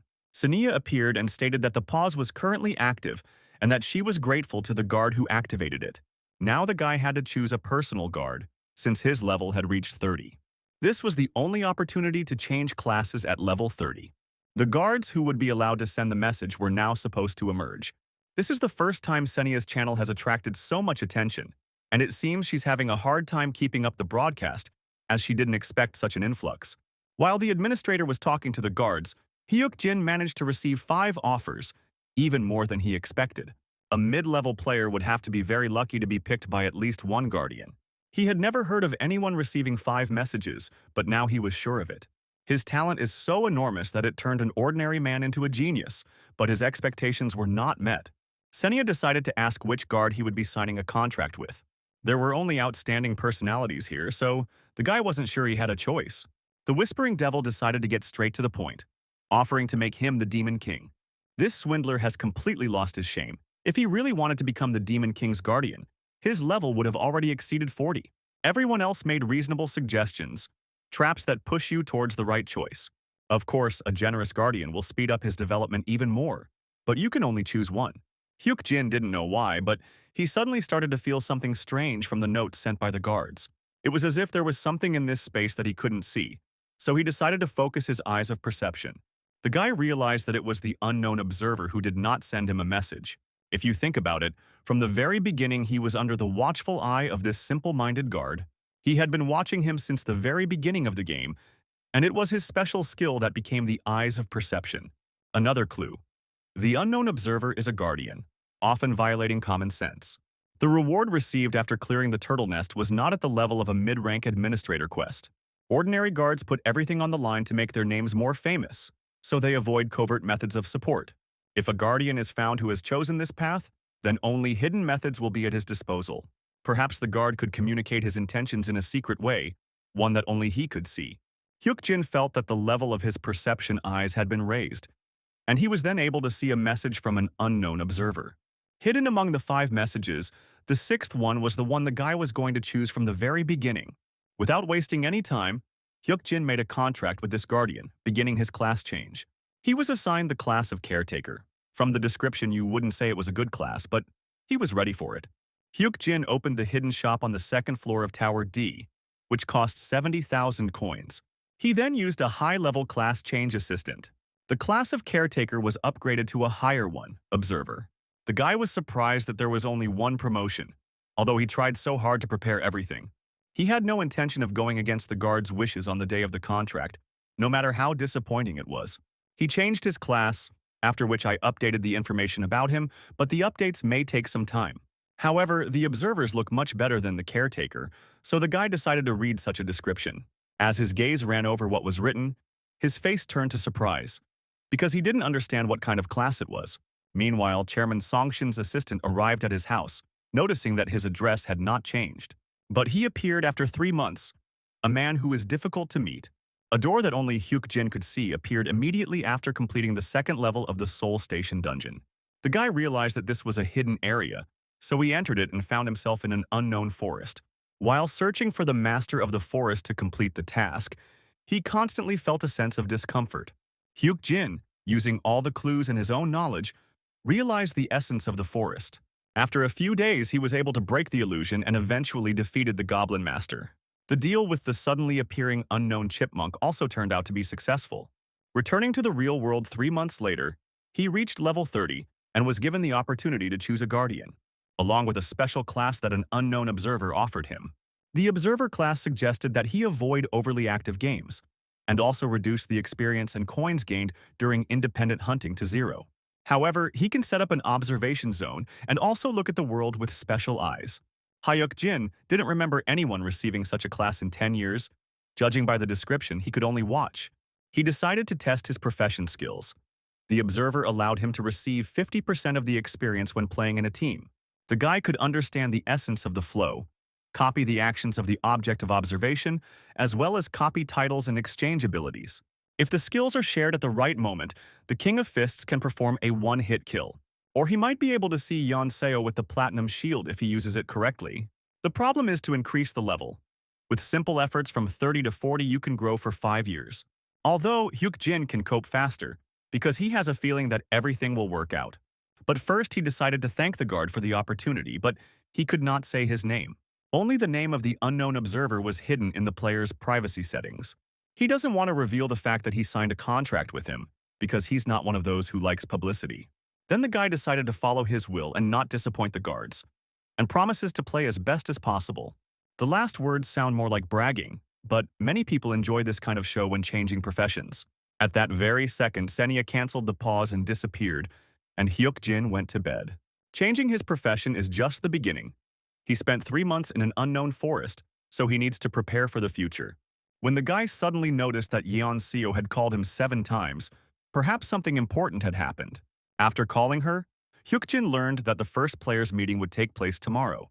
It's time for the association to take active action, with various rules, distribution of items, and income. You can get a lot of information there. They say there's still plenty of room in the big guilds. Yanseo asked if he would go, but the guy asked her to wait because someone was standing at the door. Hyuk-jin expected someone to come before the players' gathering, but he wasn't sure who it would be. When the guest greeted him, the guy shuddered slightly because he did not expect to see this man. The man greeted him and introduced himself as Director Kim Kang-chol from Sungshin. Hyuk-jin invited him inside, and they sat down at the table, but the guy already knew that name. He was the head of the HR department at the Players Association, and in 2028 he personally came to him with the test results. For now, the association is a subsidiary project of Sonshin, but will later separate and be associated with the government. Hyuk-jin remembered how all the staff were replaced by government employees, and Kang-chul was still the leader even during that time. Judging by the description, he wasn't such a bad person, but the question arose as to why Hyuk-jin was of use to Sungshin. As it turns out, their chairman values the guy's strength very highly. Therefore, he offers him the position of head of the Shield Taegeuk Guild, which stunned Hyuk-jin. This guild was rapidly breaking apart while receiving support from Sungshin, so this proposal is surprising. They offer an annual salary of 200 million won, additional benefits, and a high rate of salary increase. An answer is not required now, but it is better not to delay. Perhaps this is the first and last offer of this scale. Kang-chul decided to wait for good news from the guy, and he left his house to give the guy time to think. He was absolutely sure that the guy would agree, because for an ordinary person you couldn't think of anything better. Kai Young, realizing the value of his revolutionary product, wants to give only 200 million. There is no malicious intent, but it seems humiliating since they are offering such a price. He already has in his hands the village's magic stone, the value of which in 3 years will be 10 billion. Also, an unknown observer is unlikely to appreciate such a direct introduction, so it's better not to stop at the chapter. The next day, as soon as Hyun-soo noticed Hyuk-jin, he immediately ran towards him. He began to shake him and hug him, glad that the elders were okay because he was very worried. Hyuk-jin knew how much he had scared everyone with his absence, but hugging was a bit too much. Yeon Seo openly stated that they thought the boy had died, which made them anxious. It seemed like it wasn't just his family that was worried about him, which was a surprisingly good feeling. In 3 months, Yeon Seo and Hyun-soo reached level 32, and Sun Hwa reached level 31, geniuses who were able to achieve this without much strategy. Hyuk-jin remembered that there was supposed to be a level measurement today and decided to ask others for their assessments. Hyun-soo and Yeon Seo both got a grades, while Song Hwa guiltily admitted that she got a C. Hyuk-jin quickly reassured her, as he himself had received an F, which stunned the others. This is not a lie, he simply refused to participate in the measurement. The current assessment method will soon be abolished anyway. There is no reason to take a level assessment when there are no concepts of skills and magic. The guy suggested that only combat class players had high ranks and then suggested going to an official meeting. Inside, they were met by Song-gu, who was also worried about Hyuk-jin, who had not been in touch for 3 months. The guy offered to hug, but seeing the expression on his interlocutor's face, he immediately discarded the idea. It seems that over these 3 months, Song Hwa has helped him make friends with everyone. It was 2:45 p.m., time to start, but Hyuk-jin still couldn't find one person. Suddenly, his gaze fell on the guy with the tattooed arm. This was the starting point of today's events. There will be a PvP battle here today. It all started with Tai Jong. He signed a contract with the Lion King and is looking for the quest target. And next to him is Tai Wung, who will later become a powerful wind mage, and Hyuk-jin wants to make him his ally. The guy explained to Senia in advance what would happen at the players' meeting. Everything had to end the way he wanted, and he even made a bet because she didn't believe it. There is a known case where Tai Jong deliberately started a conflict with Tai Wung 10 years ago, and so far everything was going according to plan. Tai Wung, whose talent has not yet been fully revealed, will ignore him, but this will hurt Tai Jong even more. Song-gu, who cannot tolerate this, will get involved in the situation. He has a strong sense of justice and a unique personality, but this situation will seem interesting to the guards. Since it has come to this, the picture is practically finished. The players have already started to stir things up. A PvP zone was established, but suddenly a guard decided to intervene in their showdown. It was a mid-level administrator named Percy who was unhappy that Tai Jong had started picking on the player he was streaming with. Percy will try to stimulate this event and will want to beat Song-gu half to death. Here their agreement with Senya comes into play, who turned to Percy, who was trying to put unnecessary pressure on the player. He must not forget about the absolute legal systems, and there is no reason to use force against a player. The rhinoceros didn't understand what business it was of hers and why she was interfering. In a situation where Senya has already intervened, it will be difficult to resolve everything peacefully, so the Lion King will send out another mission. Taejong sensed the presence of the winner, which would force him to confront Hyukjin. Now Taejong will be burning with a great desire to challenge him to PvP, and Percy, who finds out about this, will definitely aggressively try to draw him into a duel. But Senya will be prepared and will find an excuse to refuse, choosing another team member instead. Her exclusive player is not a combat class, but she will choose a member of his team who is suitable for PvP. And then Yeon Seo, a future PvP master, steps forward, deciding that this is a good opportunity for her. Taejong laughed when he found out that the guy was hiding behind a girl, although he considered himself a man. Of course, the PvP will end in an instant, because the guy won't even be able to keep track of her movements. It will be a defeat without a single blow, causing Yeon Seo to call her opponent a weakling. However, Taejong decided to go to the end, because the end comes only after the death of the enemy. Yeon Seo reacted instantly, and it took her 2 swings of the ball to finish the fight.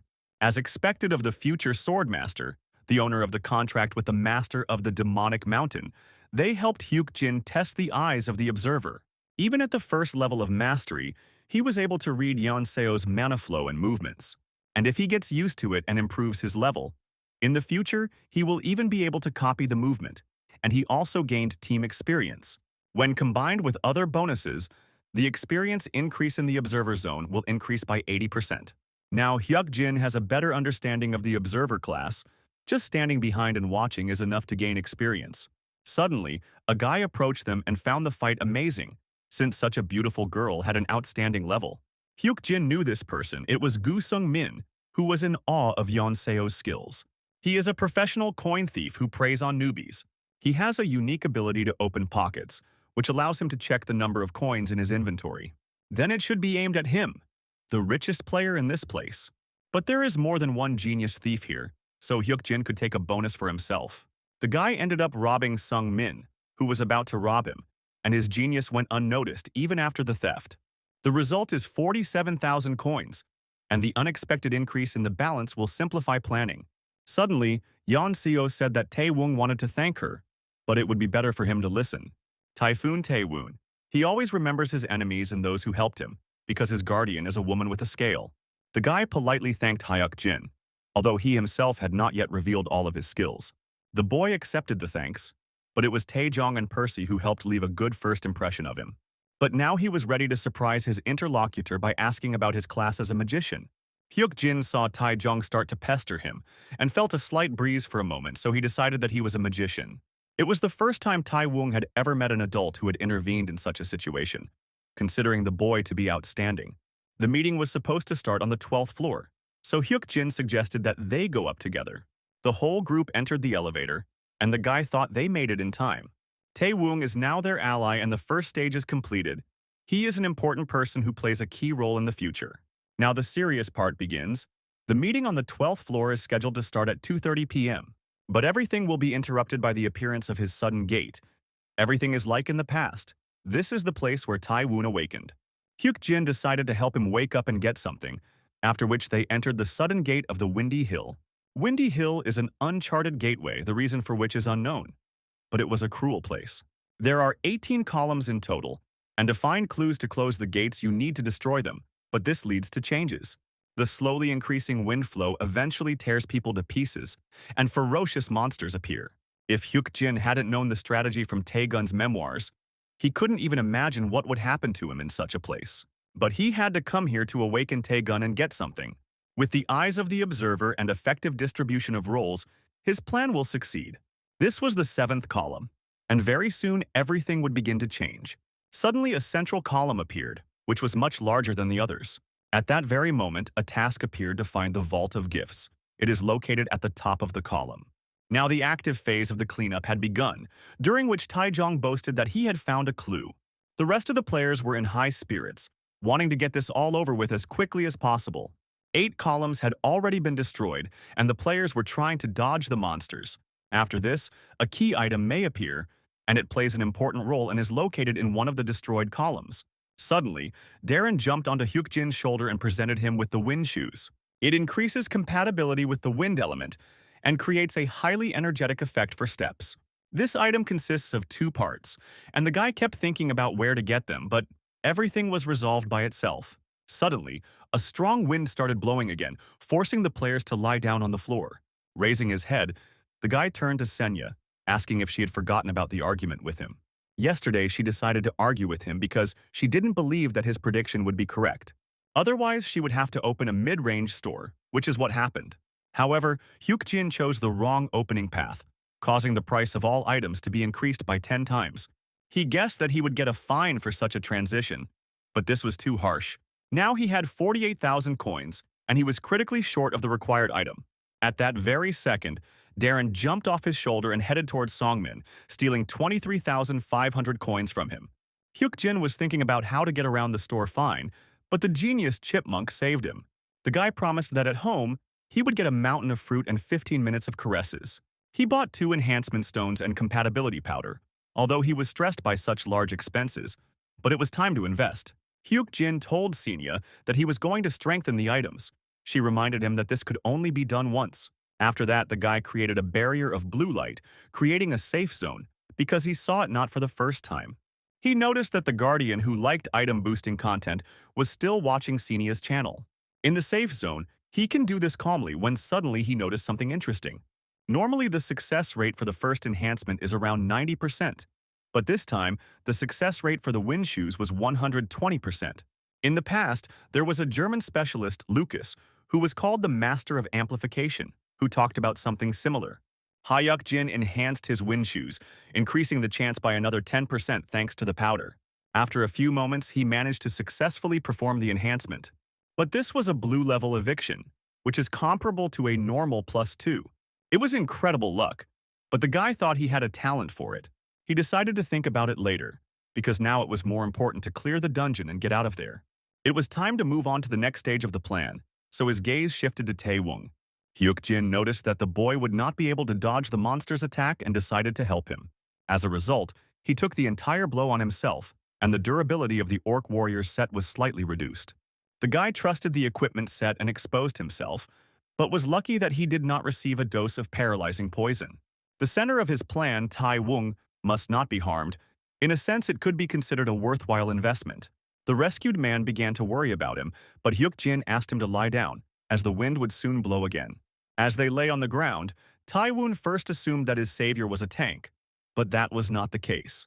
Hyuk-jin assured him that it was safer to expose himself to him rather than Taewon, for which he promised to be in his debt until his death. When the wind died down, Hyuk-jin announced that he also had a task for the boy. He pointed to the central column, reminding them of the task of retrieving the Vault of Gifts.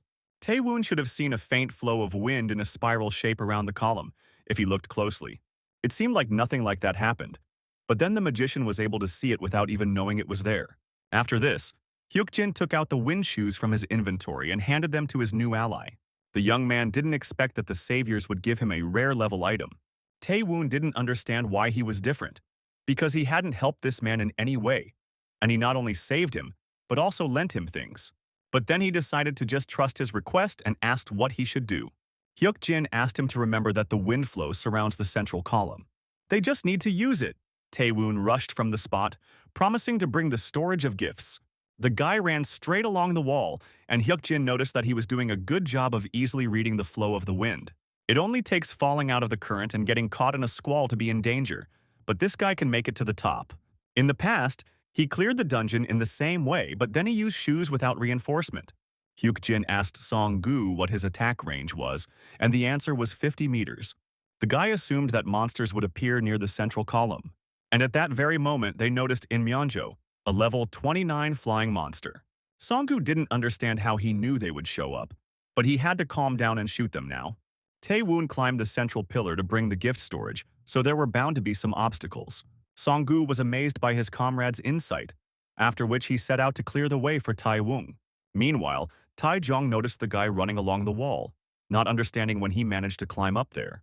He wanted to scold Taewon for going there without orders, but Hyun-soo came up behind him and asked him to shut up.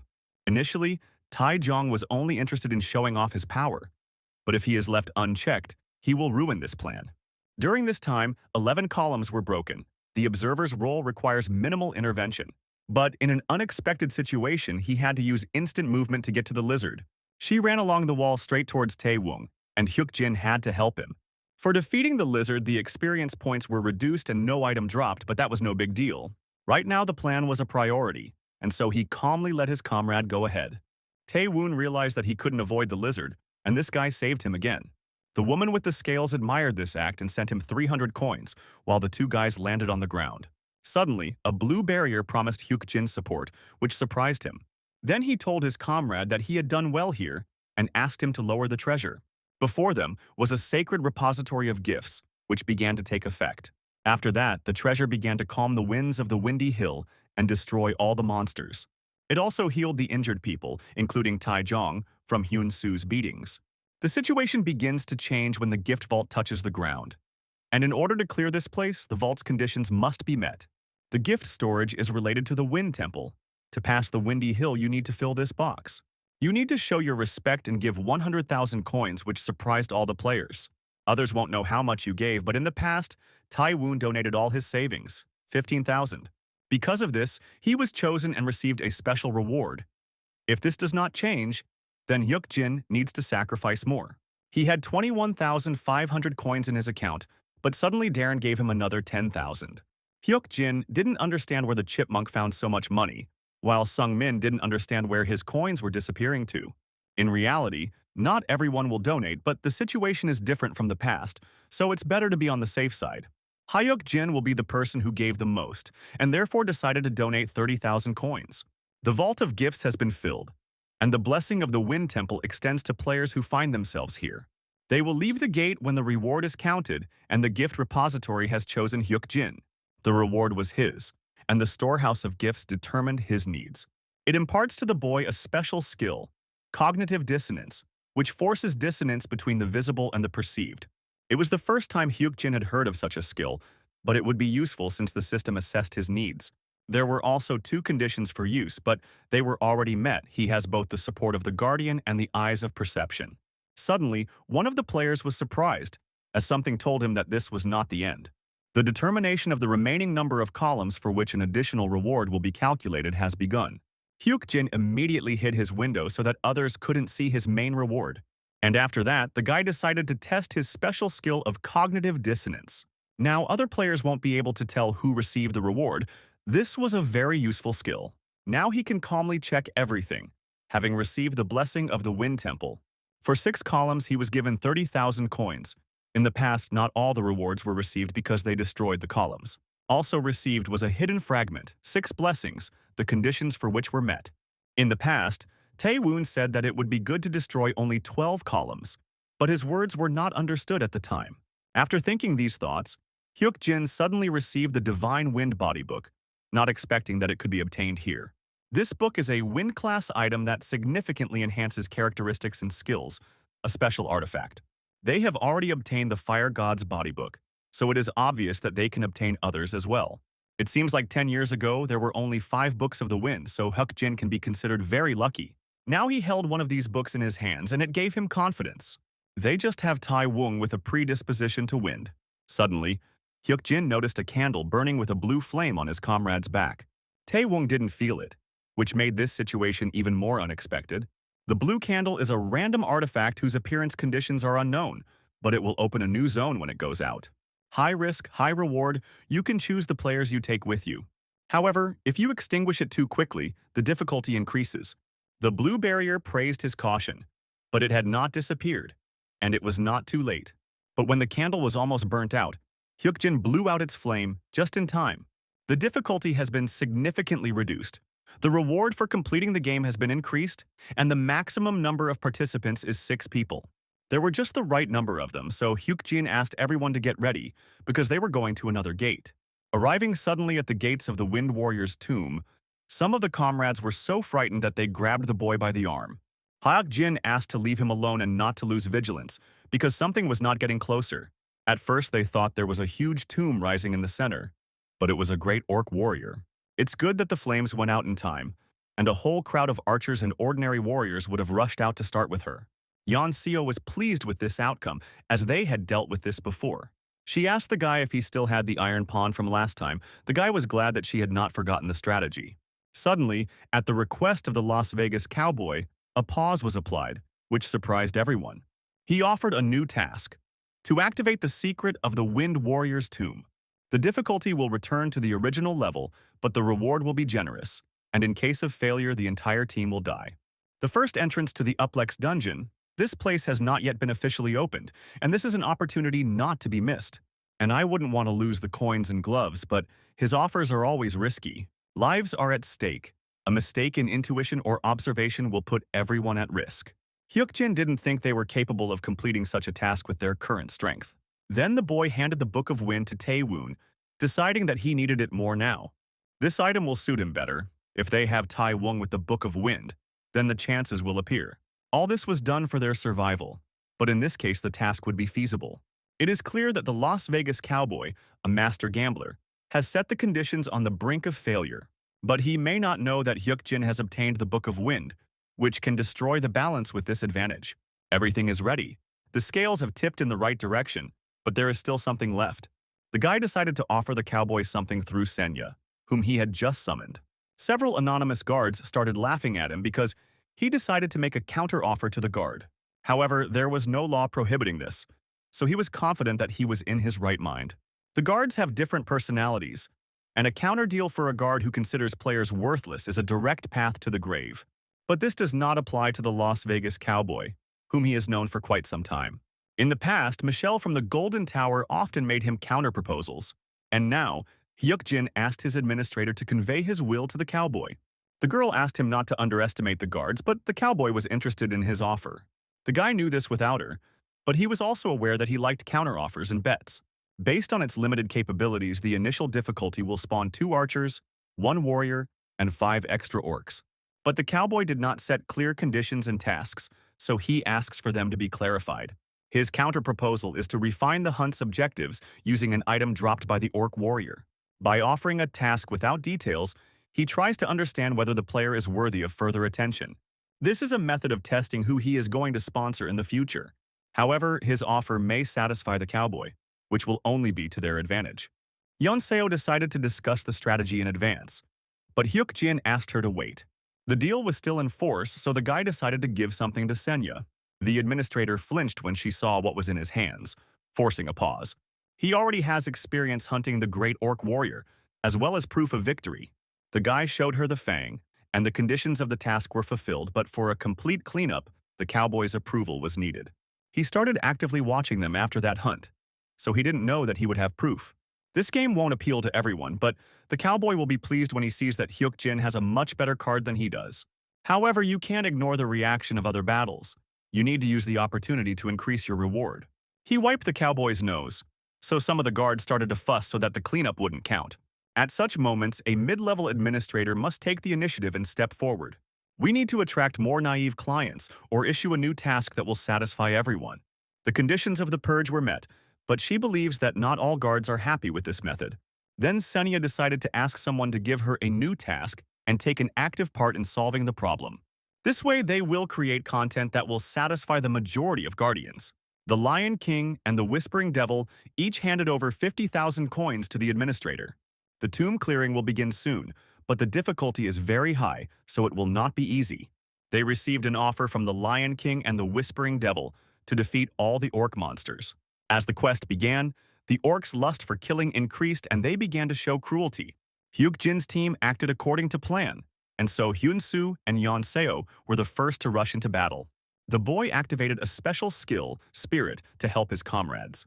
Watching the fighting from the sidelines, Song-gu asked them to continue holding back the orcs. He himself began to create a fire spell, which takes time. Taewon is the key person in this battle, so Songhua had to protect him. The girl will start to aggro the orc archers so that they cannot reach the guy. When the monster's arrows were already in the air, Taewon began to cast his spell. It's like the wind blowing on a windy hill, you just have to change the trajectory of the arrows a little. Sunhua can avoid direct hits by using the platinum shield for much longer. She noted that she did not receive any damage, so the magician did a good job. It was as if a new world had opened up before him. Just listening to Hyukjin's words was enough. This was the power of a true leader. Then Taewon assumed that he had the monarch class. Hyukjin noted that everyone was doing well, and he drew his sword and walked forward. So far, everything is going smoothly, but there is one last detail left. He decided to deal with the main orc himself. The boy entered into direct combat, easily dodging the monster's slow attacks. They had already encountered many anomalies, but for now he would use the usual method. There is a difference of 11 levels between them. It is impossible to defeat him alone and without a special strategy. The usual method will need some modification, but first you need to give it a little oomph. Yonseo observed that Yukjin's movements were not perfect, but he strangely resembled a heavenly Pegasus. The guy doesn't have the paralyzing poison he had last time, but now he can read his movements through the eyes of an observer. He is instinctively able to calculate distance and speed, so there is a chance.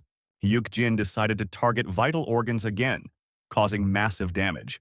He then reinserted the pond into its mouth, and the orc activated its unique intimidation ability. However, the spirit skill resisted the intimidation, but the effect was not completely removed, and the body weakened. All the orc's movements were still legible, from where, how, and at what time the attack would happen. Everything is depicted in his head, even weaknesses that appear only for a moment. Hyuk-jin chose the perfect moment to use instant movement and strike. The guy was confident that he had succeeded, because all his speed and weight were put into this blow. However, the orc thought otherwise and swung his huge fist, hitting Hyuk-jin. Songhua ran up to him worriedly, but the orc warrior's outfit protected her shoulder from breaking. He then asked if the others were finished, and when they answered in the affirmative, the guy concluded that he was the only one left to deal with. He was prepared to miss 3 hits from the very beginning. You could say he was lucky. The rest had to remember the last point of the plan, and now the culmination of its production would begin. It must be the fusion of Song-gu and Taewong's magic. The fire and wind must work together. When everything was ready, both wizards directed the spell towards the orc. They were using Merge for the first time, but they synced surprisingly well. However, it is Hyun-soo and Yeon-seo who must finish everything, who have already headed towards the monster. Noticing the notification, Hyuk-jin smiled and realized that everything had gone according to plan. A level 30 player fought head-on against a level 41 orc warrior, encountered problems, and received help from his comrades. It was a performance that the guards could not help but admire, and the task was completed. After winning, all participating players began to receive rewards. She was quite generous for such a challenging task in which 3 guardians combined their forces. The reward from the previous task is not even worth comparing, and now an additional reward will be calculated. Noticing the potions of strength and dexterity in the hands of his comrades, Hyukjin realized that they had received attribute boosts. However, the boy received a secret reward, a high-ranking orc spellbook. He also found a guard who actively hated him. Perhaps they sent the book on purpose, and something is happening between the guards. The Lord of the Fields is a guardian who bestows his mercy on monsters, so he despises him. They then left the gate and returned to the 12th floor hall, and time was stopped for the other players while they completed the task. The Lord of the Fields won't be able to do anything yet, given the opinions of the other guardians, but it's time to prepare. Suddenly, Hyuk-jin heard a familiar voice, who was glad that he returned safe and sound. It was the Shield Tagut Guild. They showed up right after the quest was completed, even with Song Ki-yeol's head. At that very moment, some boy approached the guy, asking if he was Uncle Kim. It was Sung-jin Chul. He was curious to see who his grandfather was interested in. Hyuk-jin found it funny, since they probably sent this kid there on purpose. It seems Chairman Ki-young is curious about how capable he is, since he refused the position of guild leader. Since he sent such a brat, he had to live up to their expectations, so the boy asked them to address him formally. Jin Chul didn't like that the guy didn't address him as you, apparently not knowing who he was. Then the boy decided to teach him a lesson and asked the guards to make him kneel. He started to get even angrier, but Hyuk-jin asked the little boy to behave politely. He will become cool if he treats people properly. At the same time, the guy used the spirit skill. This had an immediate effect on both the impudent man and his bodyguards. When they froze, Hyuk-jin put his hand on Jin Chul's head and walked past him. An unawakened human will not be able to resist a skill that works even on orcs. The little one won't come to his senses right away, but the picture is starting to take shape a little. However, I couldn't leave now. This was the order of the association chairman. They want to take control of all the players on the 12th floor. Another man asked all players to wait in their places. The association will conduct an investigation into the emergence of new gates. They want to put pressure on them and suppress them. But the funny thing is that all the agents are unawakened. There is no point in holding back in front of them, but they are still scared. Yeon-seo noticed that the atmosphere was too tense, and she was right. Someone is deliberately creating such an oppressive atmosphere, but it is not yet known who exactly. The girls don't like being mistaken for some kind of sinners, and Yoongu suggested setting everything on fire. Suddenly, Senya paused and asked what picture was emerging because she couldn't understand it at all. She needs to know the details to set the right direction. Hyuk Jin can only say the result, and Chairman Ki Young will receive a message not to look down on their value. They start building the steps, and Senya decided that Jin Chul's provocation was part of the plan. This is the first stage. It is the easiest to touch. It will cause other reactions and it will become bait. The bait will cause a reaction, and the reaction will create another bait. This process will repeat several times. The true goal was to make the Taegyuk Shield act. Senya understood the result, but did not understand how he would achieve it. However, she realized that the performance would soon begin, although it was still difficult to understand. The pause was over, but the process is only just beginning. Hyuk Jin, I decided to increase their value and take control of the Taegyuk Shield. The guy asked his team to rest a bit while they dealt with the gate, and he turned to Jin Chul. He doesn't remember when they became their subordinates, but they just wanted to get more information about the gate. Hyuk Jin wanted to refuse, but they have no other choice because soon all players will become members of the association by law. However, it will be soon, but not now. After such pressure, the guy has no desire to cooperate with Songshin, especially when ill-mannered children tell him to kneel. This offended the boy, whom Hyuk Jin called a middle school student, who was rude even to team leader Songshin. You don't have to look to sense the third-generation tycoon, but that doesn't mean the chaebol isn't feeling the pain. Hyuk Jin assured the little one that he couldn't be bought cheaply, which made the boy tremble. That was enough for Chairman Ki Yong to get the idea. But now it was time for the next bait. At that very moment, Tai Jong approached them and declared that these were too harsh words, as he continued to watch and listen. He had taken the bait perfectly and was now heading towards them to sort things out. Now his pride is pretty hurt because he lost to Yeon So and was beaten by Hyun Soo. It seems the Lion King's task is also not completed, and he wants to leave a good impression in front of Songshin. His refusal to cooperate was a perfect excuse to intervene. Tai Jong was sure that they just wanted to collect some data. However, Hyuk Jin asked in response what would happen if they obediently handed over the valuable information. The brown bear was sure that this would be much more beneficial for future games, and everyone would receive more information. Incredibly, during this time, the Venetian merchant temporarily imparted to Hyuk Jin the skill of mockery and provocation. The guy immediately used the temporary skill, asking if it was beneficial to the players. Sunshin is not a charity organization. They came here to subjugate players to obtain information. It's funny that they automatically took them for his subordinates and interrogated them. Business partners don't do that. If Tai Jong himself decided to submit and become a slave, then he also wears earrings to please them. This angered the interlocutor, who began to regret that he had spared the non-combatant type. But this won't happen a second time, so the brown bear sent the guy a request for PvP. The Lion King began to laugh at his eloquence, and the Venetian merchant began to think highly of him. Hyuk Jin decided to let them jump around in excitement and then asked Senya if this was a player-to-player offer. The administrator confirmed his question, as Tai Jong was personally challenging him to a duel. So this problem has nothing to do with the script, which is a personal matter. Senya confirmed this, after which the guy accepted the challenge to PvP. If the fight has little to do with the system, he will have minimal justification for not acting as an observer. A PvP zone appeared, while Tai Jong had already begun to create his axe in his hands. He didn't know what it had to do with it. She asked him not to worry, because Hyuk Jin wouldn't die anyway. After a few seconds of fighting, Tai Jong attacked his opponent furiously while he dodged. Hyuk Jin felt as if his opponent was moving at half speed.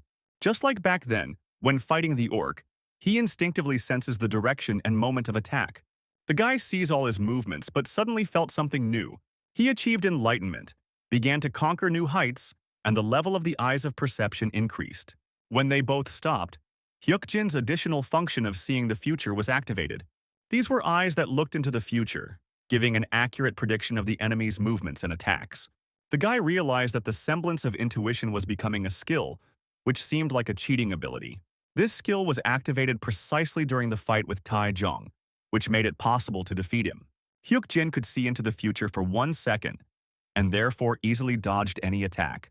He then decided to stop the test by asking his opponent if he had told him about his class. Its essence lies in long-term observation of the enemy in order to find his weak points.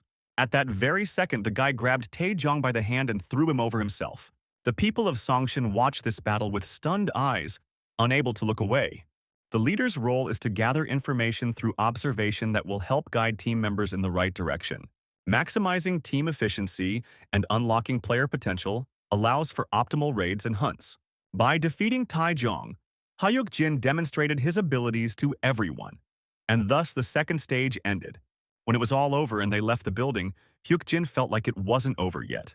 At that very moment, someone rudely called out to him from behind. But this only made the guy happy. The Lion King and Taejong can't do it so easily, so the brown bear wanted to kill him. The Lord of the Fields also decided to act, causing level 32 orc Sraffians to appear behind Taejong. Nobody understood why the guy became like this, and where these monsters came from. Yoongu suggested burning them immediately, but Hyuk-jin asked him to wait and be on guard. This time the hunt was on them, and it was at that moment that the police arrived at the building, ignoring Hyuk-jin's warning. The guy noticed that the special forces, who arrived so quickly, seemed to have been expecting this. However, the monsters dealt with them very quickly without giving them a chance. Firearms were not effective against these monsters, and it was unlikely that things would go as they wanted. The Songshin didn't want to make a grand debut for the guild by creating a situation in which the public forces would start a fight with the monsters. The guild had to take the initiative to destroy it. But normal weapons are useless against these monsters, which will only make the situation worse. They should have known it wouldn't work on monsters stronger than ogres, but it seems they didn't. The problem is that Hyuk-jin has dealt with a lot of dungeon breakouts, and if he leaves it like this, they will die. He has a way to stop the monsters, so he decided to contact the guild leader, Ki-yeol. The guy offered to talk a little and make a hero out of him if the guild came under his control. Hyuk-jin decided to use his powers to enter a grog state for 5 minutes. At this time, they must attack monsters together with the guild, then he will become a hero. Ki-yeol doubted whether they would really be in that state using the Eyes of Truth. The level of the Eye of Perception is higher than the Eye of Truth, so the guild master's ability was neutralized. It was natural that he began to suspect the guy, since he didn't know anything about him yet. Hyuk-jin already said that he has a special power and the Eyes of Truth won't work on him. He's not going to help just like that. All the items and materials from the hunt are his, and each team member should receive 100 million. Ki-yeol was surprised by his self-confidence, but Shield Taeguk cannot escape from here, so she will accept his offer. The guild leader called after him that they should be in a state of grogginess. Hyuk-jin promised that he would, deciding that it was time to hunt. Ki-yeol realized that this guy was a dangerous person who couldn't be seen through, but he knew exactly what they wanted. Looking at the self-confident Hyuk-jin, the guild leader became curious about who he was. The special forces were wondering when reinforcements would arrive, when they suddenly noticed that something was wrong with the monsters. They landed slightly on the ground, and Hyuk-jin was pleased that everything worked. With current forces, defeating such orcs without losses is almost impossible, but this book changes everything. The item works perfectly on orcs. Even hybrid orcs and werewolves will not be able to avoid the effect. The Lord of the Fields and the Lion King teamed up to crush him, but the Whispering Devil foresaw this and secretly sent him a book of spells. The whole strategy was built on her, but it was unclear why Taejong still hadn't moved. Suddenly, the Eyes of Perception began to sense a strange energy. Then the guy realized that Taejong was not just standing there, but something was happening. Perhaps the Lion King is trying to use the power of leniency into Taejong's body to fight him personally. Hyuk-jin realized that he was going to be in danger and that this guy was going to die, so he needed to knock him out. First, he used instant movement to get behind the brown bear. Hyuk-jin grabbed him tightly by the throat and began to squeeze him until he lost consciousness. When the guy passed out, a strange aura began to come out of him. The heavenly mountain demon was delighted with the speed of his decisions, but the woman with the scales condemned him. Even high-level players couldn't handle something like this. Hyuk-jin had turned the game around so much that he wanted to fight like this. Meanwhile, the man sitting in the helicopter reported that they were over the territory of the Players' Association. It seemed to him that the monsters that appeared were exhausted, which was expected from the guild. Everything ended as Hyuk-jin planned. The public believes that Shield Taeguk defeated the monsters, and Hyuk-jin temporarily formed a group with them and gained some experience. They left everything on Songshin and left the scene. Sometime later they said goodbye to each other, and the leader promised to contact them soon. Songhwa looked quite tired and hungry, but suddenly the guy noticed Taewong remaining behind. The guy reported that as they were leaving the gate, he received a new notification. It was said that it was possible to open the Wind Temple dungeon, but it required a key item, a foxtail. Hyuk-jin announced with a smile that he could ask for help, and he would give advice. Taewon thanked him, but he didn't know where to find the foxtail. In the past, the Wind Temple was known as the dungeon that Tai Wung cleared alone. Hyuk Jin assumed it was for one person, but he didn't think about the tail. So, it was he who caught the six-tailed fox on Mount Yingwang in the past. But the tail was his.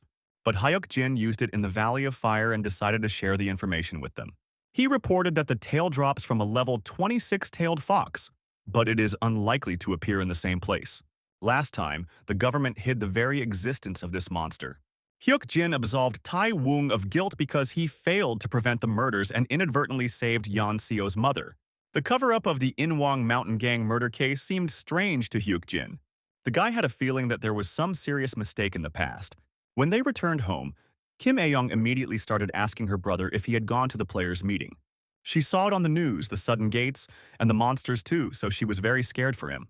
The news reported everything immediately after the end, from the sudden gates to the appearance of the orcs, and the Taegik Shield were declared heroes.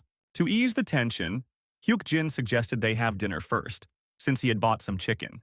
He also asked the family not to be surprised or worried if a guest arrived soon. If there was such a commotion during the day, then in the evening someone was sure to show up.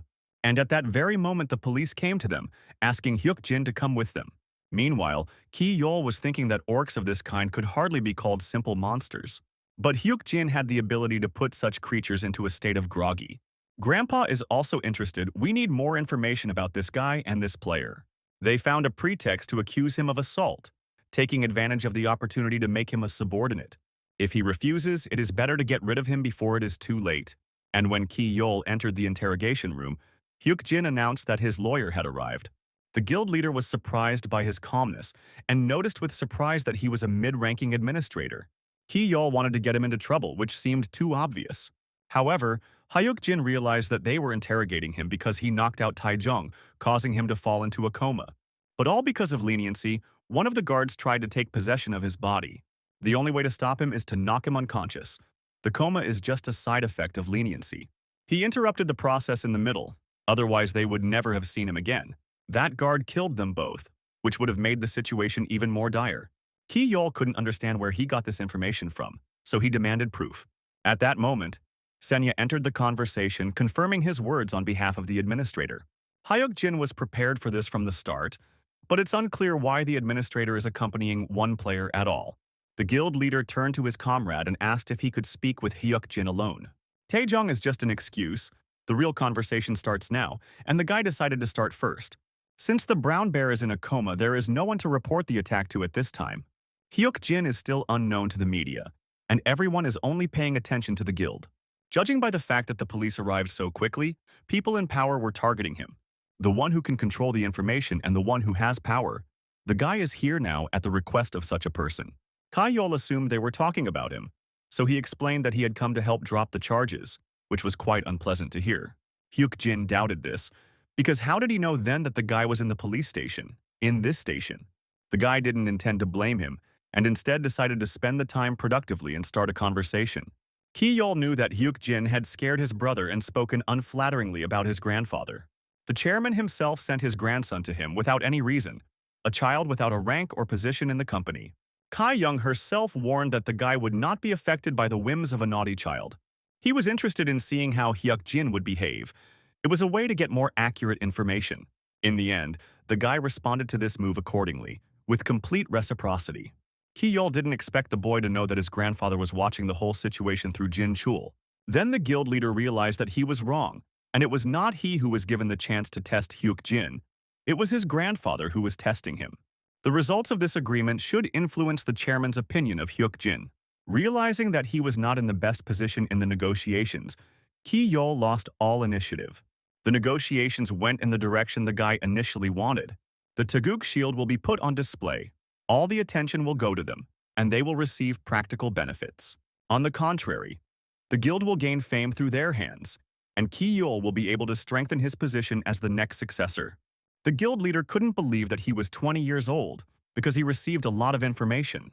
He was surprised that the reason was only that the guy did not like public attention, which is why he refused fame and honors.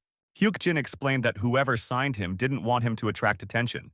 Then they decided to call it a day, and Ki Yol decided to do everything to ensure that the guy returned home peacefully. It was a success. Everything was almost ready, and the guild leader was on his side.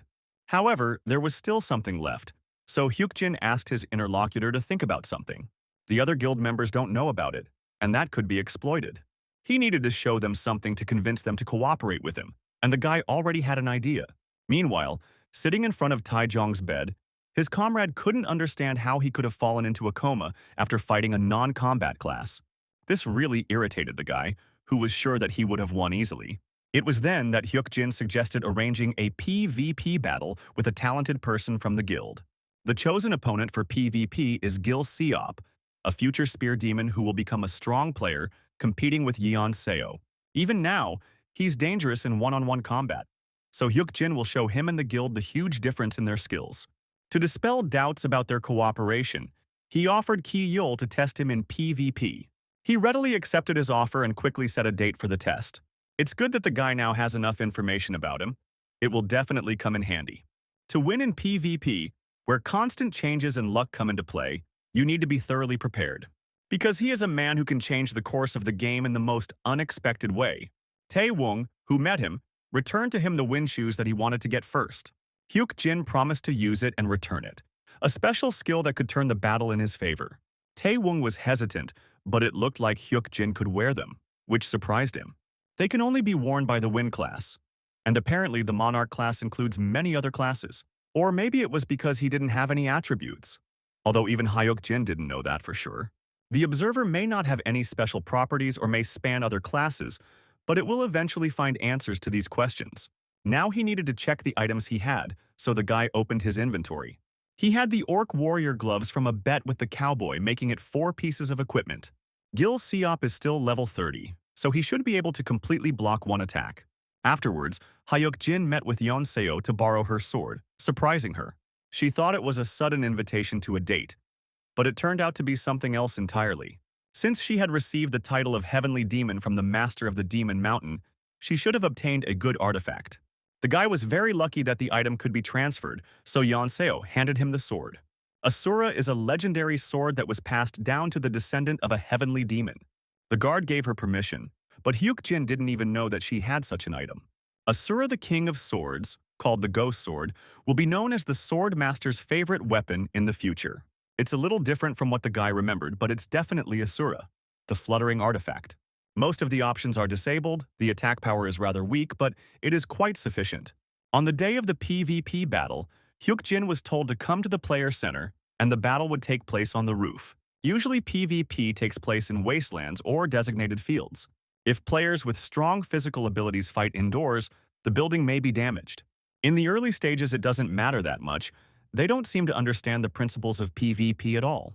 A little while later, Ki-yeol and the other guild members approached him. Golden Priest Jin Hong was also here.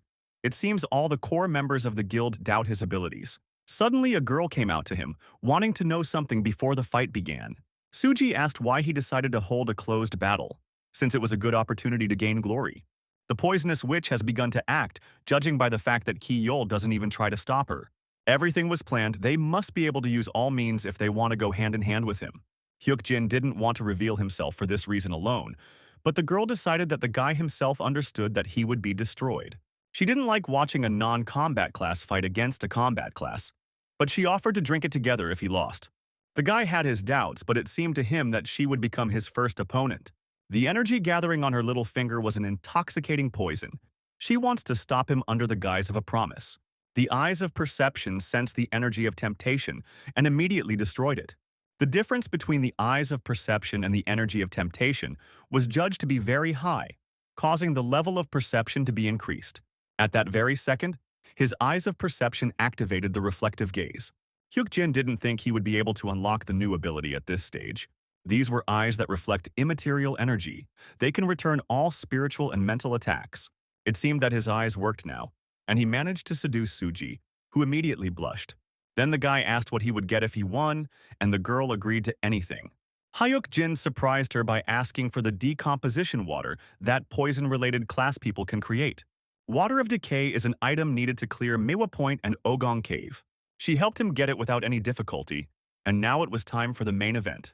Hyukjin was disappointed with Ki-yeol and decided to end their cooperation if they conducted another such test. He hoped that at least the fight would end fairly and honestly, noticing Gil Sub nearby. When the PvP zone began to be created, the guy decided to show everyone the limitations of their world.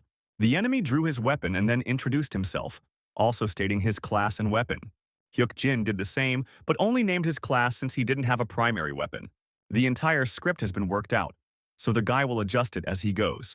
There were many guards watching the fight, and the guy was trying to figure out which guard to work with this time.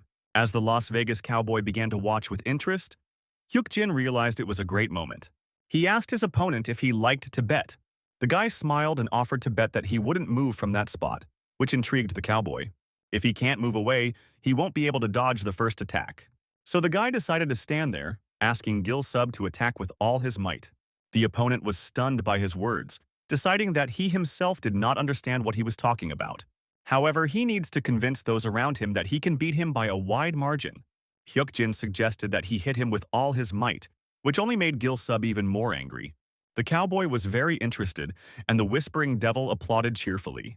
The guards reacted immediately, and the enemy decided to see what his self-confidence was worth. He didn't understand where the non-combat class got such arrogance, which the guy decided to make him regret. Gil Sub is probably thinking about aiming for the heart and ending it all with one blow. But when his spear reached its target, Hyuk-jin remained standing there, unharmed. Ki-yeol couldn't believe his eyes, but they explained to him that this was the power of the object, as expected from Han Seok-min, who would be called an analyst in the future. This is a set effect that provides full protection against all attacks below level 35. The effectiveness value of an item changes completely depending on the method of use. The guild leader realized that this was not an easy fight. Hyuk-jin showed him the importance of items with a guild member. It seemed to the guy that Ki-yeol had started to think in the right direction. He shows this in hopes that the players will pull themselves together, but Gil Sub was not about to give up. He lost the argument but not the PvP, so he wants to continue the fight. Currently, Hyuk-jin's defensive ability can only be used once a day. If the Shield of Taeguk realizes the value of the new achievements and takes action, it will affect other players. The woman with the scales was delighted, along with the blue barrier and Senya. He decided to give them a lesson that would help them become stronger, and the guards saw the picture he painted. This time, the guy decided to use the sword to have a real fight. A few moments later, Gil Sub launched a full-scale attack on the boy he had been dodging. Hyuk-jin read the opponent's movement, but there was a strange feeling. It felt like the moment he gained the ability to see into the future, as if Asura wanted to say something. At that very second, he activated a unique ability, the Way of the Sword. This is usually a unique skill to swordsmen, perhaps he got it from using Asura. Now he sees what they were trying to show him, a road in space that will allow him to suppress the enemy. Hyuk-jin used instant movement to attack Gil Sub, which was easier than he thought. Suji was shocked by his precise movements. This is PvP, where it is impossible to kill, but the guy decapitates so naturally. If Hyuk-jin really wanted to, he would have killed them all. Gil Sub decided that the boys had many opportunities to acquire good items, but he doesn't think it's a fair victory when the difference in equipment is so great. Ki-yeol wanted to know more, but Hyuk-jin decided to fight again if the results were not convincing. But before that, he decided to talk about the difference in class strength. Gil Seop is a spearman who dominates in PvP, but in this fight it didn't matter. He wanted to hear the opponent's opinion, since clashing with players was Gil Sub's specialty, not his. Then he offered to fight in a battle where his special skills would be revealed. He also informed everyone that members of his team would soon arrive here. When they arrived, Yeonseo realized why he had borrowed the things. The goal seemed to be to show not only his dominance but also his cooperation with his team. Hyuk-jin's goal is to crush them by demonstrating the difference in strength. After that, the guy went to Ki-yeol, asking if he wanted a rematch. Judging by his actions, he expects them to be crushed, but in case of victory, they will have their own benefit. The guild leader accepted the offer, after which the guy asked Senya to declare a GVG zone instead of PvP. This was only possible with the support of the guards, but the cowboy had already agreed. At that very second, the GVG zone was announced, and then they were transferred to that very zone. A lesson in the importance of items, suppressing the initiative of the Shield Taeguk guild members through team battle. Ki-yeol understood what he was trying to achieve, except for one detail. He fulfilled the conditions of the open fragment. GVG, guild versus guild. The number of players in this battle is 6 versus 6. The other side has been worried since the hidden fragment was announced, because without understanding the strategy, they are almost impossible to detect. First, Hyuk-jin needs to ask him if there will be a continuation of the hidden mission scenario. The hidden objective was to win the first battle, which would allow him to gain better options. The guy had already refused the golden turtle and in the dungeon of Seoul Station. The only time he used the connection was in a jackpot challenge, and although the requirement for outstanding feats is ambiguous, this time they are offering a promotion as a reward. It is better not to refuse. He linked the title's effect to the hidden fragment and then asked his team if they were ready. Hyuk-jin has begun casting roles, as it's time to prove his abilities as a monarch. A few minutes later, the fight began, and Yeon-seo quickly defeated her opponent. She thought he was a tank since he had silver armor, but he turned out to be just a healer. But when the girl relaxed, she noticed too late the magical attack flying towards her. At the same time, something interfered with Suji, who was surprised by the unusual light of her magic. It was Taeyeon who, with the help of his wind, redirected the enemy's attack. Meanwhile, Gil-sub quickly ran forward, deciding that it was enough to kill the monarch. He was confident that this time he would win, but Ki-yeol decided to tie Hyuk-jin's legs. If they defeat him, there will definitely be a split in the team. But when Gil-sub lunged, Hyuk-jin calmly dodged, letting his opponent move forward. The brown bear was taken aback by this, but Hyun-soo's fist suddenly flew at him. Ki-yeol was shocked that Hyuk-jin was able to get rid of the skill, surprised by his resistance to magic. Their sides deployed their forces and developed a strategy based on Seok-min's analysis. So he expected at least an equal fight, but their abilities exceeded expectations. At that very moment, Seok-mina was quickly overcome by Song-gu's fire whip. Ki-yeol was out of ideas when he suddenly felt someone put a hand on his shoulder. It was Hyuk-jin who gave him one last chance to agree to a fair deal. The guy will make them heroes, and Taeguk shield the best guild in Korea. The guild leader couldn't understand how far ahead Hyuk-jin had predicted, so he admitted defeat. A little later, the chairman asked him about his impressions of the meeting with Hyuk-jin. He outdid them in every way, despite the careful analysis they had carried out. Their analytical skills were much better than those of Seok-min, who was in charge of their analysis. Therefore, all that was left for him and the rest of the guild members to do was to acknowledge him. Kaiyong decided that the guy did it on purpose to excite them. Since they demonstrated a high level of interaction, they must have trained a lot. He demonstrated his mastery, achieved profit, and chose the path of dominion over the strongest. The chairman asked Ki-yeol to examine his insight and point of view, as there was much to be gained by being with him. Meanwhile, Song-hwa began to question Hyuk-jin about the notification that appeared after the end of GVG. As it turned out, he completed the hidden fragment and received a reward, and his title was raised. Now they just need to create a team with him to get additional experience points. Suddenly, the guy noticed Suji not far from them, who were the focus of everyone's attention. Hyuk-jin stated that he had received the water of decomposition. The agreement had been fulfilled, so he did not understand why she came. The girl came closer and handed him the letter that the head of the guild asked him to give to him. Upon opening the envelope, the boy noticed 2 cash receipts for 100 million won. He was surprised that she came personally just for this, so he doubted it. The money could be easily transferred to the account, so she definitely insisted on this method. This is the first time Suji has seen a man who does not react to receiving such a sum, and she really likes him. She ended up coming to seduce him. She is known for scandals with celebrities and players. The girl decided to ask him out on a date, but Hyuk-jin abruptly refused. He asked to tell Ki-yeol to contact him if a body covered in black was found in the southern region. Suji accepted the request and decided to dress up a bit smarter next time. Song-hwa immediately stated that she had a bad feeling about that girl, and she trusted her intuition. Now they had 2 days of rest, during which they will prepare the next strategy. The next day, Hyuk-jin gathered everyone in a cafe, and the rest of the people were surprised by such company. The guy announced that today they would go together to the building across the street, Uplex. They have the right to enter it first, so Hyuk-jin was completely calm. Soon that place will turn into a dungeon, but they don't know the exact time, so they need to scout the area in advance. The people inside will die, just like in the Seoul Station dungeon, but he will warn everyone through the Taeguk shield. Hyuk-jin will contact Ki-yeol when he finds clues, and he can no longer deprive other people of opportunities to develop. Tomorrow he wanted to go on a trip with them. You wanted to find out right away who wouldn't be able to. Yeon-seo suggested that this would be a trip to strengthen the bond between them. But the guy asked to stock up on food and items with poison resistance. At that very moment, he received information from Ki-yeol. I don't know the media yet, which means now is the time. A corpse, completely black and rotten, was found on Mehwado Island. His speech was interrupted by a call from his sister, who reported what was happening in front of their house. Hyuk-jin was taken aback and immediately declared that they would have to return to his home. When they arrived at the scene, they heard conversations of other people who did not understand how to live there after such horror. Hyuk-jin noticed the area was cordoned off and the police were at the scene. A completely black body was found in front of their house. Ki-yeol was able to obtain permission to examine it in advance. Reporters and ordinary citizens have appeared. It is dangerous for them to be here if he is not mistaken. Hyuk-jin asked Hyun-soo to take on the reporting duties, and the training he had received would be useful in that regard. When reporters noticed the King of Fists, they immediately decided to interview him. Hyuk-jin used his eyes of perception, noticing that there were faint signs of life underground. The Earth's energy makes it difficult to pinpoint the location, but judging by the state of the bodies, it is a pearl centipede, a monster that drags people underground, sucks out all their life force and returns them to their original place. If it is her, then it is very dangerous here.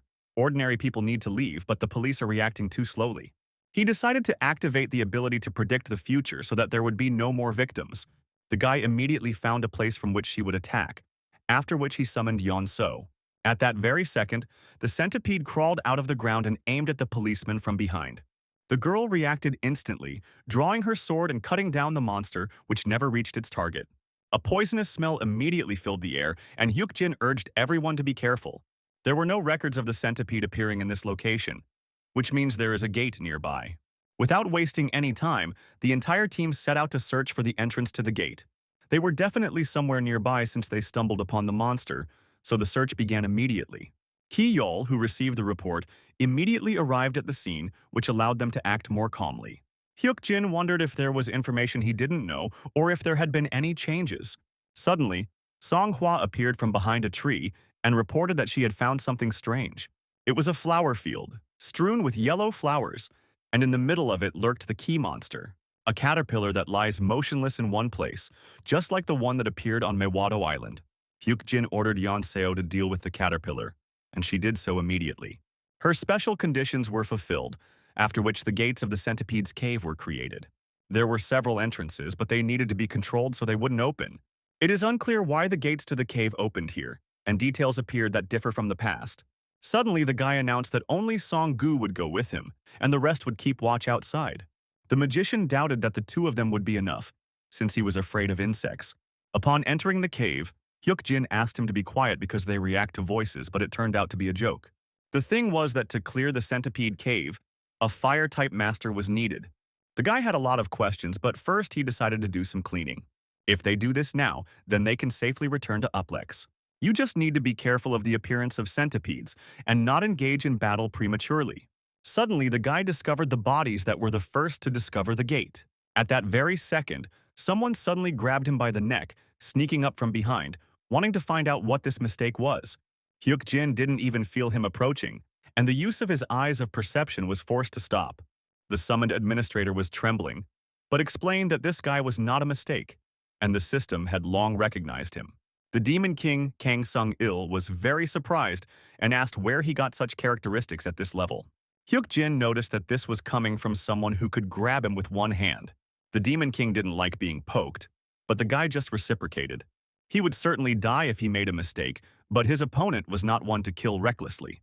Only those who try to curry favor with him, and he leaves alive those who hold themselves with dignity.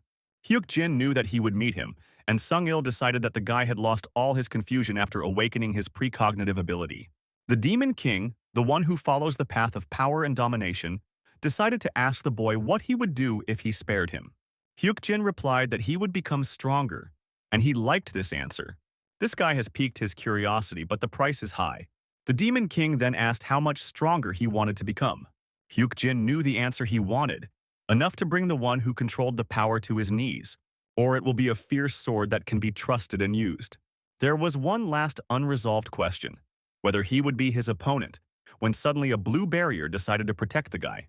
Song-il remembered their meeting in Tower D, and it seemed to him that Hyuk-jin had been preparing for this since then. He seems to be liked by many of the guards, but it is also important not to trust them too much. The Demon King noticed Darren, calling him a cute little animal, and asked the boy to consider what he stole from him a gift. Hyuk-jin mentally asked the chipmunk to finally learn to choose people from whom he could steal. Song-il decided to leave, telling the boy that he had passed, but he must try his best if he could survive here.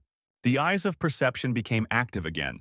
The Demon King disappeared, but the situation had somehow changed. It was obvious that there was no centipede nearby. This was clearly the work of Song-il, or it was the work of a higher-level predator who was right behind him. Hyuk-jin noticed the living tree that came out to him, not expecting that such a monster was there. A predatory tree that devours pearl centipedes. It has a habit of attacking their habitats. That's why Song-il said that. Because a battle couldn't be avoided, and the tree's level was around 40 and he couldn't handle it on his own. Hyuk-jin knew he could die here when his friend noticed the bodies the centipedes had abandoned.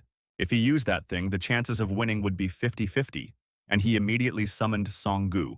At that moment, the tree rushed to attack, but the guy was already determined to defeat this creature. Song-gu ran towards him, because he clearly heard Hyuk-jin's voice, which was somewhere nearby. Having run to the place, the boy noticed a tree monster, which was now fighting with the elder. Earlier, Hyuk-jin gave him the key to conquering the centipede cave. It had to be sprayed and set on fire on a signal. The oil reacts to magical fire, but can only be used by a fire mage. Song-gu thought it would be useful against the centipede. The signal was received, and it needs to be used here. After this, the guy threw the bottle at the tree, simultaneously releasing a fireball. As soon as all this got into the tree's mouth, a loud explosion was heard. The air around him immediately became very hot, and Song-gu began to shout for the leader. Hyuk-jin was nearby, but he was a little dented due to the sudden explosion. He called out to Song-gu, a battle ensued, and they had to desperately chop down branches until he arrived. During this, the guy used 2 items. One of them was the goblin spirits that he received in an unknown forest. These are perfumes that allow you to activate stealth for 3 minutes. Having lured the tree to the right spot, he hid in a safe place. Song-gu appeared in time and set the monster on fire. Hyuk-jin sprayed the corpses with the decomposition water he received from Suji, which reacts to poisons, and exploded. Song-gu noted that he could have killed himself by drinking, but initially the chances were 50-50. This strategy worked because he had the same title as Song-gu, the fireman.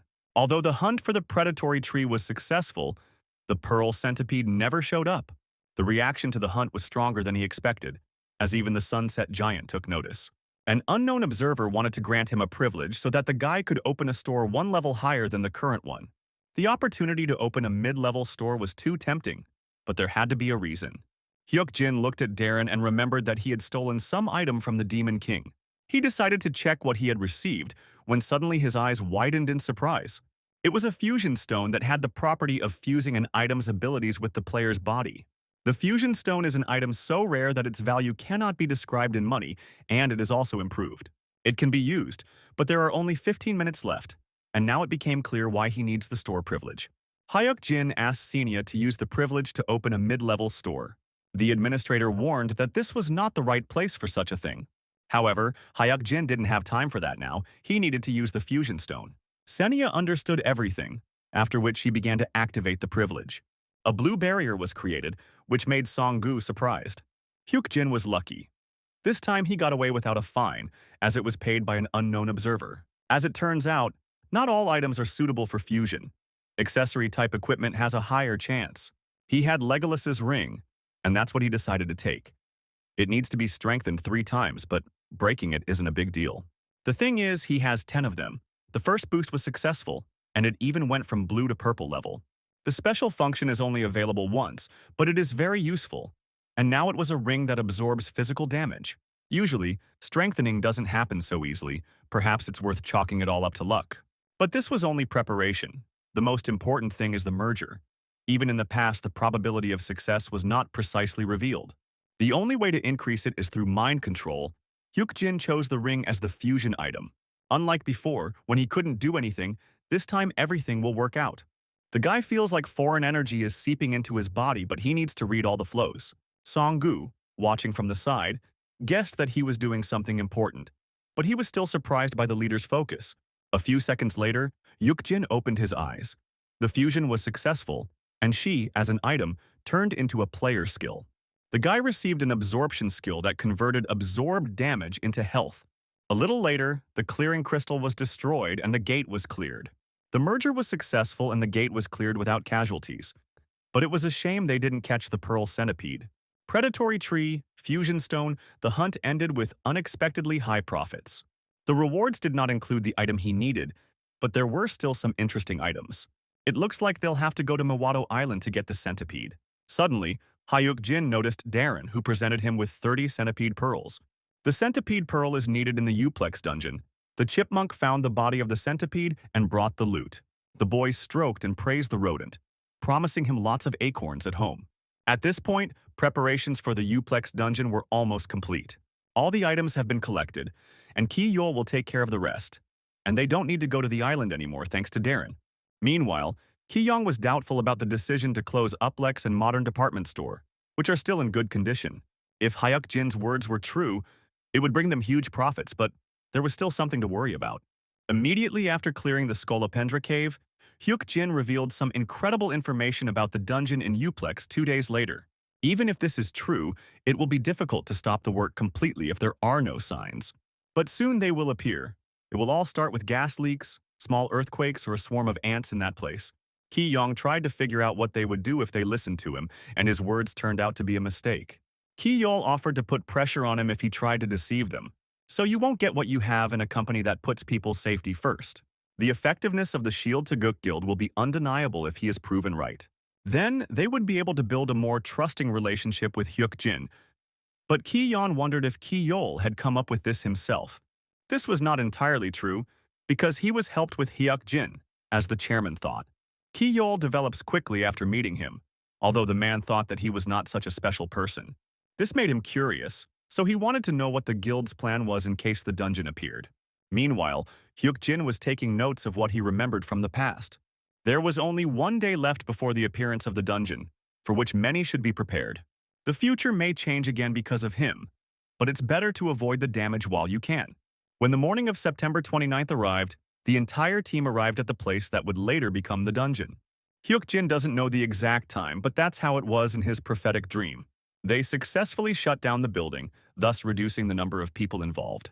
Suddenly, he noticed that the players from the Taeguk Shield were also going inside, but perhaps they were just there for show. Songhua immediately spoke out against Suji, and surprisingly, Yeonseo was of the same opinion. However, the guy asked them not to be distracted, since right now there was something much more important. Suddenly, a dungeon began to form, and the entire team immediately fell silent. The movement into the dungeon begins from the entrance, so everyone should be prepared. The clock said 8:40. This would be a difficult raid, but Hyuk Jin was prepared. Everything should go well. Suddenly, the system noticed that no living people were found in Uplex. The conditions for dungeon activation were not met. A system adjustment will be made to meet the activation conditions, and forced entry is not possible. The guy couldn't believe that the very structure of the dungeon was formed by absorbing living people. Hyuk Jin reminded them that they had the right of first entry, so he was determined to enter now. After a couple of minutes, they finally managed to enter the dungeon, but everything around looked modern. They entered as quickly as possible, but the people nearby were already sucked in. There were Jin Hong and Suji from the guild who were next to them, as well as 2 civilians. Dungeon expansion efforts have been halted due to the normal entrance. The operation to sacrifice life has been suspended, so those who had already been taken have been released by the system. Hyuk Jin immediately ordered to check the condition of ordinary people first. It was lucky that they entered quickly and did not suffer much damage. Otherwise, a large number of people would have been locked behind glass and killed. Suji immediately decided to thank the guy, but he decided that there was no need. They avoided casualties, but in order to climb to the second floor, a special condition had to be met. They didn't have time to sit back, because his team didn't know the strategy and there was no time to explain it. The guy briefly asked Hyun Soo to use stun to stun Jin Hoon for 5 minutes. Without wasting any time, he turned to Suji, quickly asking her to simply follow his instructions. She shouldn't be surprised or resist if monsters appear in a few minutes. The girl can close her eyes if it is difficult, and then she should behave as quietly as possible. He also asked ordinary people who were simply terrified not to move and to close their eyes and ears. The first floor scenario will begin soon. The rest must stand to death while he aggroes everyone onto himself. He managed to warn everyone in the shortest possible time, but now everyone is responsible for themselves. When the timer finished counting down, black dogs immediately ran out to them. Suji felt the pressure so strong that she couldn't determine the level, and Hyuk Jin was going to fight them alone. Perhaps he realized that Jin Hong was afraid of dogs, so he knocked him out on purpose. She wondered how he could have known about this, while Hyuk Jin took out a roasted piece of meat from his inventory. The guy tried to act calmly because they would die if he angered them, and decided to act according to the plan. He threw up black yak meat, which makes you feel full even in small quantities. Black dogs are monsters they can never defeat with levels like that. Therefore, we will have to use other methods, acting more intelligently and rationally. The monsters don't try to attack, they seem to be happy that the guy is feeding them. The first person to successfully use this strategy was Lao Yu, the master of taming. There's no need to rush, they'll eat him if they start to worry about who the guy turned out to be, and the dogs calmed down. Only the boss remained, slowly moving towards him. It was a two-headed black dog, which even had a name, which means that it had an owner. This information was not available in the past. Hyuk Jin was only able to find it out thanks to his skill. He felt a thirst for murder, which was more like intimidation, like a test. The boy tried to remember Lao Yu's notes, but at that very second, Charles opened his mouth and grabbed Hyuk Jin's head. Yeon Seo noticed this with horror, but she didn't know what to do, or if the leader was really okay. Suddenly, Hyuk Jin raised his hand and stroked the boss while his head was still in his mouth. A few seconds later, the dog reluctantly released his head, giving in to his caresses. The guy praised him, but he himself felt the acidic saliva that even Lao Yu could withstand. The system confirmed the temporary taming, causing the dog's aggression to completely disappear, and the escalator to the second floor was activated. At that very moment, Senya appeared before Hyuk Jin, simultaneously activating the pause. She apologized for the interruption but was forced to ask if he had any special knowledge or taming skills. The guy explained that he was simply using his canine instincts, but he himself realized that the guards had reacted violently to what had happened. The administrator doubted his answer, but he suggested that she check it personally. A scan of the mid-ranking administrator revealed no taming skills, which surprised Senya. Then she became even more curious about how he was able to tame the monster. The new guard, the shepherd boy, was also surprised. Even he came with a significant name in the world of tamers. This was a good development of events. Hyuk Jin sees what needs to be done to get to the second floor. The mountain demon referred to the inexplicable circumstances of geniuses.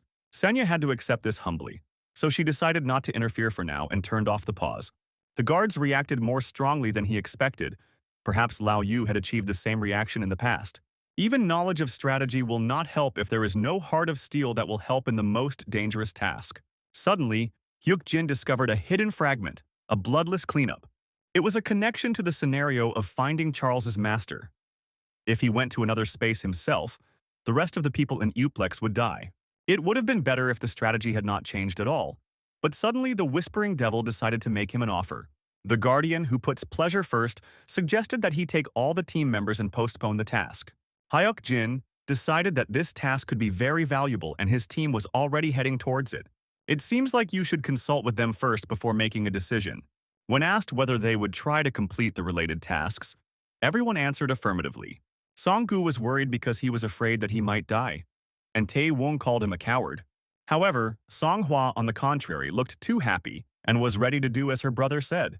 The team did not hesitate to respond, so a unanimous decision was made to implement it. As it turned out, they had to find the owner of the two-headed black dog Charles in 30 days. They had plenty of time, but it would be better to think about it once they got out of Uplex.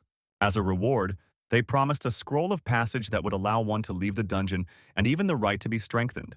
Jin-hoon just woke up when the situation was resolved. He was angry at Hyun-soo, but quickly calmed down after Soo-ji's explanation.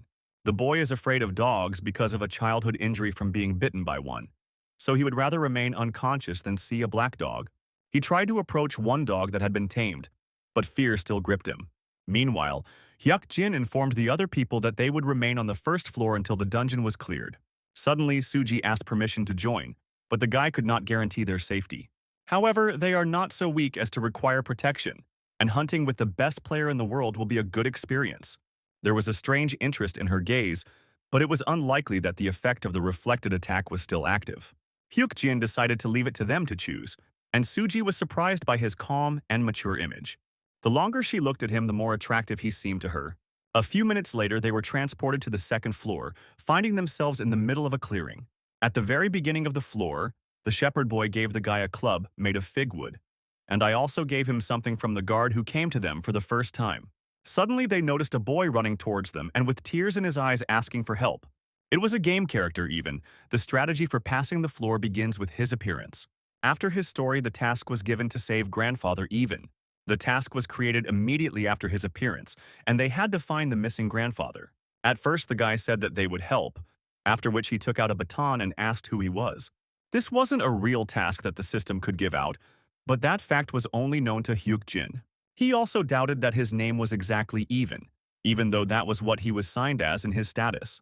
The members of the Shield Taeguk Guild watched his actions closely and were surprised that the boy was not just a character. However, even remained silent, not wanting to answer the question, and then began to growl.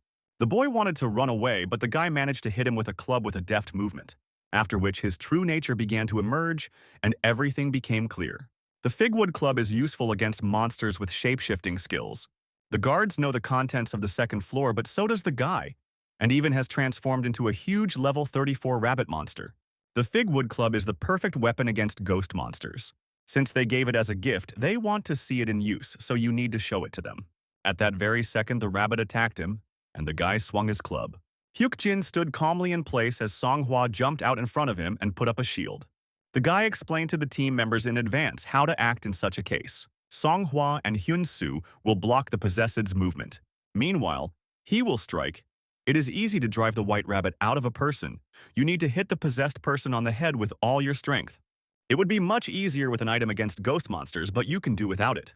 Suji wondered how long they had to just stand there, but Yeonseo didn't answer. Hyuk-jin told her to watch carefully and stay away. The monster that was hit on the head would fall down in pain. After this, he will spit out the true essence from which the real him will emerge.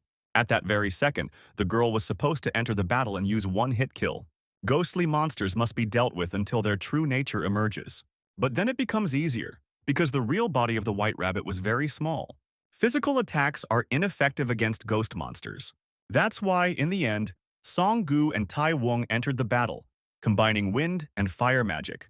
The guild members were surprised that they didn't give them anything to do and finished him off in an instant.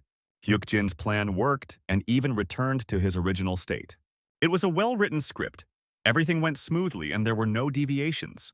An escalator to the third floor appeared in the current zone, and the boy thanked them for their help. The guards seemed pleased, and the noise conductor began to keep a close eye on him and wanted to grant him a special privilege. The White Hunter also thought highly of the boy and also wanted to give him a privilege. Senia announced to the players that they were forced to pause the current process as Hyuk-jin had a difficult choice to make. Because he showed amazing performance on the second floor of the dungeon, he was highly praised. He was given the opportunity to choose between the privileges of a noise conductor and a White Hunter. Hyuk-jin expected a good reaction from the guards, but definitely not like this, because these guards support high-class Italian players. They are favorably disposed towards the god of war, Salvareto, and the famous ruler of battles, Bel. But more importantly, they are at odds with each other. This is why he can only choose one side, and this choice must be approached wisely. Suddenly, Neptune appeared next to Senya, surprised by this development of events. He doubted it, but the girl confirmed that she was an angel who never deceived. Even other mid-ranking administrators couldn't miss such an event. He decided he had no choice but to refuse both, which stunned the two administrators. He was confident of this because he had not yet revealed his potential, but he also decided to show a modest image. The guy has no idea how much these guards expect from him caviar, so it's better not to receive it thoughtlessly. He is happy with the current development of the game, but he plans to accept awards later, but it is too early. Hyuk-jin will show a more interesting game in the future, but the privileges can wait. Senya trembled again, realizing how skillfully the guy avoided such situations. The noise conductor and the White Hunter highly praised his efforts and cautious behavior. Suddenly, both of these guards decided to give him special privileges without any demands. Hyuk-jin simply didn't want to get involved in their feud, but in the end, he forced them to be more active and gained 2 skills that would be useful in any situation. Suji was delighted that everything always went smoothly for him, but she was confused that they were the only ones who weren't told the strategy. While she was wondering if there was a possibility of collaborating with him, a passage to the 3rd floor appeared. At this time, Hyuk-jin handed out pills to his teammates, asking them to take one each before climbing. These are items from the Centipede Cave. He prepared them especially for the 3rd floor. He also handed them to the guild members because these pills provide resistance to poisons. Suji immediately realized that there would be something poisonous on the 3rd floor, so she might be useful. However, Hyuk-jin firmly assured that this was not necessary, which surprised the girl. He asked them to simply follow him along the shortest route, although Suji was just beginning to feel happy that she could help. The boy concluded that there would be no hunting, and they should move on without fighting, which surprised the others. He warned that if something like this happens in the process, you need to skip the hit and ignore it. Jin Hong wanted to know the details, but the guy explained that they wouldn't die that way. The guy used a spirit skill, adding that he had special eyes that could see more than others. They can trust and go with him or stay on the second floor. However, Suji was determined to listen to Hyuk Jin, as he had proven his professionalism. He is the strongest player now, so she will follow him no matter what. Just now he looked at them as if he was seriously considering abandoning them. It was good that she stopped it, otherwise who knows what could have happened. But she became curious to know about his special eyes. When they reached the third floor, they immediately started running. The third floor of the dungeon is filled with toxic smoke. They must destroy the crystal somewhere in this area. Poison resistance is greatly increased by using prepared centipede pearls. The search must be completed while the effect is active, but monsters will interfere. A group of poisonous snakes appeared in front of them, as luck would have it. The most powerful creatures on the third floor. Hyuk Jin was planning to get through with the help of a potion, but now he will have to ask Song Hwa for help. The boy was surprised to notice that the chipmunk on his shoulder was sleeping even in this situation, but then he thought about it. Without wasting any time, Hyuk Jin woke up Darren and then pointed out the snakes. He needed the little animal to distract them and prevent them from getting closer to the group. The chipmunk found this task difficult, but at that very second the boy threw some acorns in front of him. It worked instantly, causing Darren to rush forward, collecting acorns, but immediately found himself in front of the snakes. This time was enough for the entire group to successfully slip past them. Darren is a genius thief who even got into the Demon King's inventory. He is quite capable of escaping from the snakes. They will take advantage of this moment by using the conductor's special song skill. The effect of the Scolopendra pearls for the entire group has been increased by 20%, making things a little easier for everyone. Suji was once again in awe of Hyuk Jin, as they were able to take the shortest route, avoiding a fight. After a few seconds, they reached the crystal that needed to be broken. Immediately after this, a passage to the fourth floor appeared. Darren escaped from the snakes and returned safely. So they passed the third floor without serious damage, but Song-gu suggested they rest a little. Hyuk Jin decided to take some time to reorganize and regroup. They ran without stopping until they reached the crystal. The magicians Tai Woon and Song-gu had the hardest time of all. That's why they now looked more exhausted and tired. Hyun-soo noticed that they had returned to the department store, but the guy convinced him otherwise. It was the fourth floor of the dungeon, it just looked similar. You could consider it a copy of a real department store. However, the guy didn't sense any monsters, so he suggested splitting up and looking for clues to get out of here. The fourth floor is a department store type area where players need to find a hidden clue. However, Hyuk Jin already knew about it, and clearly understood it after finding the store from the walkthrough strategy. A man will be waiting for him inside, who immediately asked the guy to stand still. This character's name was Noah, and he was holding a club in his hand, asking Hyuk Jin who he was. Noah from the fourth floor of the Uplex, the final figure to complete the dungeon. The character's special feature is the level at which he cannot be defeated. Players who mistook him for a monster died in battle with him. The noise conductor and the white hunter advised to be wary of Noah. One should not fight him, but rather come to an agreement with him. If there are monsters at a level that are impossible to hunt, then there should also be characters that are impossible to fight. Noah wasn't meant to be a fighting character, and in 10 years there hasn't been a player who could beat him in a one-on-one fight. The only way is to come to an agreement. The question is whether he will allow us to escape from here. Any methods must be used to convince him to let them go. Hyuk Jin memorized the strategy of this place and declared that he was a traveler who was seeking the truth. Noah liked travelers. Modern youth have no spirit of exploration. They also lack the spirit of discovery, which he believes is completely absent. Hyuk Jin guessed that Noah could detect the eyes of perception, so it was better not to use them. He also noted the skill spirit and the title of First Discoverer, describing his passion for achievement and pioneering spirit. Suddenly, the man walked away from him, offering him a gift for getting there. A request for an exchange was received, which was disguised as a gift. This can be considered a success. The boy thanked him, knowing that the result depended on the item Noah gave. Hyuk Jin was stunned when he saw the superior grade item, Isabel, the evolving sword. The guy had never heard of such a weapon, but it was excellent. There had been nothing like it in previous cleanups. Then, he decided to check if Noah was sure that he wanted to give him something like that. The man confirmed his guess because he likes young people with a passion for achievement. However, this was a lie. Noah pretends to give a gift, but deceives players through the exchange window. He forcibly returns his item and also takes away the player's things. This can be called theft. If the player attempts to give away an item that is significantly worse than Noah's offer, he may kill everyone present in a rage.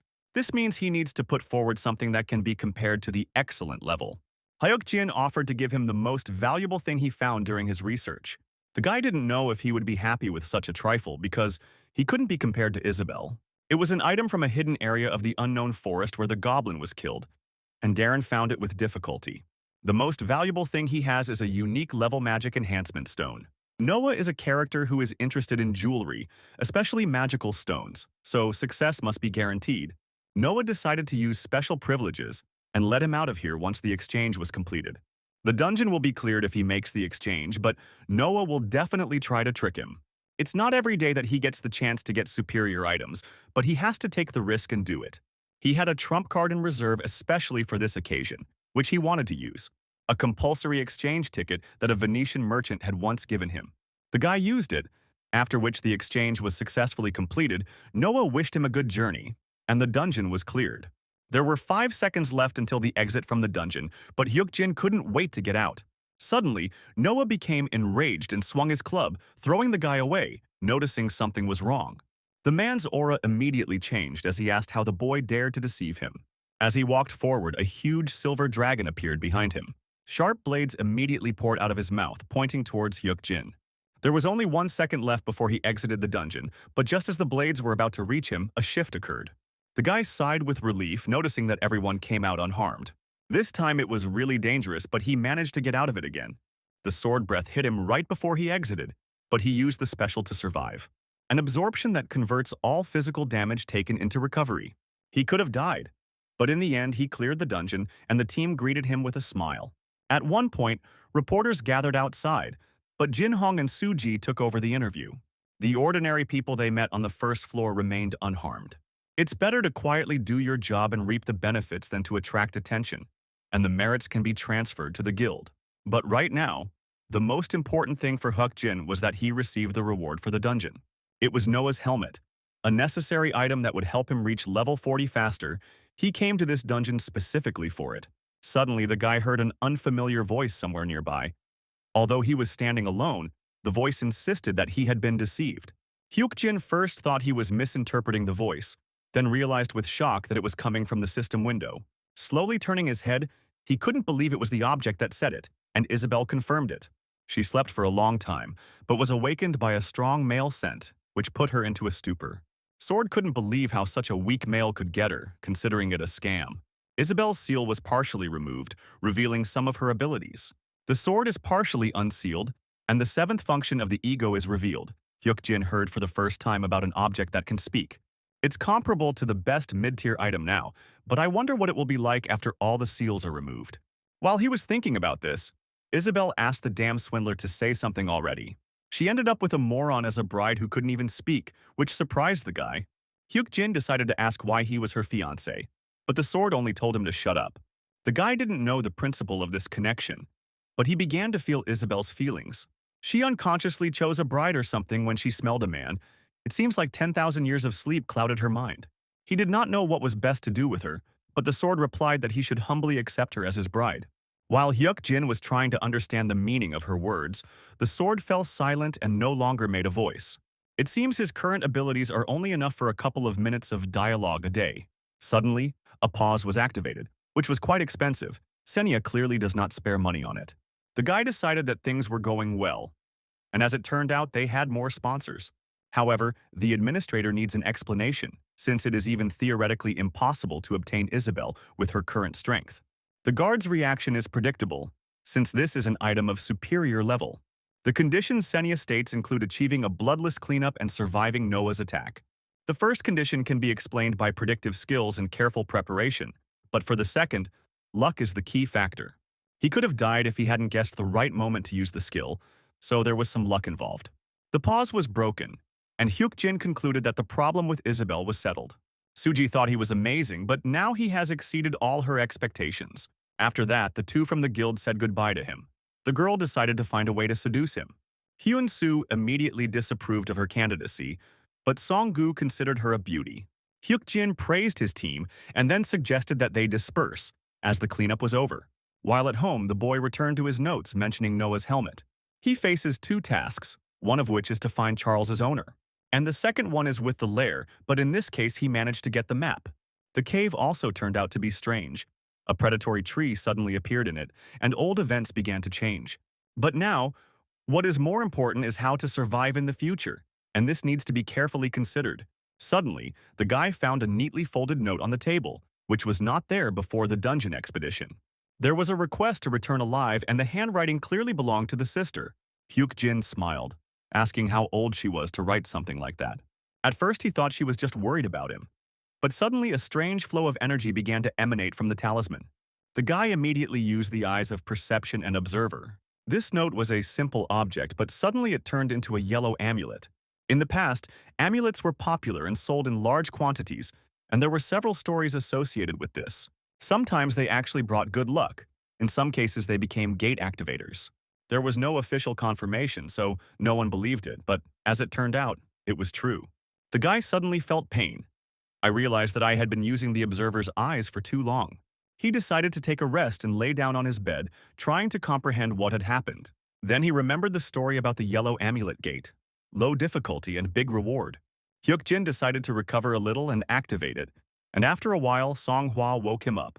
The girl noticed that the guy was very tired and fell asleep for a long time, so she had to wake him up. Hyuk-jin thought he had dozed off for a short while, but then he found out it was already Saturday and he had slept the whole day. Song-hwa explained that he passed out for a day, and his sister and mother began to worry. The problem wasn't just her. Discomfort even from the surrounding space began to surround the guy.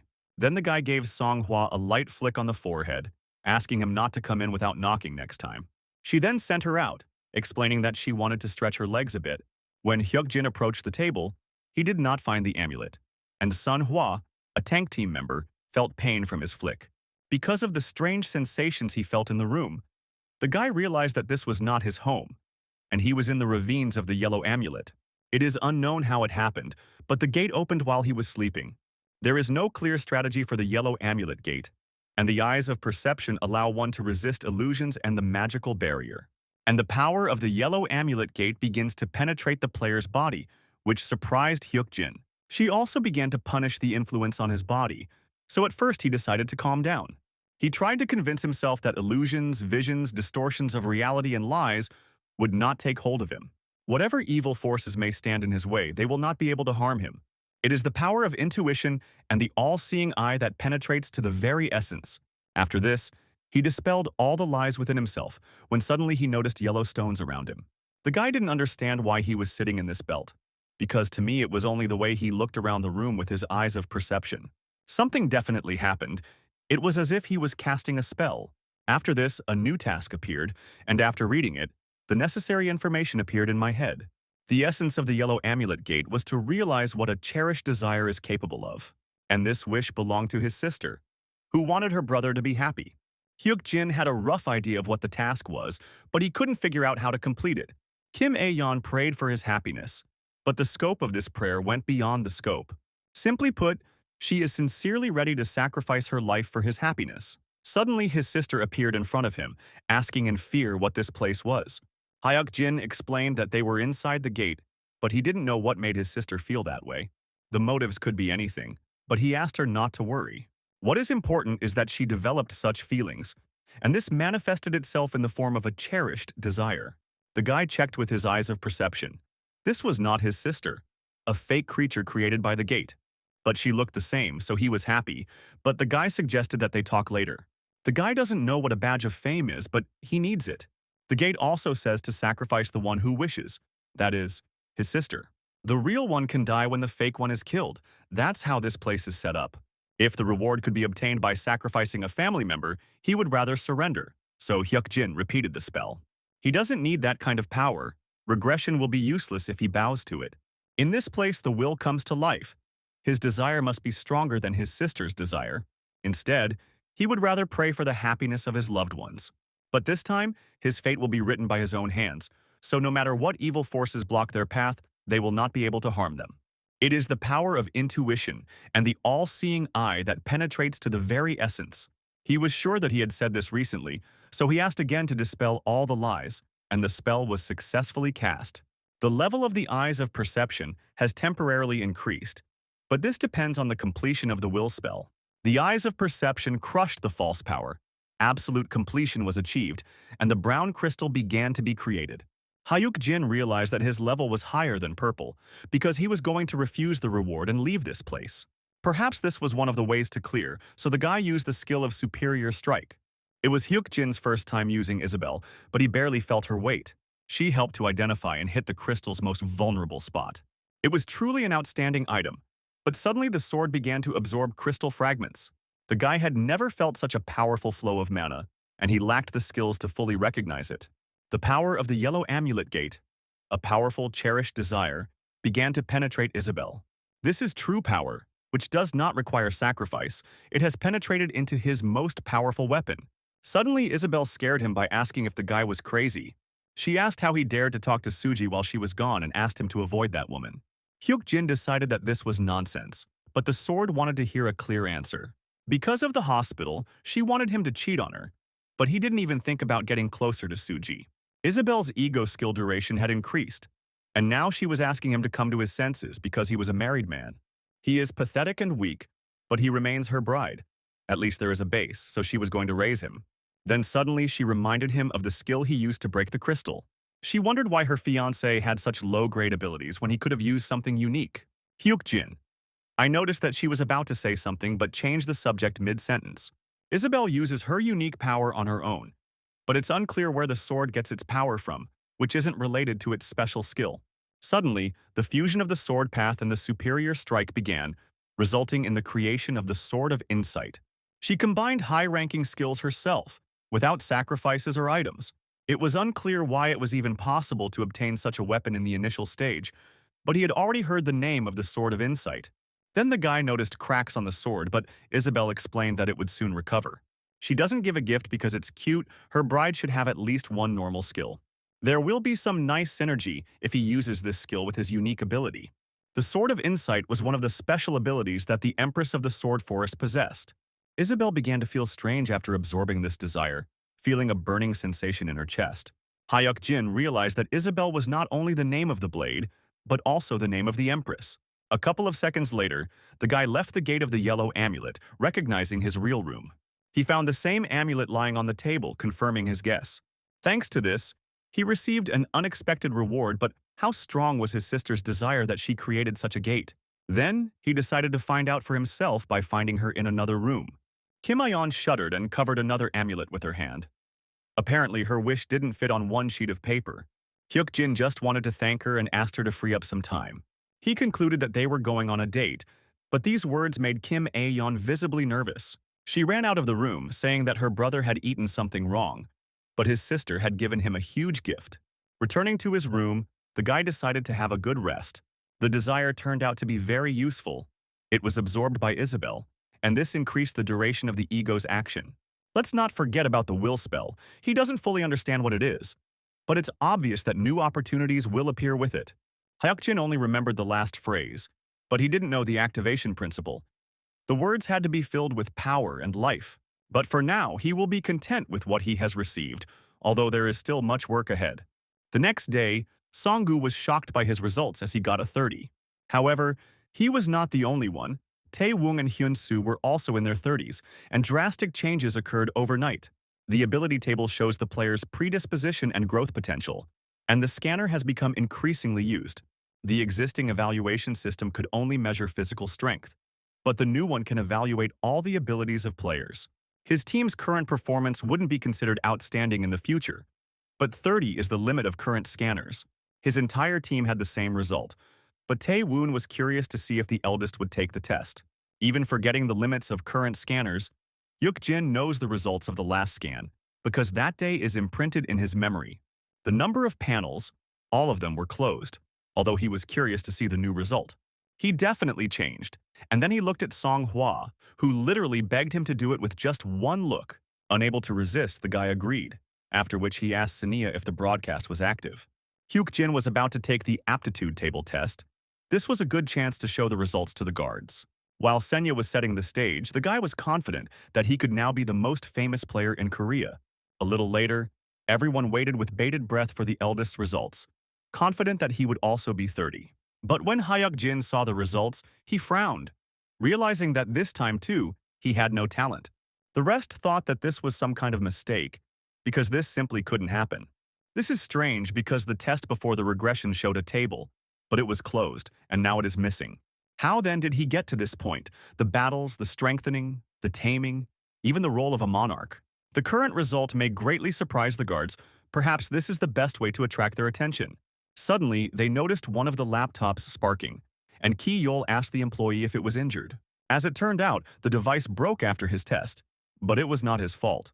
A distorted flow of energy can be felt from the scanner, which broke after its inspection. It seemed the result might be incorrect, so Ki-yeol suggested retesting. Hyuk-jin declined because the association plans to create rankings based on the number of panels in the table.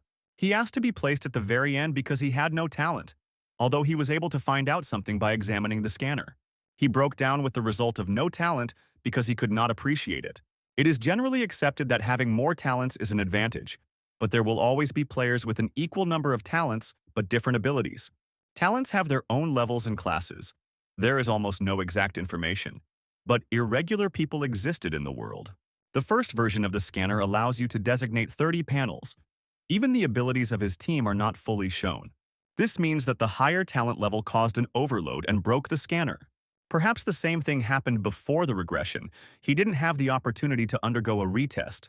But he didn't care, as long as he was content with the fact that he had a high level of talent. The results of his test were automatically posted on an electronic board outside the testing room. It was expected that people started whispering that there was a player without talent on Hyun-soo and Yeonseo's team. Songhwa was angry at them because they had no idea how amazing Hyuk-jin was. Lack of talent is ideal for activities that pursue only profit. Suddenly, the guy noticed on the news a monster that appeared at a factory in the city of Ansan. The government is calling on the Players Association to provide support, so Hyuk-jin has assembled his team. He explained that a new monster had appeared and the government was asking the association for help. They admitted that modern science could no longer cope, and the association would recruit volunteers for a raid and begin the cleanup. However, he will not participate, there is another matter, but his team will cope without him. Therefore, they can agree to participate if they want. These words genuinely surprised everyone. He needs to focus on the mission about Charles's master, and he can't close all the gates himself. A little later, Hyuk-jin saw a picture in front of him of men standing in front of something iron and huge. After this, the guy opened his eyes, waking up in his bed and realized that it was a dream. But then he realized the opposite. It couldn't have been a simple dream, and he was sure that he saw something else. Without wasting any time, he called Tae-woon and decided to find out where he was. The guy took part in the raid and was currently riding on a bus. He and Jin Hong were the only players from their team that he knew. It was definitely a prophetic dream. Hyuk-jin is sure that it will happen during the raid on the three-wheeled combat vehicle. He had no idea that he had such talent, but the result will remain the same. The problems will start later when this raid starts. Needing more detailed information, the guy decided to remember the content of the dream. If you enter the world from above the observer's eyes, he will be able to observe from a third-person perspective. After a couple of minutes, he saw that the monster had been successfully defeated, and the final blow had been Tae-woon's wind magic. Strange things started happening after that. People didn't move, including Tae-woon, but it was unclear why they froze. The stiff body, which looked like tree bark, began to feel something familiar in the guy's head. The scarlet thread is direct evidence of murder. A predatory tree could have originated there. Remembering things that had already happened in a dream was more exhausting for the psyche than he expected. But in the end, he found the reason for the strange phenomenon, and he didn't think that it would appear there. One of Korea's irregular players, An So-hee, a red ghost, will all die if nothing changes. The next day, Hyuk-jin was already sitting in the car, having finally decided to take part in the raid. He changed his plans, which Hyun-soo was genuinely happy about, and decided to let him down personally. They leave at 4 a.m. to be there in time for the raid. Although the call was unexpected, Song-gu and Hyun-soo agreed, and Yeon-seo would go separately and join later. The more you talk about your predictions, the more variables there are that reduce their effectiveness. However, all this becomes strange, because the first encounter with the Red Spirit took place not in Ansan, but in the village of Hayo. The dream that the guy saw does not at all coincide with what he knows about the past. Maybe it is not a prophetic dream. But if this is truly a prophetic dream, and if the Red Spirit appears, then something terrible may happen. At that very moment, Hyuk-jin suggested out loud that this time he would commit murder. However, Hyun-soo was sure that if there was someone who deserved to die, he should die. Song-gu took these words more seriously and asked if it was true, but Hyuk-jin hoped not. If this happens, the guy asked not to try to stop him. If it becomes necessary to kill the red spirit, he will be forced to do so. Song-gu understood that the guy knew a lot, but he did not approve of such actions. He wouldn't want to see his elder kill a man right in front of his eyes. Sometime later, the three-wheeled combat vehicle began to run amok. The team that arrived at the scene was surprised to notice that the raid had already begun. Hyuk-jin noticed that the civilians had just been evacuated and that a raid was underway, albeit ineptly. It looks like Jin Hong will now be under the guidance of analyst Sung Min, who has participated in these battles many times. He also found Tae Woong along with Soo-ji and Gil Sub in the leadership group. It remains to figure out where the red spirit might appear. As a friend of the guy discovered a red thread, Hyuk-jin asked the others to stay put and keep an eye on what was happening. He knows how the red ghost kills people. If you time it right and find a weakness, you can win. Turning the corner, Hyuk-jin was surprised to notice that So-hee was the red spirit. But things were a little different. After the raid, Song-gu was reading the news and noticed that Tae Woong made the headline because he finished the fight beautifully today. He was gradually beginning to become a star, which made everyone else happy. But then they turned their gaze to Hyuk-jin, who had been looking quite gloomy since the morning. The guy himself was trying to understand what to do because the past that he knows has changed, but the prophetic dream does not completely match. The So-hee he encountered in Ansan was very different from the one he saw in his prophetic dream. The stats are as expected, one of the highest levels at the moment, 34. In addition, she possessed special abilities, an absorbing barrier and stopping time. The strangest thing about So-hee was her condition, but one thing was clear, there was no one there who was trying to kill.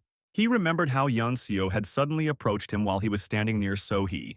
Yeon-seo has been gaining popularity in solo PvP lately, and her appearance once again brings unexpected changes. When she appeared, So-hee's mood changed, replaced by admiration, trust, and respect. Meanwhile, the rest of the players were fighting with the three-wheeled vehicle. So-hee did not attack players until the very end. On the contrary, she tried to help others in battles. Some of the players noticed her, but she tried to escape.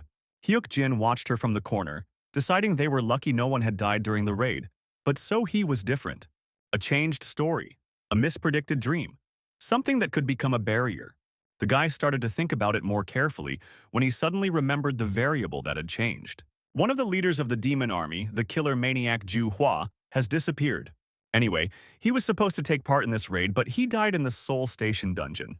On the other hand, he is something that did not exist in the past, and the prediction seemed to be what happened when Ju Hwan met So-hee. The rest of the team thought that the leader had gone too far with the meditative state. Suddenly, Soo-ji approached them and noticed the entire team assembled. She asked them not to be so gloomy and to greet her with a smile, after which she handed the envelope to Hyuk-jin. As he asked, she brought everything. It was information about So-hee. So-hee, 19, is a high school student who hasn't had it all that easy. She was a victim of bullying at school, where she was picked on by almost everyone. The bullying she experienced while reading at the initiative of one boy in the first grade of middle school continued even after entering high school.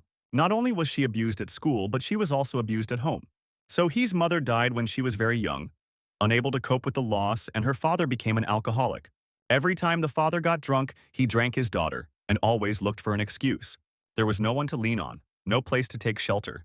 The police helped her little by little, but later stopped providing assistance, and the violence only escalated and continued. Soo-ji did not understand how such a man could be a father, and if she were the girl, she would have poisoned him. This situation does not fit into the framework of common sense. Reading this information, one can only feel anger. She had no protection in this world, so it can be said that she fell into a deep distrust of people. If it had been Ju Hwan who had come to the raid today instead of him, So-hee would have been influenced by that killer and turned into a red spirit. But now she still has a chance. Her power can be used in another direction. Soo-ji, as if reading his thoughts, invited him to meet her. Only this drunk father would meet her at home, so she decided to wait a little. Hyuk-jin noticed that she was very observant and thanked her, but the girl asked him to drink with her.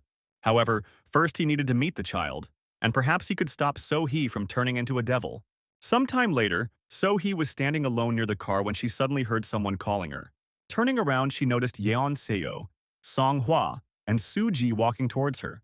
It would be better for her to see girls first, not a man, so there will be more trust. In addition, So-hee feels a strong attachment and admiration for Yeon-seo, and it is expected that meeting her will lead to small positive changes. Ki-yeol will gladly help them. The girl will end up in a protective facility, and her father will be denied access. Yeon-seo was pleasantly surprised that Hyuk-jin treated the third generation of chaebol like subordinates. It was a mutually beneficial relationship, but the guy was more interested in whether they were talking about abilities. When the girl bought her a burger, the girl immediately told her everything she knew. Firstly, So-hee is from the barrier caster class. She can create barriers using the carnivorous tree. The barrier's effect can change depending on her will, and reaches its maximum strength when hunting. But the most important thing is the seeds of the carnivorous tree. So-hee can create special gates to directly enter the colony of carnivorous trees. Suddenly, Hyuk-jin realized that the colony of predatory trees was the clue. So-hee, a barrier caster capable of casting predatory barriers, was one piece of the puzzle. Gradually approach developing the relationship. That's how to proceed. After talking with Yeon-seo, the guy realized that all that was left was to find Charles's owner, since there were only 10 days left. They still haven't been able to find anyone, and it's unclear who the owner of the two black dogs with double heads is. But now we need to focus on So-hee's case, and we need to set our priorities correctly. 2 days passed like this, after which So-hee met Hyuk-jin for the first time in a cafe. With the help of Yeon-seo and Song-hwa, he was able to meet her to get to know her in person. The girl didn't know why they were helping her, but she was immensely grateful. The guy explained that they had to do this, and through his feelings he felt her gratitude. Besides this, there is also a feeling of fear. The wounds and pain that she has carried for many years are reflected in her eyes. In order to ease her fear, the conversation was mainly between Yeon-seo and Song-hwa, which made the atmosphere more pleasant. After some time, they started talking about a colony of predatory trees. During this conversation, Hyuk-jin was surprised that the girl now had a special mission to find Charles. So he got it from the predatory tree habitat, but only has about a week left. Unlike them, the girl received a task from her master, Charles. Judging by the time remaining, she received it at the same time as they did. The guy noticed that the fragments of life associated with So-hee were starting to change. After thinking about it, Yeon-seo decided to ask Hyuk-jin something directly. She wondered if he knew that So-hee had Charles's mission and so decided to help her. But he answered negatively, because the guy can't see other people's quests. Of course, Yeon-seo knows about this. But most likely she asked to calm a child who is afraid of the adult world. She helped So-hee not for her own benefit, to demonstrate that her help had no ulterior motives. That's why the girl breathed a sigh of relief, because otherwise she would have been disappointed, which is why she asked this question. Hyuk-jin realized that he had to be honest and sincere with this child. However, their interests did coincide in some strange way, so the guy asked the girl to answer the question. He asked if she wanted to work with him because they could make a deal that would be beneficial for both of them. A couple of days later, they went to the carnivorous tree colony with So-hee and Sung-gu. They needed to eat the seeds, or else predators would attack them. Looking at the girl, Hyuk-jin concluded that they should follow the guide's instructions. He met So-hee 2 days ago and proposed cooperation with her. So they decided to first test the girl's abilities and go to the colony of predatory trees. She could indeed activate the gate, but the entry requirements were very strict. Song-gu was very surprised when he learned that the girl's level was higher than his. So he was confused because she didn't have to say her level. Hyuk-jin advised her to hide her level, as she was now higher than the best players. It would be good to know who her guardian is, but that information can wait. According to the description, they were in a field that only players can enter. The guy asked Senya how she felt about temporarily handing over the right to record videos to him. She wondered if he wanted to record everything that happened in the predator's habitat. Typically, streamers don't like to hand over video recording rights to others. Hyuk-jin asked her to think about it, since she wouldn't be able to enter anyway. This was a path that would be beneficial to both of them. As a result, Senya, although with distrust, decided to give him temporary permission to record video. The guards were pleased, but everything needed to be prepared in advance to make it easier to get help from them later. So far, no particular changes were visible. On the contrary, So-hee was full of enthusiasm. She also shared with them the seeds of carnivorous trees to protect them from attacks. But he still can't relax completely, because perhaps the girl will behave like the red spirit from the past. When suddenly she announced that they had arrived, "If you leave the cave, beyond it is the mansion where Charles' owner lives." The three of them entered Taikong's mansion, where Song-gu immediately noticed that it smelled of wealth. Hyuk-jin immediately realized that Taekon was the name of Charles's master. He was also the owner of this house, and this is a portrait of Taekon and his wife. The boys were surprised that he had a wife, since they had only seen two Taekons, but So-hee saw it differently. It was strange and unclear, but Hyuk-jin knew for sure that this mansion was not just a house. They went up to the second floor, where the owner of the house was always located. Entering his office, the girl said that they had come about Charles, but there was no one inside. He asked Hyuk-jin not to show emotion, so Song-gu remained calm, but he didn't understand who she was talking to. Where? So-hee's gaze falls, and the way she speaks, the strength, the pitch, the yeast of her voice, all of this makes it clear. Hyuk-jin knows exactly where Charles is, and most likely there is someone in the chair. Suddenly, an unfamiliar voice was heard asking the guy if he could see him, but the answer was negative. Taekon doesn't trust people. The guy says that he doesn't see him, but at the same time he determined exactly where he is. Suddenly, the door closed behind them, and the owner announced that 5 people had already said they knew where Charles was. Even though Hyuk-jin said he had found Charles, the owner didn't look particularly happy. He then assumed that Taekon was an enemy, but first decided to provide evidence. After that, he opened the inventory and took out a black yak fillet, which Charles bit into. The first floor of the Uplex dungeon, where he met a 2-headed black dog. Taikon's voice changed as he repeated the name of the dungeon, but it wasn't a happy tone. It was something else. The name of a dungeon located in Shincheon on the Korean server. Some of the words were unfamiliar to him, so he decided to check what dimension it was in. Hyuk-jin concluded that he was not connected to the keeper and knew nothing about the server. The guy explained that Charles was locked on the first floor of this dungeon, and he himself realized that Taekon was not an ordinary NPC. Suddenly, a man materialized in front of them, deciding that the guy was telling the truth. Then he thanked them because, thanks to them, he found out who and what he needed. In fact, he knows well about the Korean server and the Uplex dungeon. So right now, he will kill Hyuk-jin and go save his dog. Reacting instantly, Song-gu blew open the doors behind him, causing everyone to run out of the office. The magician knew that this would happen. After all, he had difficulty obtaining this evidence, but Taekon still wants to kill him. Taekon is the owner of the mansion and the one looking for Charles. After receiving information about the dog, he attacked them. At some point, something strange began to happen to So-hee. It was as if she disappeared from Hyuk-jin's sight. Suddenly, Taekon jumped out in front of them, assuring them that they would not be able to escape with a measly magic spell. Stopping, Hyuk-jin gave the command to Song-gu to go first, since the player in front of them was not an easy one, a monster. Among these creatures, there is a monster that resembles an evil spirit that manipulates human weaknesses. Conventional methods won't help catch him, but the guy won't find his weakness and will attack. At this time, Song-gu must take So-hee to a safe place. Standing in front of the man, the boy declared that he was not Charles's master. It is impossible that a creature with such a huge estate would not have found at least one dog. He can't leave this place and pretends to be looking for Charles, luring the girl with dark thoughts in her head. This statement provoked Taekon, who rushed forward to attack. Hyuk-jin had no trouble dodging every attack with ease. Having collected all the evidence, it can be understood that Taekon is a chained spirit, which means that there is an object in this mansion that is holding him back. If it is destroyed, it will lose its power. Usually it is an object that the spirit is attached to or afraid of losing. If Hyuk-jin understood correctly, then this object should be his portrait, on which the guy used the Sword of Insight.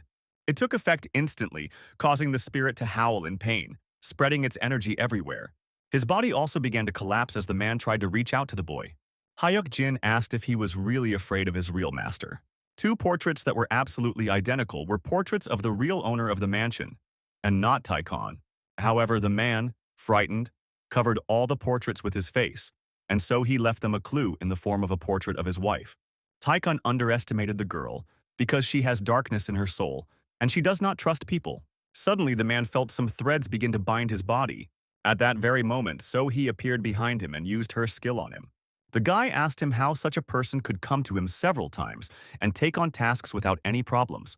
It would be more convincing to assume that she had been gradually erecting the barrier all this time. He was the victim of a hunter who controls the red thread and barrier magic. Usually, hunting is also impossible, but this class only reveals its power at the moment the barrier ends. So he had spent a long time getting to this point, and she was curious about how Hyuk-jin knew about it. The boy explained that he had special eyes, but the girl already guessed.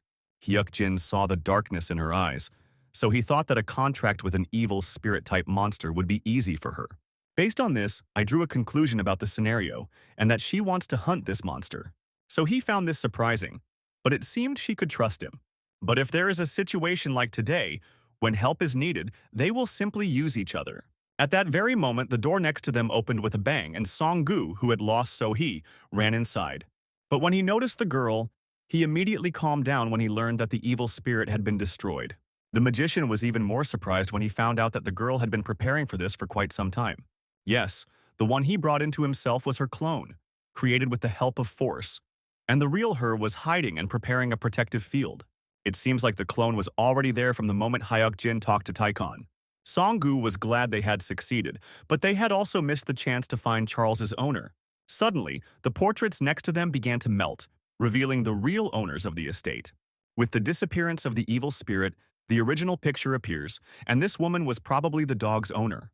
Suddenly, the portrait activated, crying tears of blood when certain conditions were met. They needed to provide an item that could prove that Charles was alive to put Lafendelle's soul at rest. Hyuk-jin expected that there would be an evil spirit in the mansion, but the real owner was already dead, so he decided to calm her soul. When the smoke from the fire reached the portrait, the spirit confirmed that the dog was alive, which made him happy. After this, the spirit of Lafendelle greeted the guests, giving them a special gift and asking for something. Sometime later, they entered the den of the Devourers, where they were met by tree monsters. So he deftly dealt with them with her threads, thereby surprising the guys. Song-gu inquired about the barrier, which turned out to be a fierce hunting barrier. This was the famous red spirit barrier that Hyuk-jin had personally observed. Once, with the help of this barrier, 600 civilians were brutally killed right in the center of the city. But now it is used to hunt the Devourers, but that is not the most important thing now. If you follow the directions on the map, they still have a long way to go. As soon as Lafendelle was sure that Charles was alive, strange changes began to occur in the mansion. The building suddenly began to fall apart, and Hyuk-jin noticed Darren trying to get his attention. He discovered the remains of Lafendelle, which contained an inexpressible longing for Charles. They had to hand over these remains to the dog to fulfill the last request. Suddenly, Lafendelle's plan began to study the map of the Devourer's habitat. The location map has been updated, and it turns out the Devourer cluster is a cave. Lafendelle's father realized the gathering of the Devourers and for his sake, and their seeds have a great effect on the tears of the red flower. All Devourers in the cluster were destroyed, and the cluster itself was completely cleared. As a reward for completing the entire quest, players received a set of Supreme Devourer seeds. There are 20 seeds in the bag, and if you include So-hee and Song-gu, the total is 60. It was a stunning harvest that Hyuk-jin didn't expect, and a disease that causes a painful death with bloody tears, tears of a red flower. Previously, no one knew how to treat this disease, and everyone believed that if you get sick, you will die within 3 years. If the ones who grow the Devourers were NPCs, they would report it, which means they are not NPCs.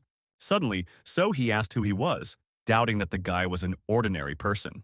Hyuk-jin didn't notice at first, but there was something else that was bothering him about the girl. He asked if she knew that her eyes turned red every time she used the ability. Red eyes and a flow of mana.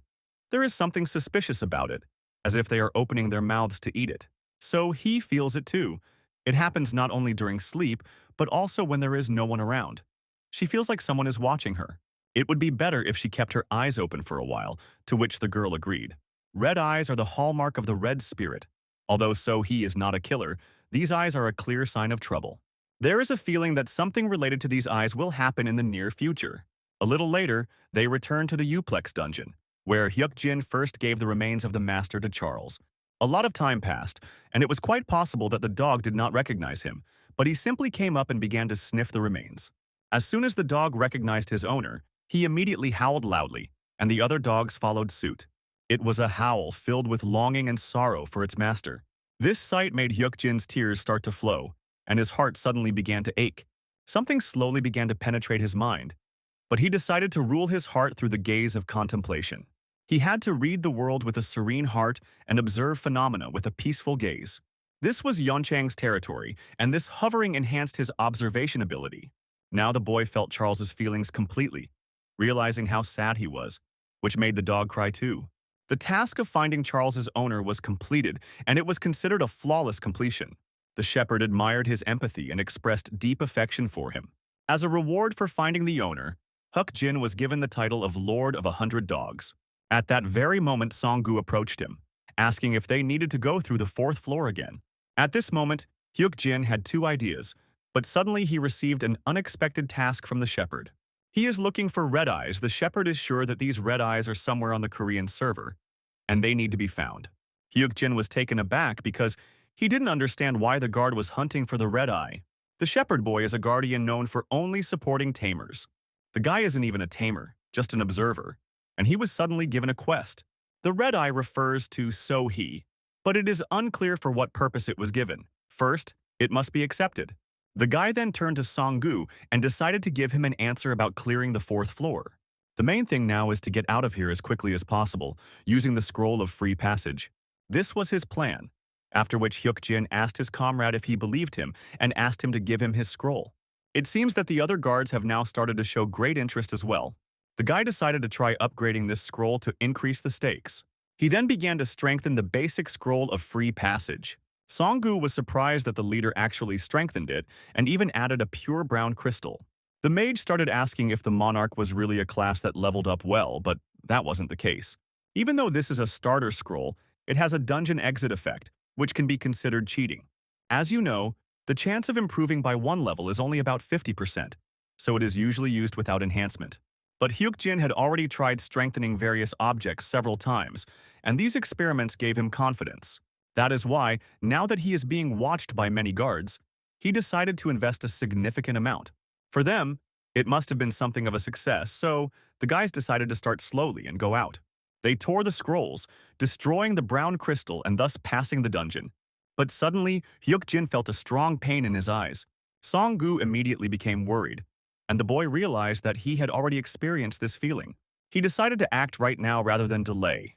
If this continued, someone from his circle would be in danger.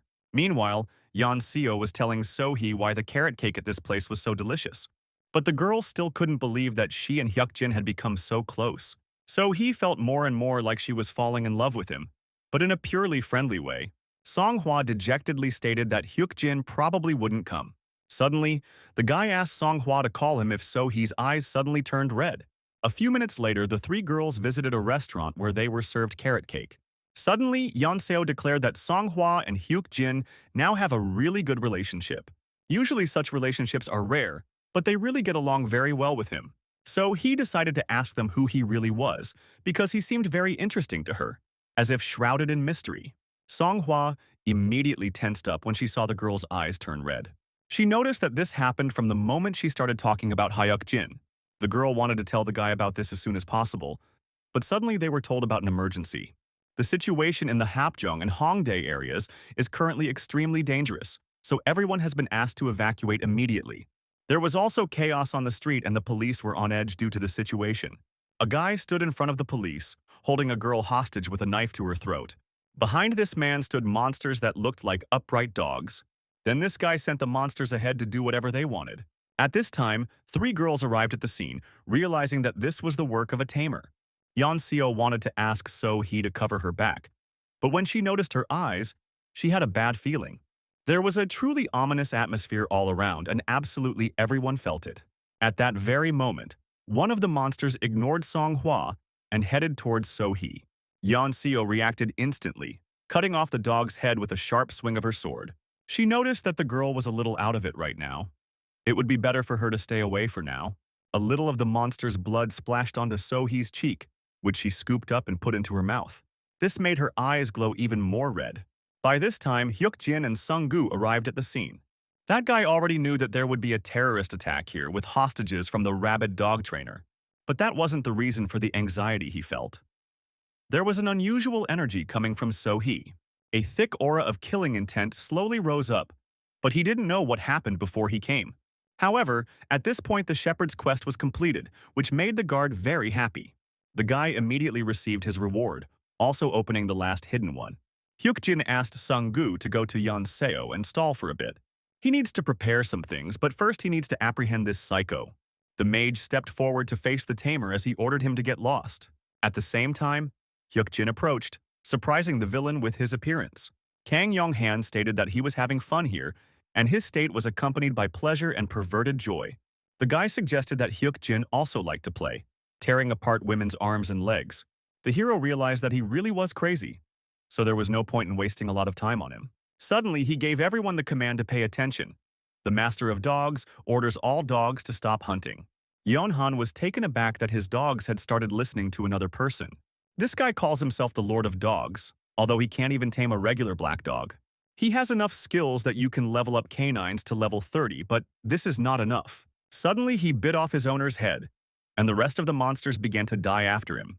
Thanks to his title of Dogmaster, Hyuk-jin was considered the best dog trainer. The problem, however, is that he did not give the order to kill. He didn't want to kill Young Han, but hand him over to the police, which means the dogs were influenced by some external force. Then the guy turned his head towards So-hee, deciding that it was she who had influenced them. There was a thirst for murder in her eyes. Even her voice became completely different.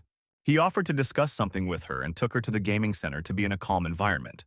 The guy thought that there was some special power in her eyes, and it was activated under certain circumstances.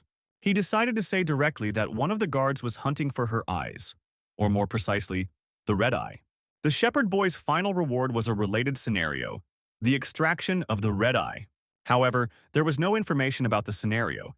He did not understand the meaning of the extraction, nor what would happen to So-hee. Hyuk-jin doesn't understand why the shepherd gave this quest and remembers the words of the demon lord, who urged him not to trust the guards. He doesn't know what side effects might occur. The barrier master's power might disappear. Well, if he's lucky, nothing will happen. But if she keeps those eyes, it might have a bad effect on her. So he asked hesitantly if it was possible to destroy those eyes with Hyuk-jin's skills. She was afraid. From the very beginning, she felt something was wrong about those eyes, but there was no one she could tell about it to, because everyone she trusted started to scare her, and she couldn't trust anyone anymore. While the girl was asking for help, the guy felt So-hee's darkness and her fears. Hyuk-jin agreed to help her, feeling the same sensation he had experienced when he sensed Charles' emotions, and the feeling he experienced with the yellow amulets returns again. Then the boy put his hand on the girl's head and began to read the spell. Suddenly, golden energy began to emerge from the ground, enveloping the room. After a few lines of incantation, the Song of Will was successfully activated. Observation, empathy, and a sincere desire to help, all this naturally takes shape in a spell of will. And thanks to him, Hyuk-jin faces So-hee's darkness, and the darkness within himself. He remembered his late mother and his sister who had leukemia. Now it was as if all of this had never happened. But once he also thought that he had no one in this world. If the previous spell of will was a weapon against false power, then the current one is a spell for salvation. Depending on the degree of completion of the will spell, the level of the extraction hand is temporarily increased. Hyuk-jin worriedly warned the girl that it might hurt a little. The girl screamed in pain, but after a couple of seconds it began to slowly subside. After the guy used the saving hand, he realized that if he had used the extraction as is, So-hee would have gone blind. This little shepherd probably knew, but he didn't say anything. But now things are different. Hyuk-jin only extracts energy from the red eye. Sometime later, the boy was woken up again by Song-hwa. Sitting up, he realized that he had lost consciousness from exhaustion. At that very moment, Ki-yeol entered the room and announced that he had been unconscious for about an hour. The child who was with him is now being calmed down in the next room. She said that she does not see anything, but after the examination it became clear that vision would gradually be restored. This information greatly pleased the guy who was worried about it. So-hee's pain, transmitted through empathy, was stronger than he could have imagined. It must have been in terrible pain, but she managed it. And now the boy was holding the red eye in his hand. A little later, while at home, Hyuk-jin decided to rest a little more. He asked the staff to look after the girl, so now she is receiving VIP-level care, but it is not finished yet. The resulting red eye cannot be read in detail. For some reason, even the reward for the extraction scenario remains hidden. In other words, this is an unusual situation. The shepherd knows everything for sure, but deliberately hides the truth. Handing over the red eye to him now is questionable, but he is a keeper with enormous resources and power. It was important to maintain a business relationship with him, so Hyuk-jin asked Sanya if she was broadcasting. Having heard an affirmative answer, the guy calmed down, because otherwise he would have been disappointed. Suddenly, the administrator announced that she was learning a lot thanks to the player. She admits that through him she learned broadcast timing and various staging techniques. It seems that there is no trace left of her former self-confidence, and now she is ready to learn. As she saw with her own eyes, the guy got a red eye, and that's why she stopped broadcasting. That's why he asked to watch carefully what he would do next. From that moment, a new picture would be drawn. He can't handle it alone, so he needs to prepare a plan to get the other guards to come into play. First of all, the Guanghuaman dungeon will open in 2 days, and it must first be cleared under the guidance of the Taeguk Shield. But most of the citizens caught in it will most likely die. Unlike the situation with Uplex, there is no way to control the situation and you can't rely on luck. Trying to forcefully change the course of events for the sake of control may create even more unpredictable variables. Suddenly, Hyuk-jin noticed that there were traces of the will reading on his hands, as well as a faint influence of the Hand of Salvation. It was a reaction to his idea that he wanted to protect people, and it helps the eyes of the observer. The abilities begin to connect, but it is unclear where this trail leads. Hyuk-jin was trying to figure out what he needed to find when he suddenly felt a faint, distorted current. He couldn't miss it, so he concentrated and extended his hand. Sania watched in shock as the entrance to the dungeon was discovered before it was officially revealed. At that very moment, the Guanghuaman dungeon open beta scenario began to launch. Hyuk-jin now stood in front of the portal, not believing that he was able to activate it on his own. It opened ahead of schedule, which had never happened before. He originally didn't plan to open for another 2 days, which could also be a result of management's influence. The situation has changed, but his physical condition is fine. Perhaps the guy will be able to paint a better picture. Senia watched closely as the dungeon scenario was in the process of activating. She wondered if Hyuk-jin would enter the dungeon alone, as the temporary capacity was 120 people. It is recommended to continue playing with other players, otherwise it may be dangerous. However, the guy told her earlier that he would show her his game directly. He will show here how crazy he can make the guards with his game. So the guy went into the dungeon alone, finding himself in a strange space. Luckily, it seems the structure hasn't changed because this is the open beta scenario he knows. The starting point, the Royal Road, is the path of the king, and only those who possess the quality of a king can pass through. But if someone decides to go through it without these qualities, the difficulty of the dungeon will increase significantly. But the guy is not a king now. A title such as king will probably only appear in the distant future. Senia could see that Hyuk-jin was currently in a serious thought process. However, everything was simple. He just needed to go a different way. Jackson said this. Players without the title of king must go using the darkness that supports the Royal Road. The guard's response was good and it continued to improve faster than he thought. A couple of minutes later, the guy reached the next checkpoint, stopping in front of 2 statues. The first was a statue of a red lion. Lava that flows for 1,000 years has the properties of 1,000 degrees Celsius. Nearby was a blue statue of a lion. It was the complete opposite and exuded 1,000-degree frost. Hyuk-jin will have to cross a path filled with the heat and cold of a millennium. There was a lot of talk about it being water that couldn't exist thermodynamically, and science couldn't explain it. In his head, the guy knows this place inside and out, so he knows about the gap between these 2 statues, where the enormous temperature connects. This was the only buffer zone not affected by heat and cold. Hyuk-jin moved forward, continuing to walk the path of harmony. If he had walked along the Royal Road, he would have gone from here to the main hall. But crossing the road in this state, the boy arrived at the Gyeonghoru Pavilion. This is not the real Gyeonghoru. It is made on a much larger scale than the original. He then turned his gaze to the lake, noticing giant man-eating fish, so it was better not to fall into the water. At this point, the analysis of the field was partially completed, and only the pavilion remained. The real scenario starts here, and at that very second the safe zone started to disappear. Gyeonghoru's scenario began to open, and people resembling zombies appeared in front of the guy. The infected banquet hall began right now, but suddenly, Isabel spoke up, surprised by what was happening. The sword immediately began to complain that Hyuk-jin had come here alone and was going to leave her a widow. If Isabel feels the same, then the guards are probably awake too. This place is a spawn point where 200 infected creatures are summoned at once. At first, it seems difficult for a level 32 observer to figure this out, but Hyuk-jin has been preparing for this day for a long time. Having put on Noah's helmet, the guy decided that all that was left was to achieve results. The helmet option was used, which had the highest possible protection rating. This is where the ability to control the number of enemy entities shines. There are several cheats to clear or capture the mansion, although at first it seems impossible. Item, potion, talent, and luck power. He is currently using the effects of all the equipment he has. But suddenly, a zombie attacked him from behind, wanting to stop him. Hyuk-jin slashed his sword at his head with a deft movement. But they were weaker against blunt attacks than against slashing ones. Isabel was shocked that right now he was trying to use her as a club. When the boy began to fight actively, the sword loudly insulted him and the actions he had committed. As expected, it is a sword, but it is an item of transcendental equation, so he can use it as a club. Now the aggro is fixed on 10. Their movements are much easier to read than he thought. So Hyuk-jin will just continue in the same spirit while listening to Isabel's discontent. Sometime later, he completed the scenario, and the partial clearing of the dungeon was acknowledged. Isabel had a sealed unique ability that increased damage and attack speed when striking with a blade. The observer's eye level has increased and a unique ability, heterogeneous fusion, has been revealed. With this, Hyuk-jin must have impressed many of the guards, and they must be pleased with his performance. But then, as I expected, the guy received a new offer to go through the content after the scenario to clear the entire dungeon. The offer came from a shepherd in Las Vegas, which the boy told Senya about. Hyuk-jin decided that it would be difficult to accept the offer at this time, but he was determined to create a new game. Senya didn't fully understand the reason for the refusal, but the guy had an explanation.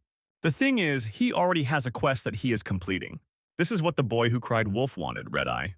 However, recently the guy realized the true usefulness of the Red Eye, and he will still need it. Hyuk-jin believes that he must prioritize given this task. The shepherd agreed with his explanation since he could not do anything about it. However, the guy collected the usefulness of the Red Eye.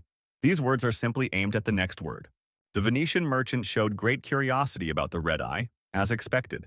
He offered the boy a deal, but the latter, according to his will, would like to offer the bargain to the screaming boy. Hyuk-jin would like to consider the Red Eye not as a simple quest item, but as a trade item. He proved his qualifications to engage in trade with them on equal terms. And in this situation, the shepherd absolutely cannot act arbitrarily. So the boy thanked the guard for waiting, and the boy who cried wolf declined the deal. Returning to his world, Hyuk-jin realized that the deal with the screaming boy had failed. This guardian set a time limit on quests of 999 years, thereby wanting to get the Red Eye by any means necessary. The scenario ended with a partially cleared rating, and the guy received a reduced reward. Hyuk-jin did not give the Red Eye to anyone, and also confirmed that he could move the guardians at will. When the guy returned home, his attention was immediately drawn to Songhua. She and Radon were wearing an apron, and the girl asked how she looked in it. Hyuk-jin guessed that she was cooking something, and judging by the smell, it was chicken. She always liked chicken, but now she can even cook it herself, but it doesn't look appetizing. If Songhua tries it and is disappointed, she will have to order it separately later. Hyuk-jin announced that he was leaving for a meeting soon, so she could have lunch and get ready. A life where you can find happiness in simply cooking chicken is not a bad thing, as long as Songhua smiles. This is a life that didn't exist in the past, and the guy wants to protect it. A little later, the entire team gathered in the conference room, deciding to discuss the Gwangwaman dungeon. Yeonseo was sure that this place had just appeared, but the guy said that he had already gone there alone. Their goal this time is not to clear the entire dungeon, but only to gain the maximum amount of experience in order to raise everyone to level 40. Tae-woong wondered if it seemed like their goal was simply to level up and nothing more. This guy could calmly assess the situation, so he guessed that this was not the only thing the leader was striving for. If this were the case, they would not have gathered here to meet, so they have another purpose for the meeting. But just as he was about to announce it, there was a sudden knock on the door and Song-shin entered. It had been a long time since they had met, but Hyuk-jin expected the man to come looking for him. After looking at his status window, the guy was surprised by such a level and unique abilities. A little later, Ki-yeol came to the chairman because he wanted to see him. Ki-young, standing in front of the window, said that he met with Hyuk-jin today. Most likely they were talking about Gwangwaman. The guy found out about this because a person who can see the future appeared in their guild. The girl pointed to 3 doors. The king goes along the royal road. Before the royal road, he will doubt the waters of baptism. She said that the gate she saw in her dream was painted black. This was the first time the chairman had heard this story. But today, Hyuk-jin offered him a deal. A way to explosively level up in a dungeon that's opening soon. It was amazing and funny. This guy had become even more mature since the last time they saw each other. Now the man found it funny that he had once tried to make him his hunting dog. Ki-yeol concluded that Hyuk-jin was clearly an unusual player, so it was time to invest rather than make a simple deal. The information he has a very high probability of bringing Song-shin to the top. Therefore, they must invest as actively as possible in areas outside of his gameplay. The chairman agreed with this, as such investments were worth it and would be a sign of their close relationship in the future. The man noticed how much Ki-yeol's vision had expanded. The way he maintains a relationship with Hyuk-jin hints that he has better qualities than Yoongi. In the past, Ki-young carefully hid the fact that he was a gambler, and now, 3 years from now, he will die at the age of 71. Based on how the guy feels, his class is Gold Monarch, and it seems there is a way to secretly increase his level. It could be related to the Guardian or the Golden Horned Goblin, but perhaps he is growing at the cost of his life. At that very moment, Hyuk-jin noticed his team, which was fully prepared, standing nearby. He suggested that they go, as now they needed to focus on the task at hand. In the past, when the dungeon opened, players were reluctant to enter. And even if you clear it out, you won't instantly earn hundreds of millions, considering how poorly the previous raids went. And even now, with much less risk, that perception hasn't changed much. No player wanted to be the first to enter the Gwanghwamun dungeon. Sung-gu delivered the decisive blow by passing Gyeonghwaeru's script. The whole team was surprised at how Hyuk-jin even came up with this strategy. When he came alone, he could not gain experience through direct combat. But thanks to the observer, this became possible. If so he were here, the hunt would have been even easier. And for us, as it is, it's more than enough. They will repeat this scenario until they reach level 40, but first, they need to take a break. Suddenly, the guy noticed Senya, who started glitching and talking about the broadcast being unstable. As it turned out, it was a server reboot caused by the huge number of connected guards. In this state, the stream could not continue, so the launch was stopped for some time. The administrator apologized, explaining that his strategy had caused a great stir among the guards. It's natural. Clearing a dungeon in a unique way during a difficult phase really stands out. Hyuk-jin remembered there was another reboot once, but it was even worse. They expanded the server after that time, but it would be nice to do it again. Judging by her face, the guy understood the picture. It was not impossible, but it would require a large investment. They need investment to make a profit, but they are still far from that. But if there is a loss, the guy is ready to cover it, and even sign a contract. He is so ready to prove his worth. And it's not just him. Senya is also a content creator. He doesn't do it alone, and she doesn't stream alone either. They create content together, so she has to be confident in it, because if she doesn't believe it, no one else will. And if the administrator cannot gain this confidence, then she must trust him and follow his example. Senya wasn't exactly cut out for the job of a mid-level administrator, but maybe there was something else he didn't know. However, the girl said that the idea of creating content together touched her soul. Senya never thought a player of her level would tell her to just follow her. But his words have their own power. So she will continue to create content with Hyuk-jin, which made the guy happy. Everything went very well, and under these conditions the guy can also make bold investments. Suddenly, Isabel turned to him asking if he was trying to die. She wondered what he was going to do with this angel. And it was obvious that jealousy was playing in her again. She didn't believe that this little angel was still alive and hated her, considering her useless. At that very second, a notification appeared that the baby angel had started watching him. Senya didn't understand what was wrong while Hyuk-jin was shocked that their conversation was being broadcast. Streaming shouldn't be a problem, but the appearance of this angel worried him a little. The baby angel is a guardian who is known for creating love triangles and ruining relationships. Hyuk-jin was afraid that he might do something stupid, but then he suggested that Senya talk about their future plans. The next day, Senya confirmed that Hyuk-jin was right. Since the server was updated, the spent funds have been replenished through investments by the Guardians. It was natural, since they produced the only content on the Korean server. This gave the administrator a broader perspective and understanding. She felt like she had found a new path, so she wanted to express her gratitude to the guy. The girl handed him a gratitude badge, given by the administrator to a player who has made an outstanding contribution. This token has a limited number of uses and is also expensive in itself. It was a great luck that he got it early on, plus Hyuk-jin thought there was more to it. Senya announced that the token could be activated anywhere, and the reward would be distributed randomly. The guy thanked her, promising to use it when needed. He had planned to go to Gyeonghwaeru Field today, but his schedule changed. Hyuk-jin just remembered what he needed to do, so he went into town, wanting to buy a woman's handbag. He made quite a lot of purchases, which surprised the consultants following him.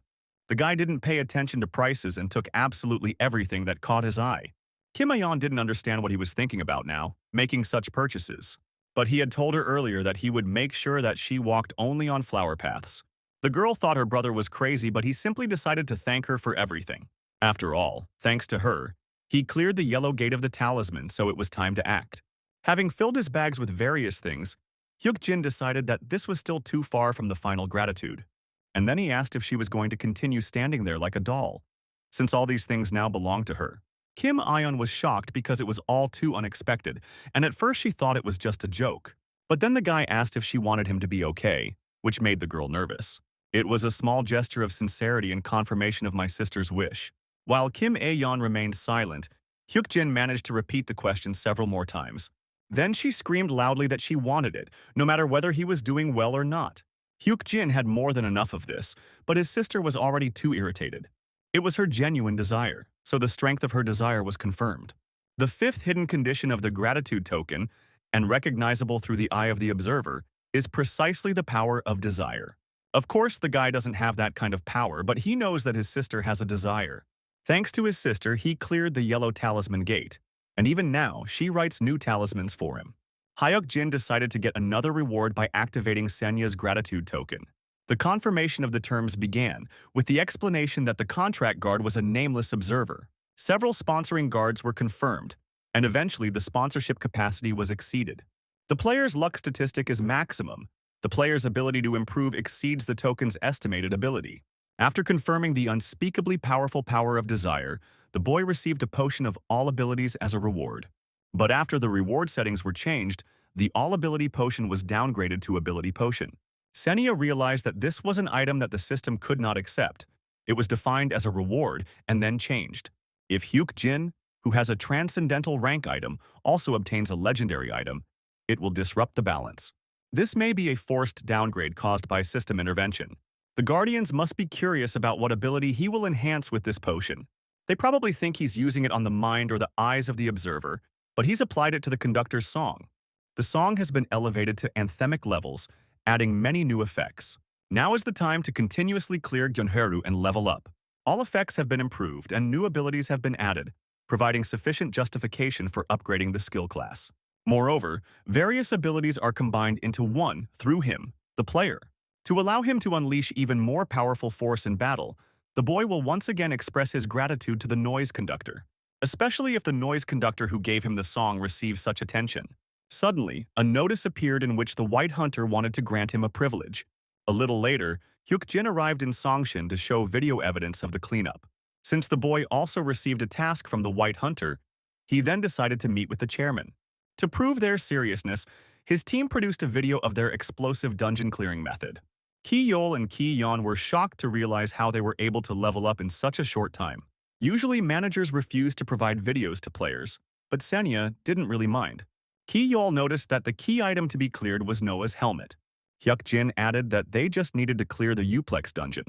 They can trade with an NPC named Noah on the 4th floor, but he needs to know how to do it properly.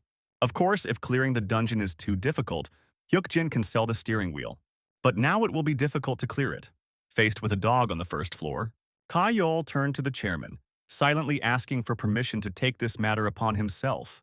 He believes that they can acquire it, since the guild will also actively use it in the future. He then inquired about combining the dungeon clearing method with the item. Since it's gameplay related, it seems better to negotiate with the guild leader first. If the negotiations fail, Hyuk-jin will be able to talk to the chairman, but only if he doesn't like the terms. Ka-yeol must be very careful in making such a decision. A little later, the guy met his team again near the gate, which was guarded by special forces. Ki-yeol asked him to come to this place and he agreed. For the rest of Hyuk-jin's time, he will simply continue clearing Gyeonghwaru to level up. Suddenly, Tae-woon pointed out 2 people to the leader, but the guy had long felt that someone was watching him. Looks like there's one more thing to take care of before heading into the dungeon.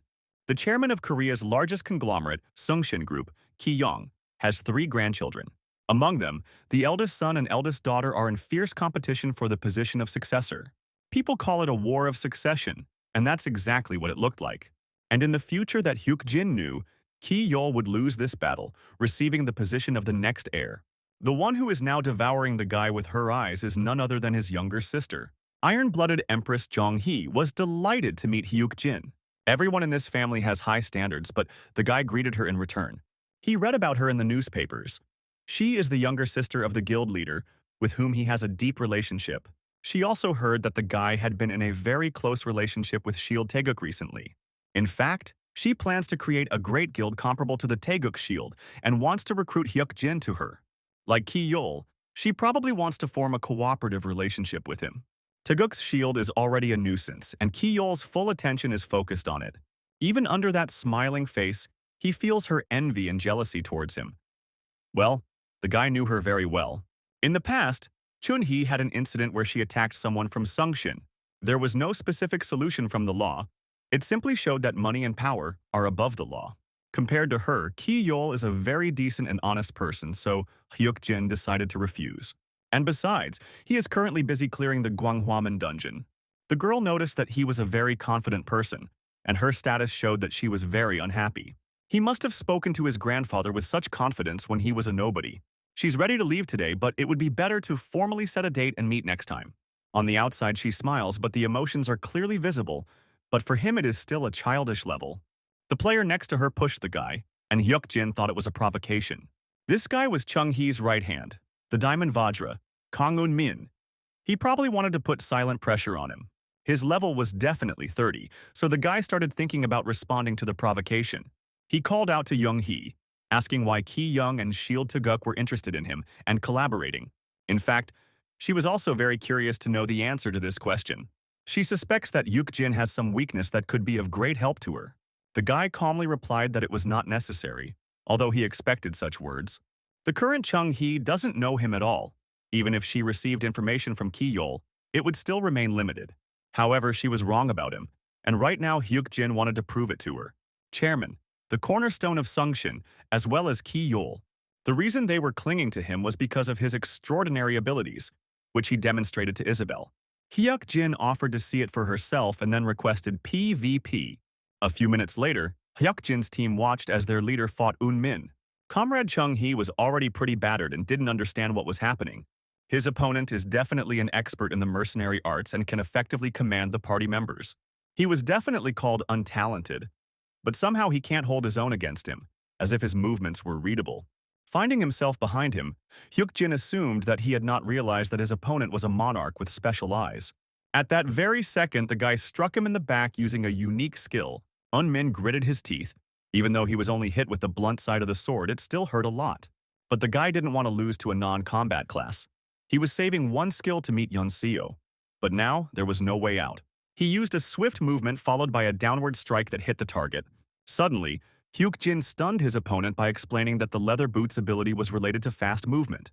Remaining unharmed, the boy added that he took the blow purely out of curiosity. Even after Un-min dealt such a blow, there was not a scratch left on the enemy. The sky behind the sky is like seeing another sky hidden behind another. Lowering his axe, Un-min bowed his head, admitting his defeat. However, he only wanted to ask one question, as he knew that the monarch was not a fighting type class. The guy was curious how he was able to injure him without using his combat abilities. At first, the guy threw himself at him to impress Chung-hee, but now Hyuk-jin sees only pure admiration. Then, he decided it was time to show him that he was right in calling it amazing. He decided to show him just once the true power that the monarch class possesses. After activating the conductor's anthem, Hyuk-jin felt his special abilities become even more powerful. By drawing out even the power of Noah's helmet, he can focus the range of dominance on one person. Hyuk-jin decided to stop there when he noticed Un-min kneeling in front of him. This should be enough proof of who he is.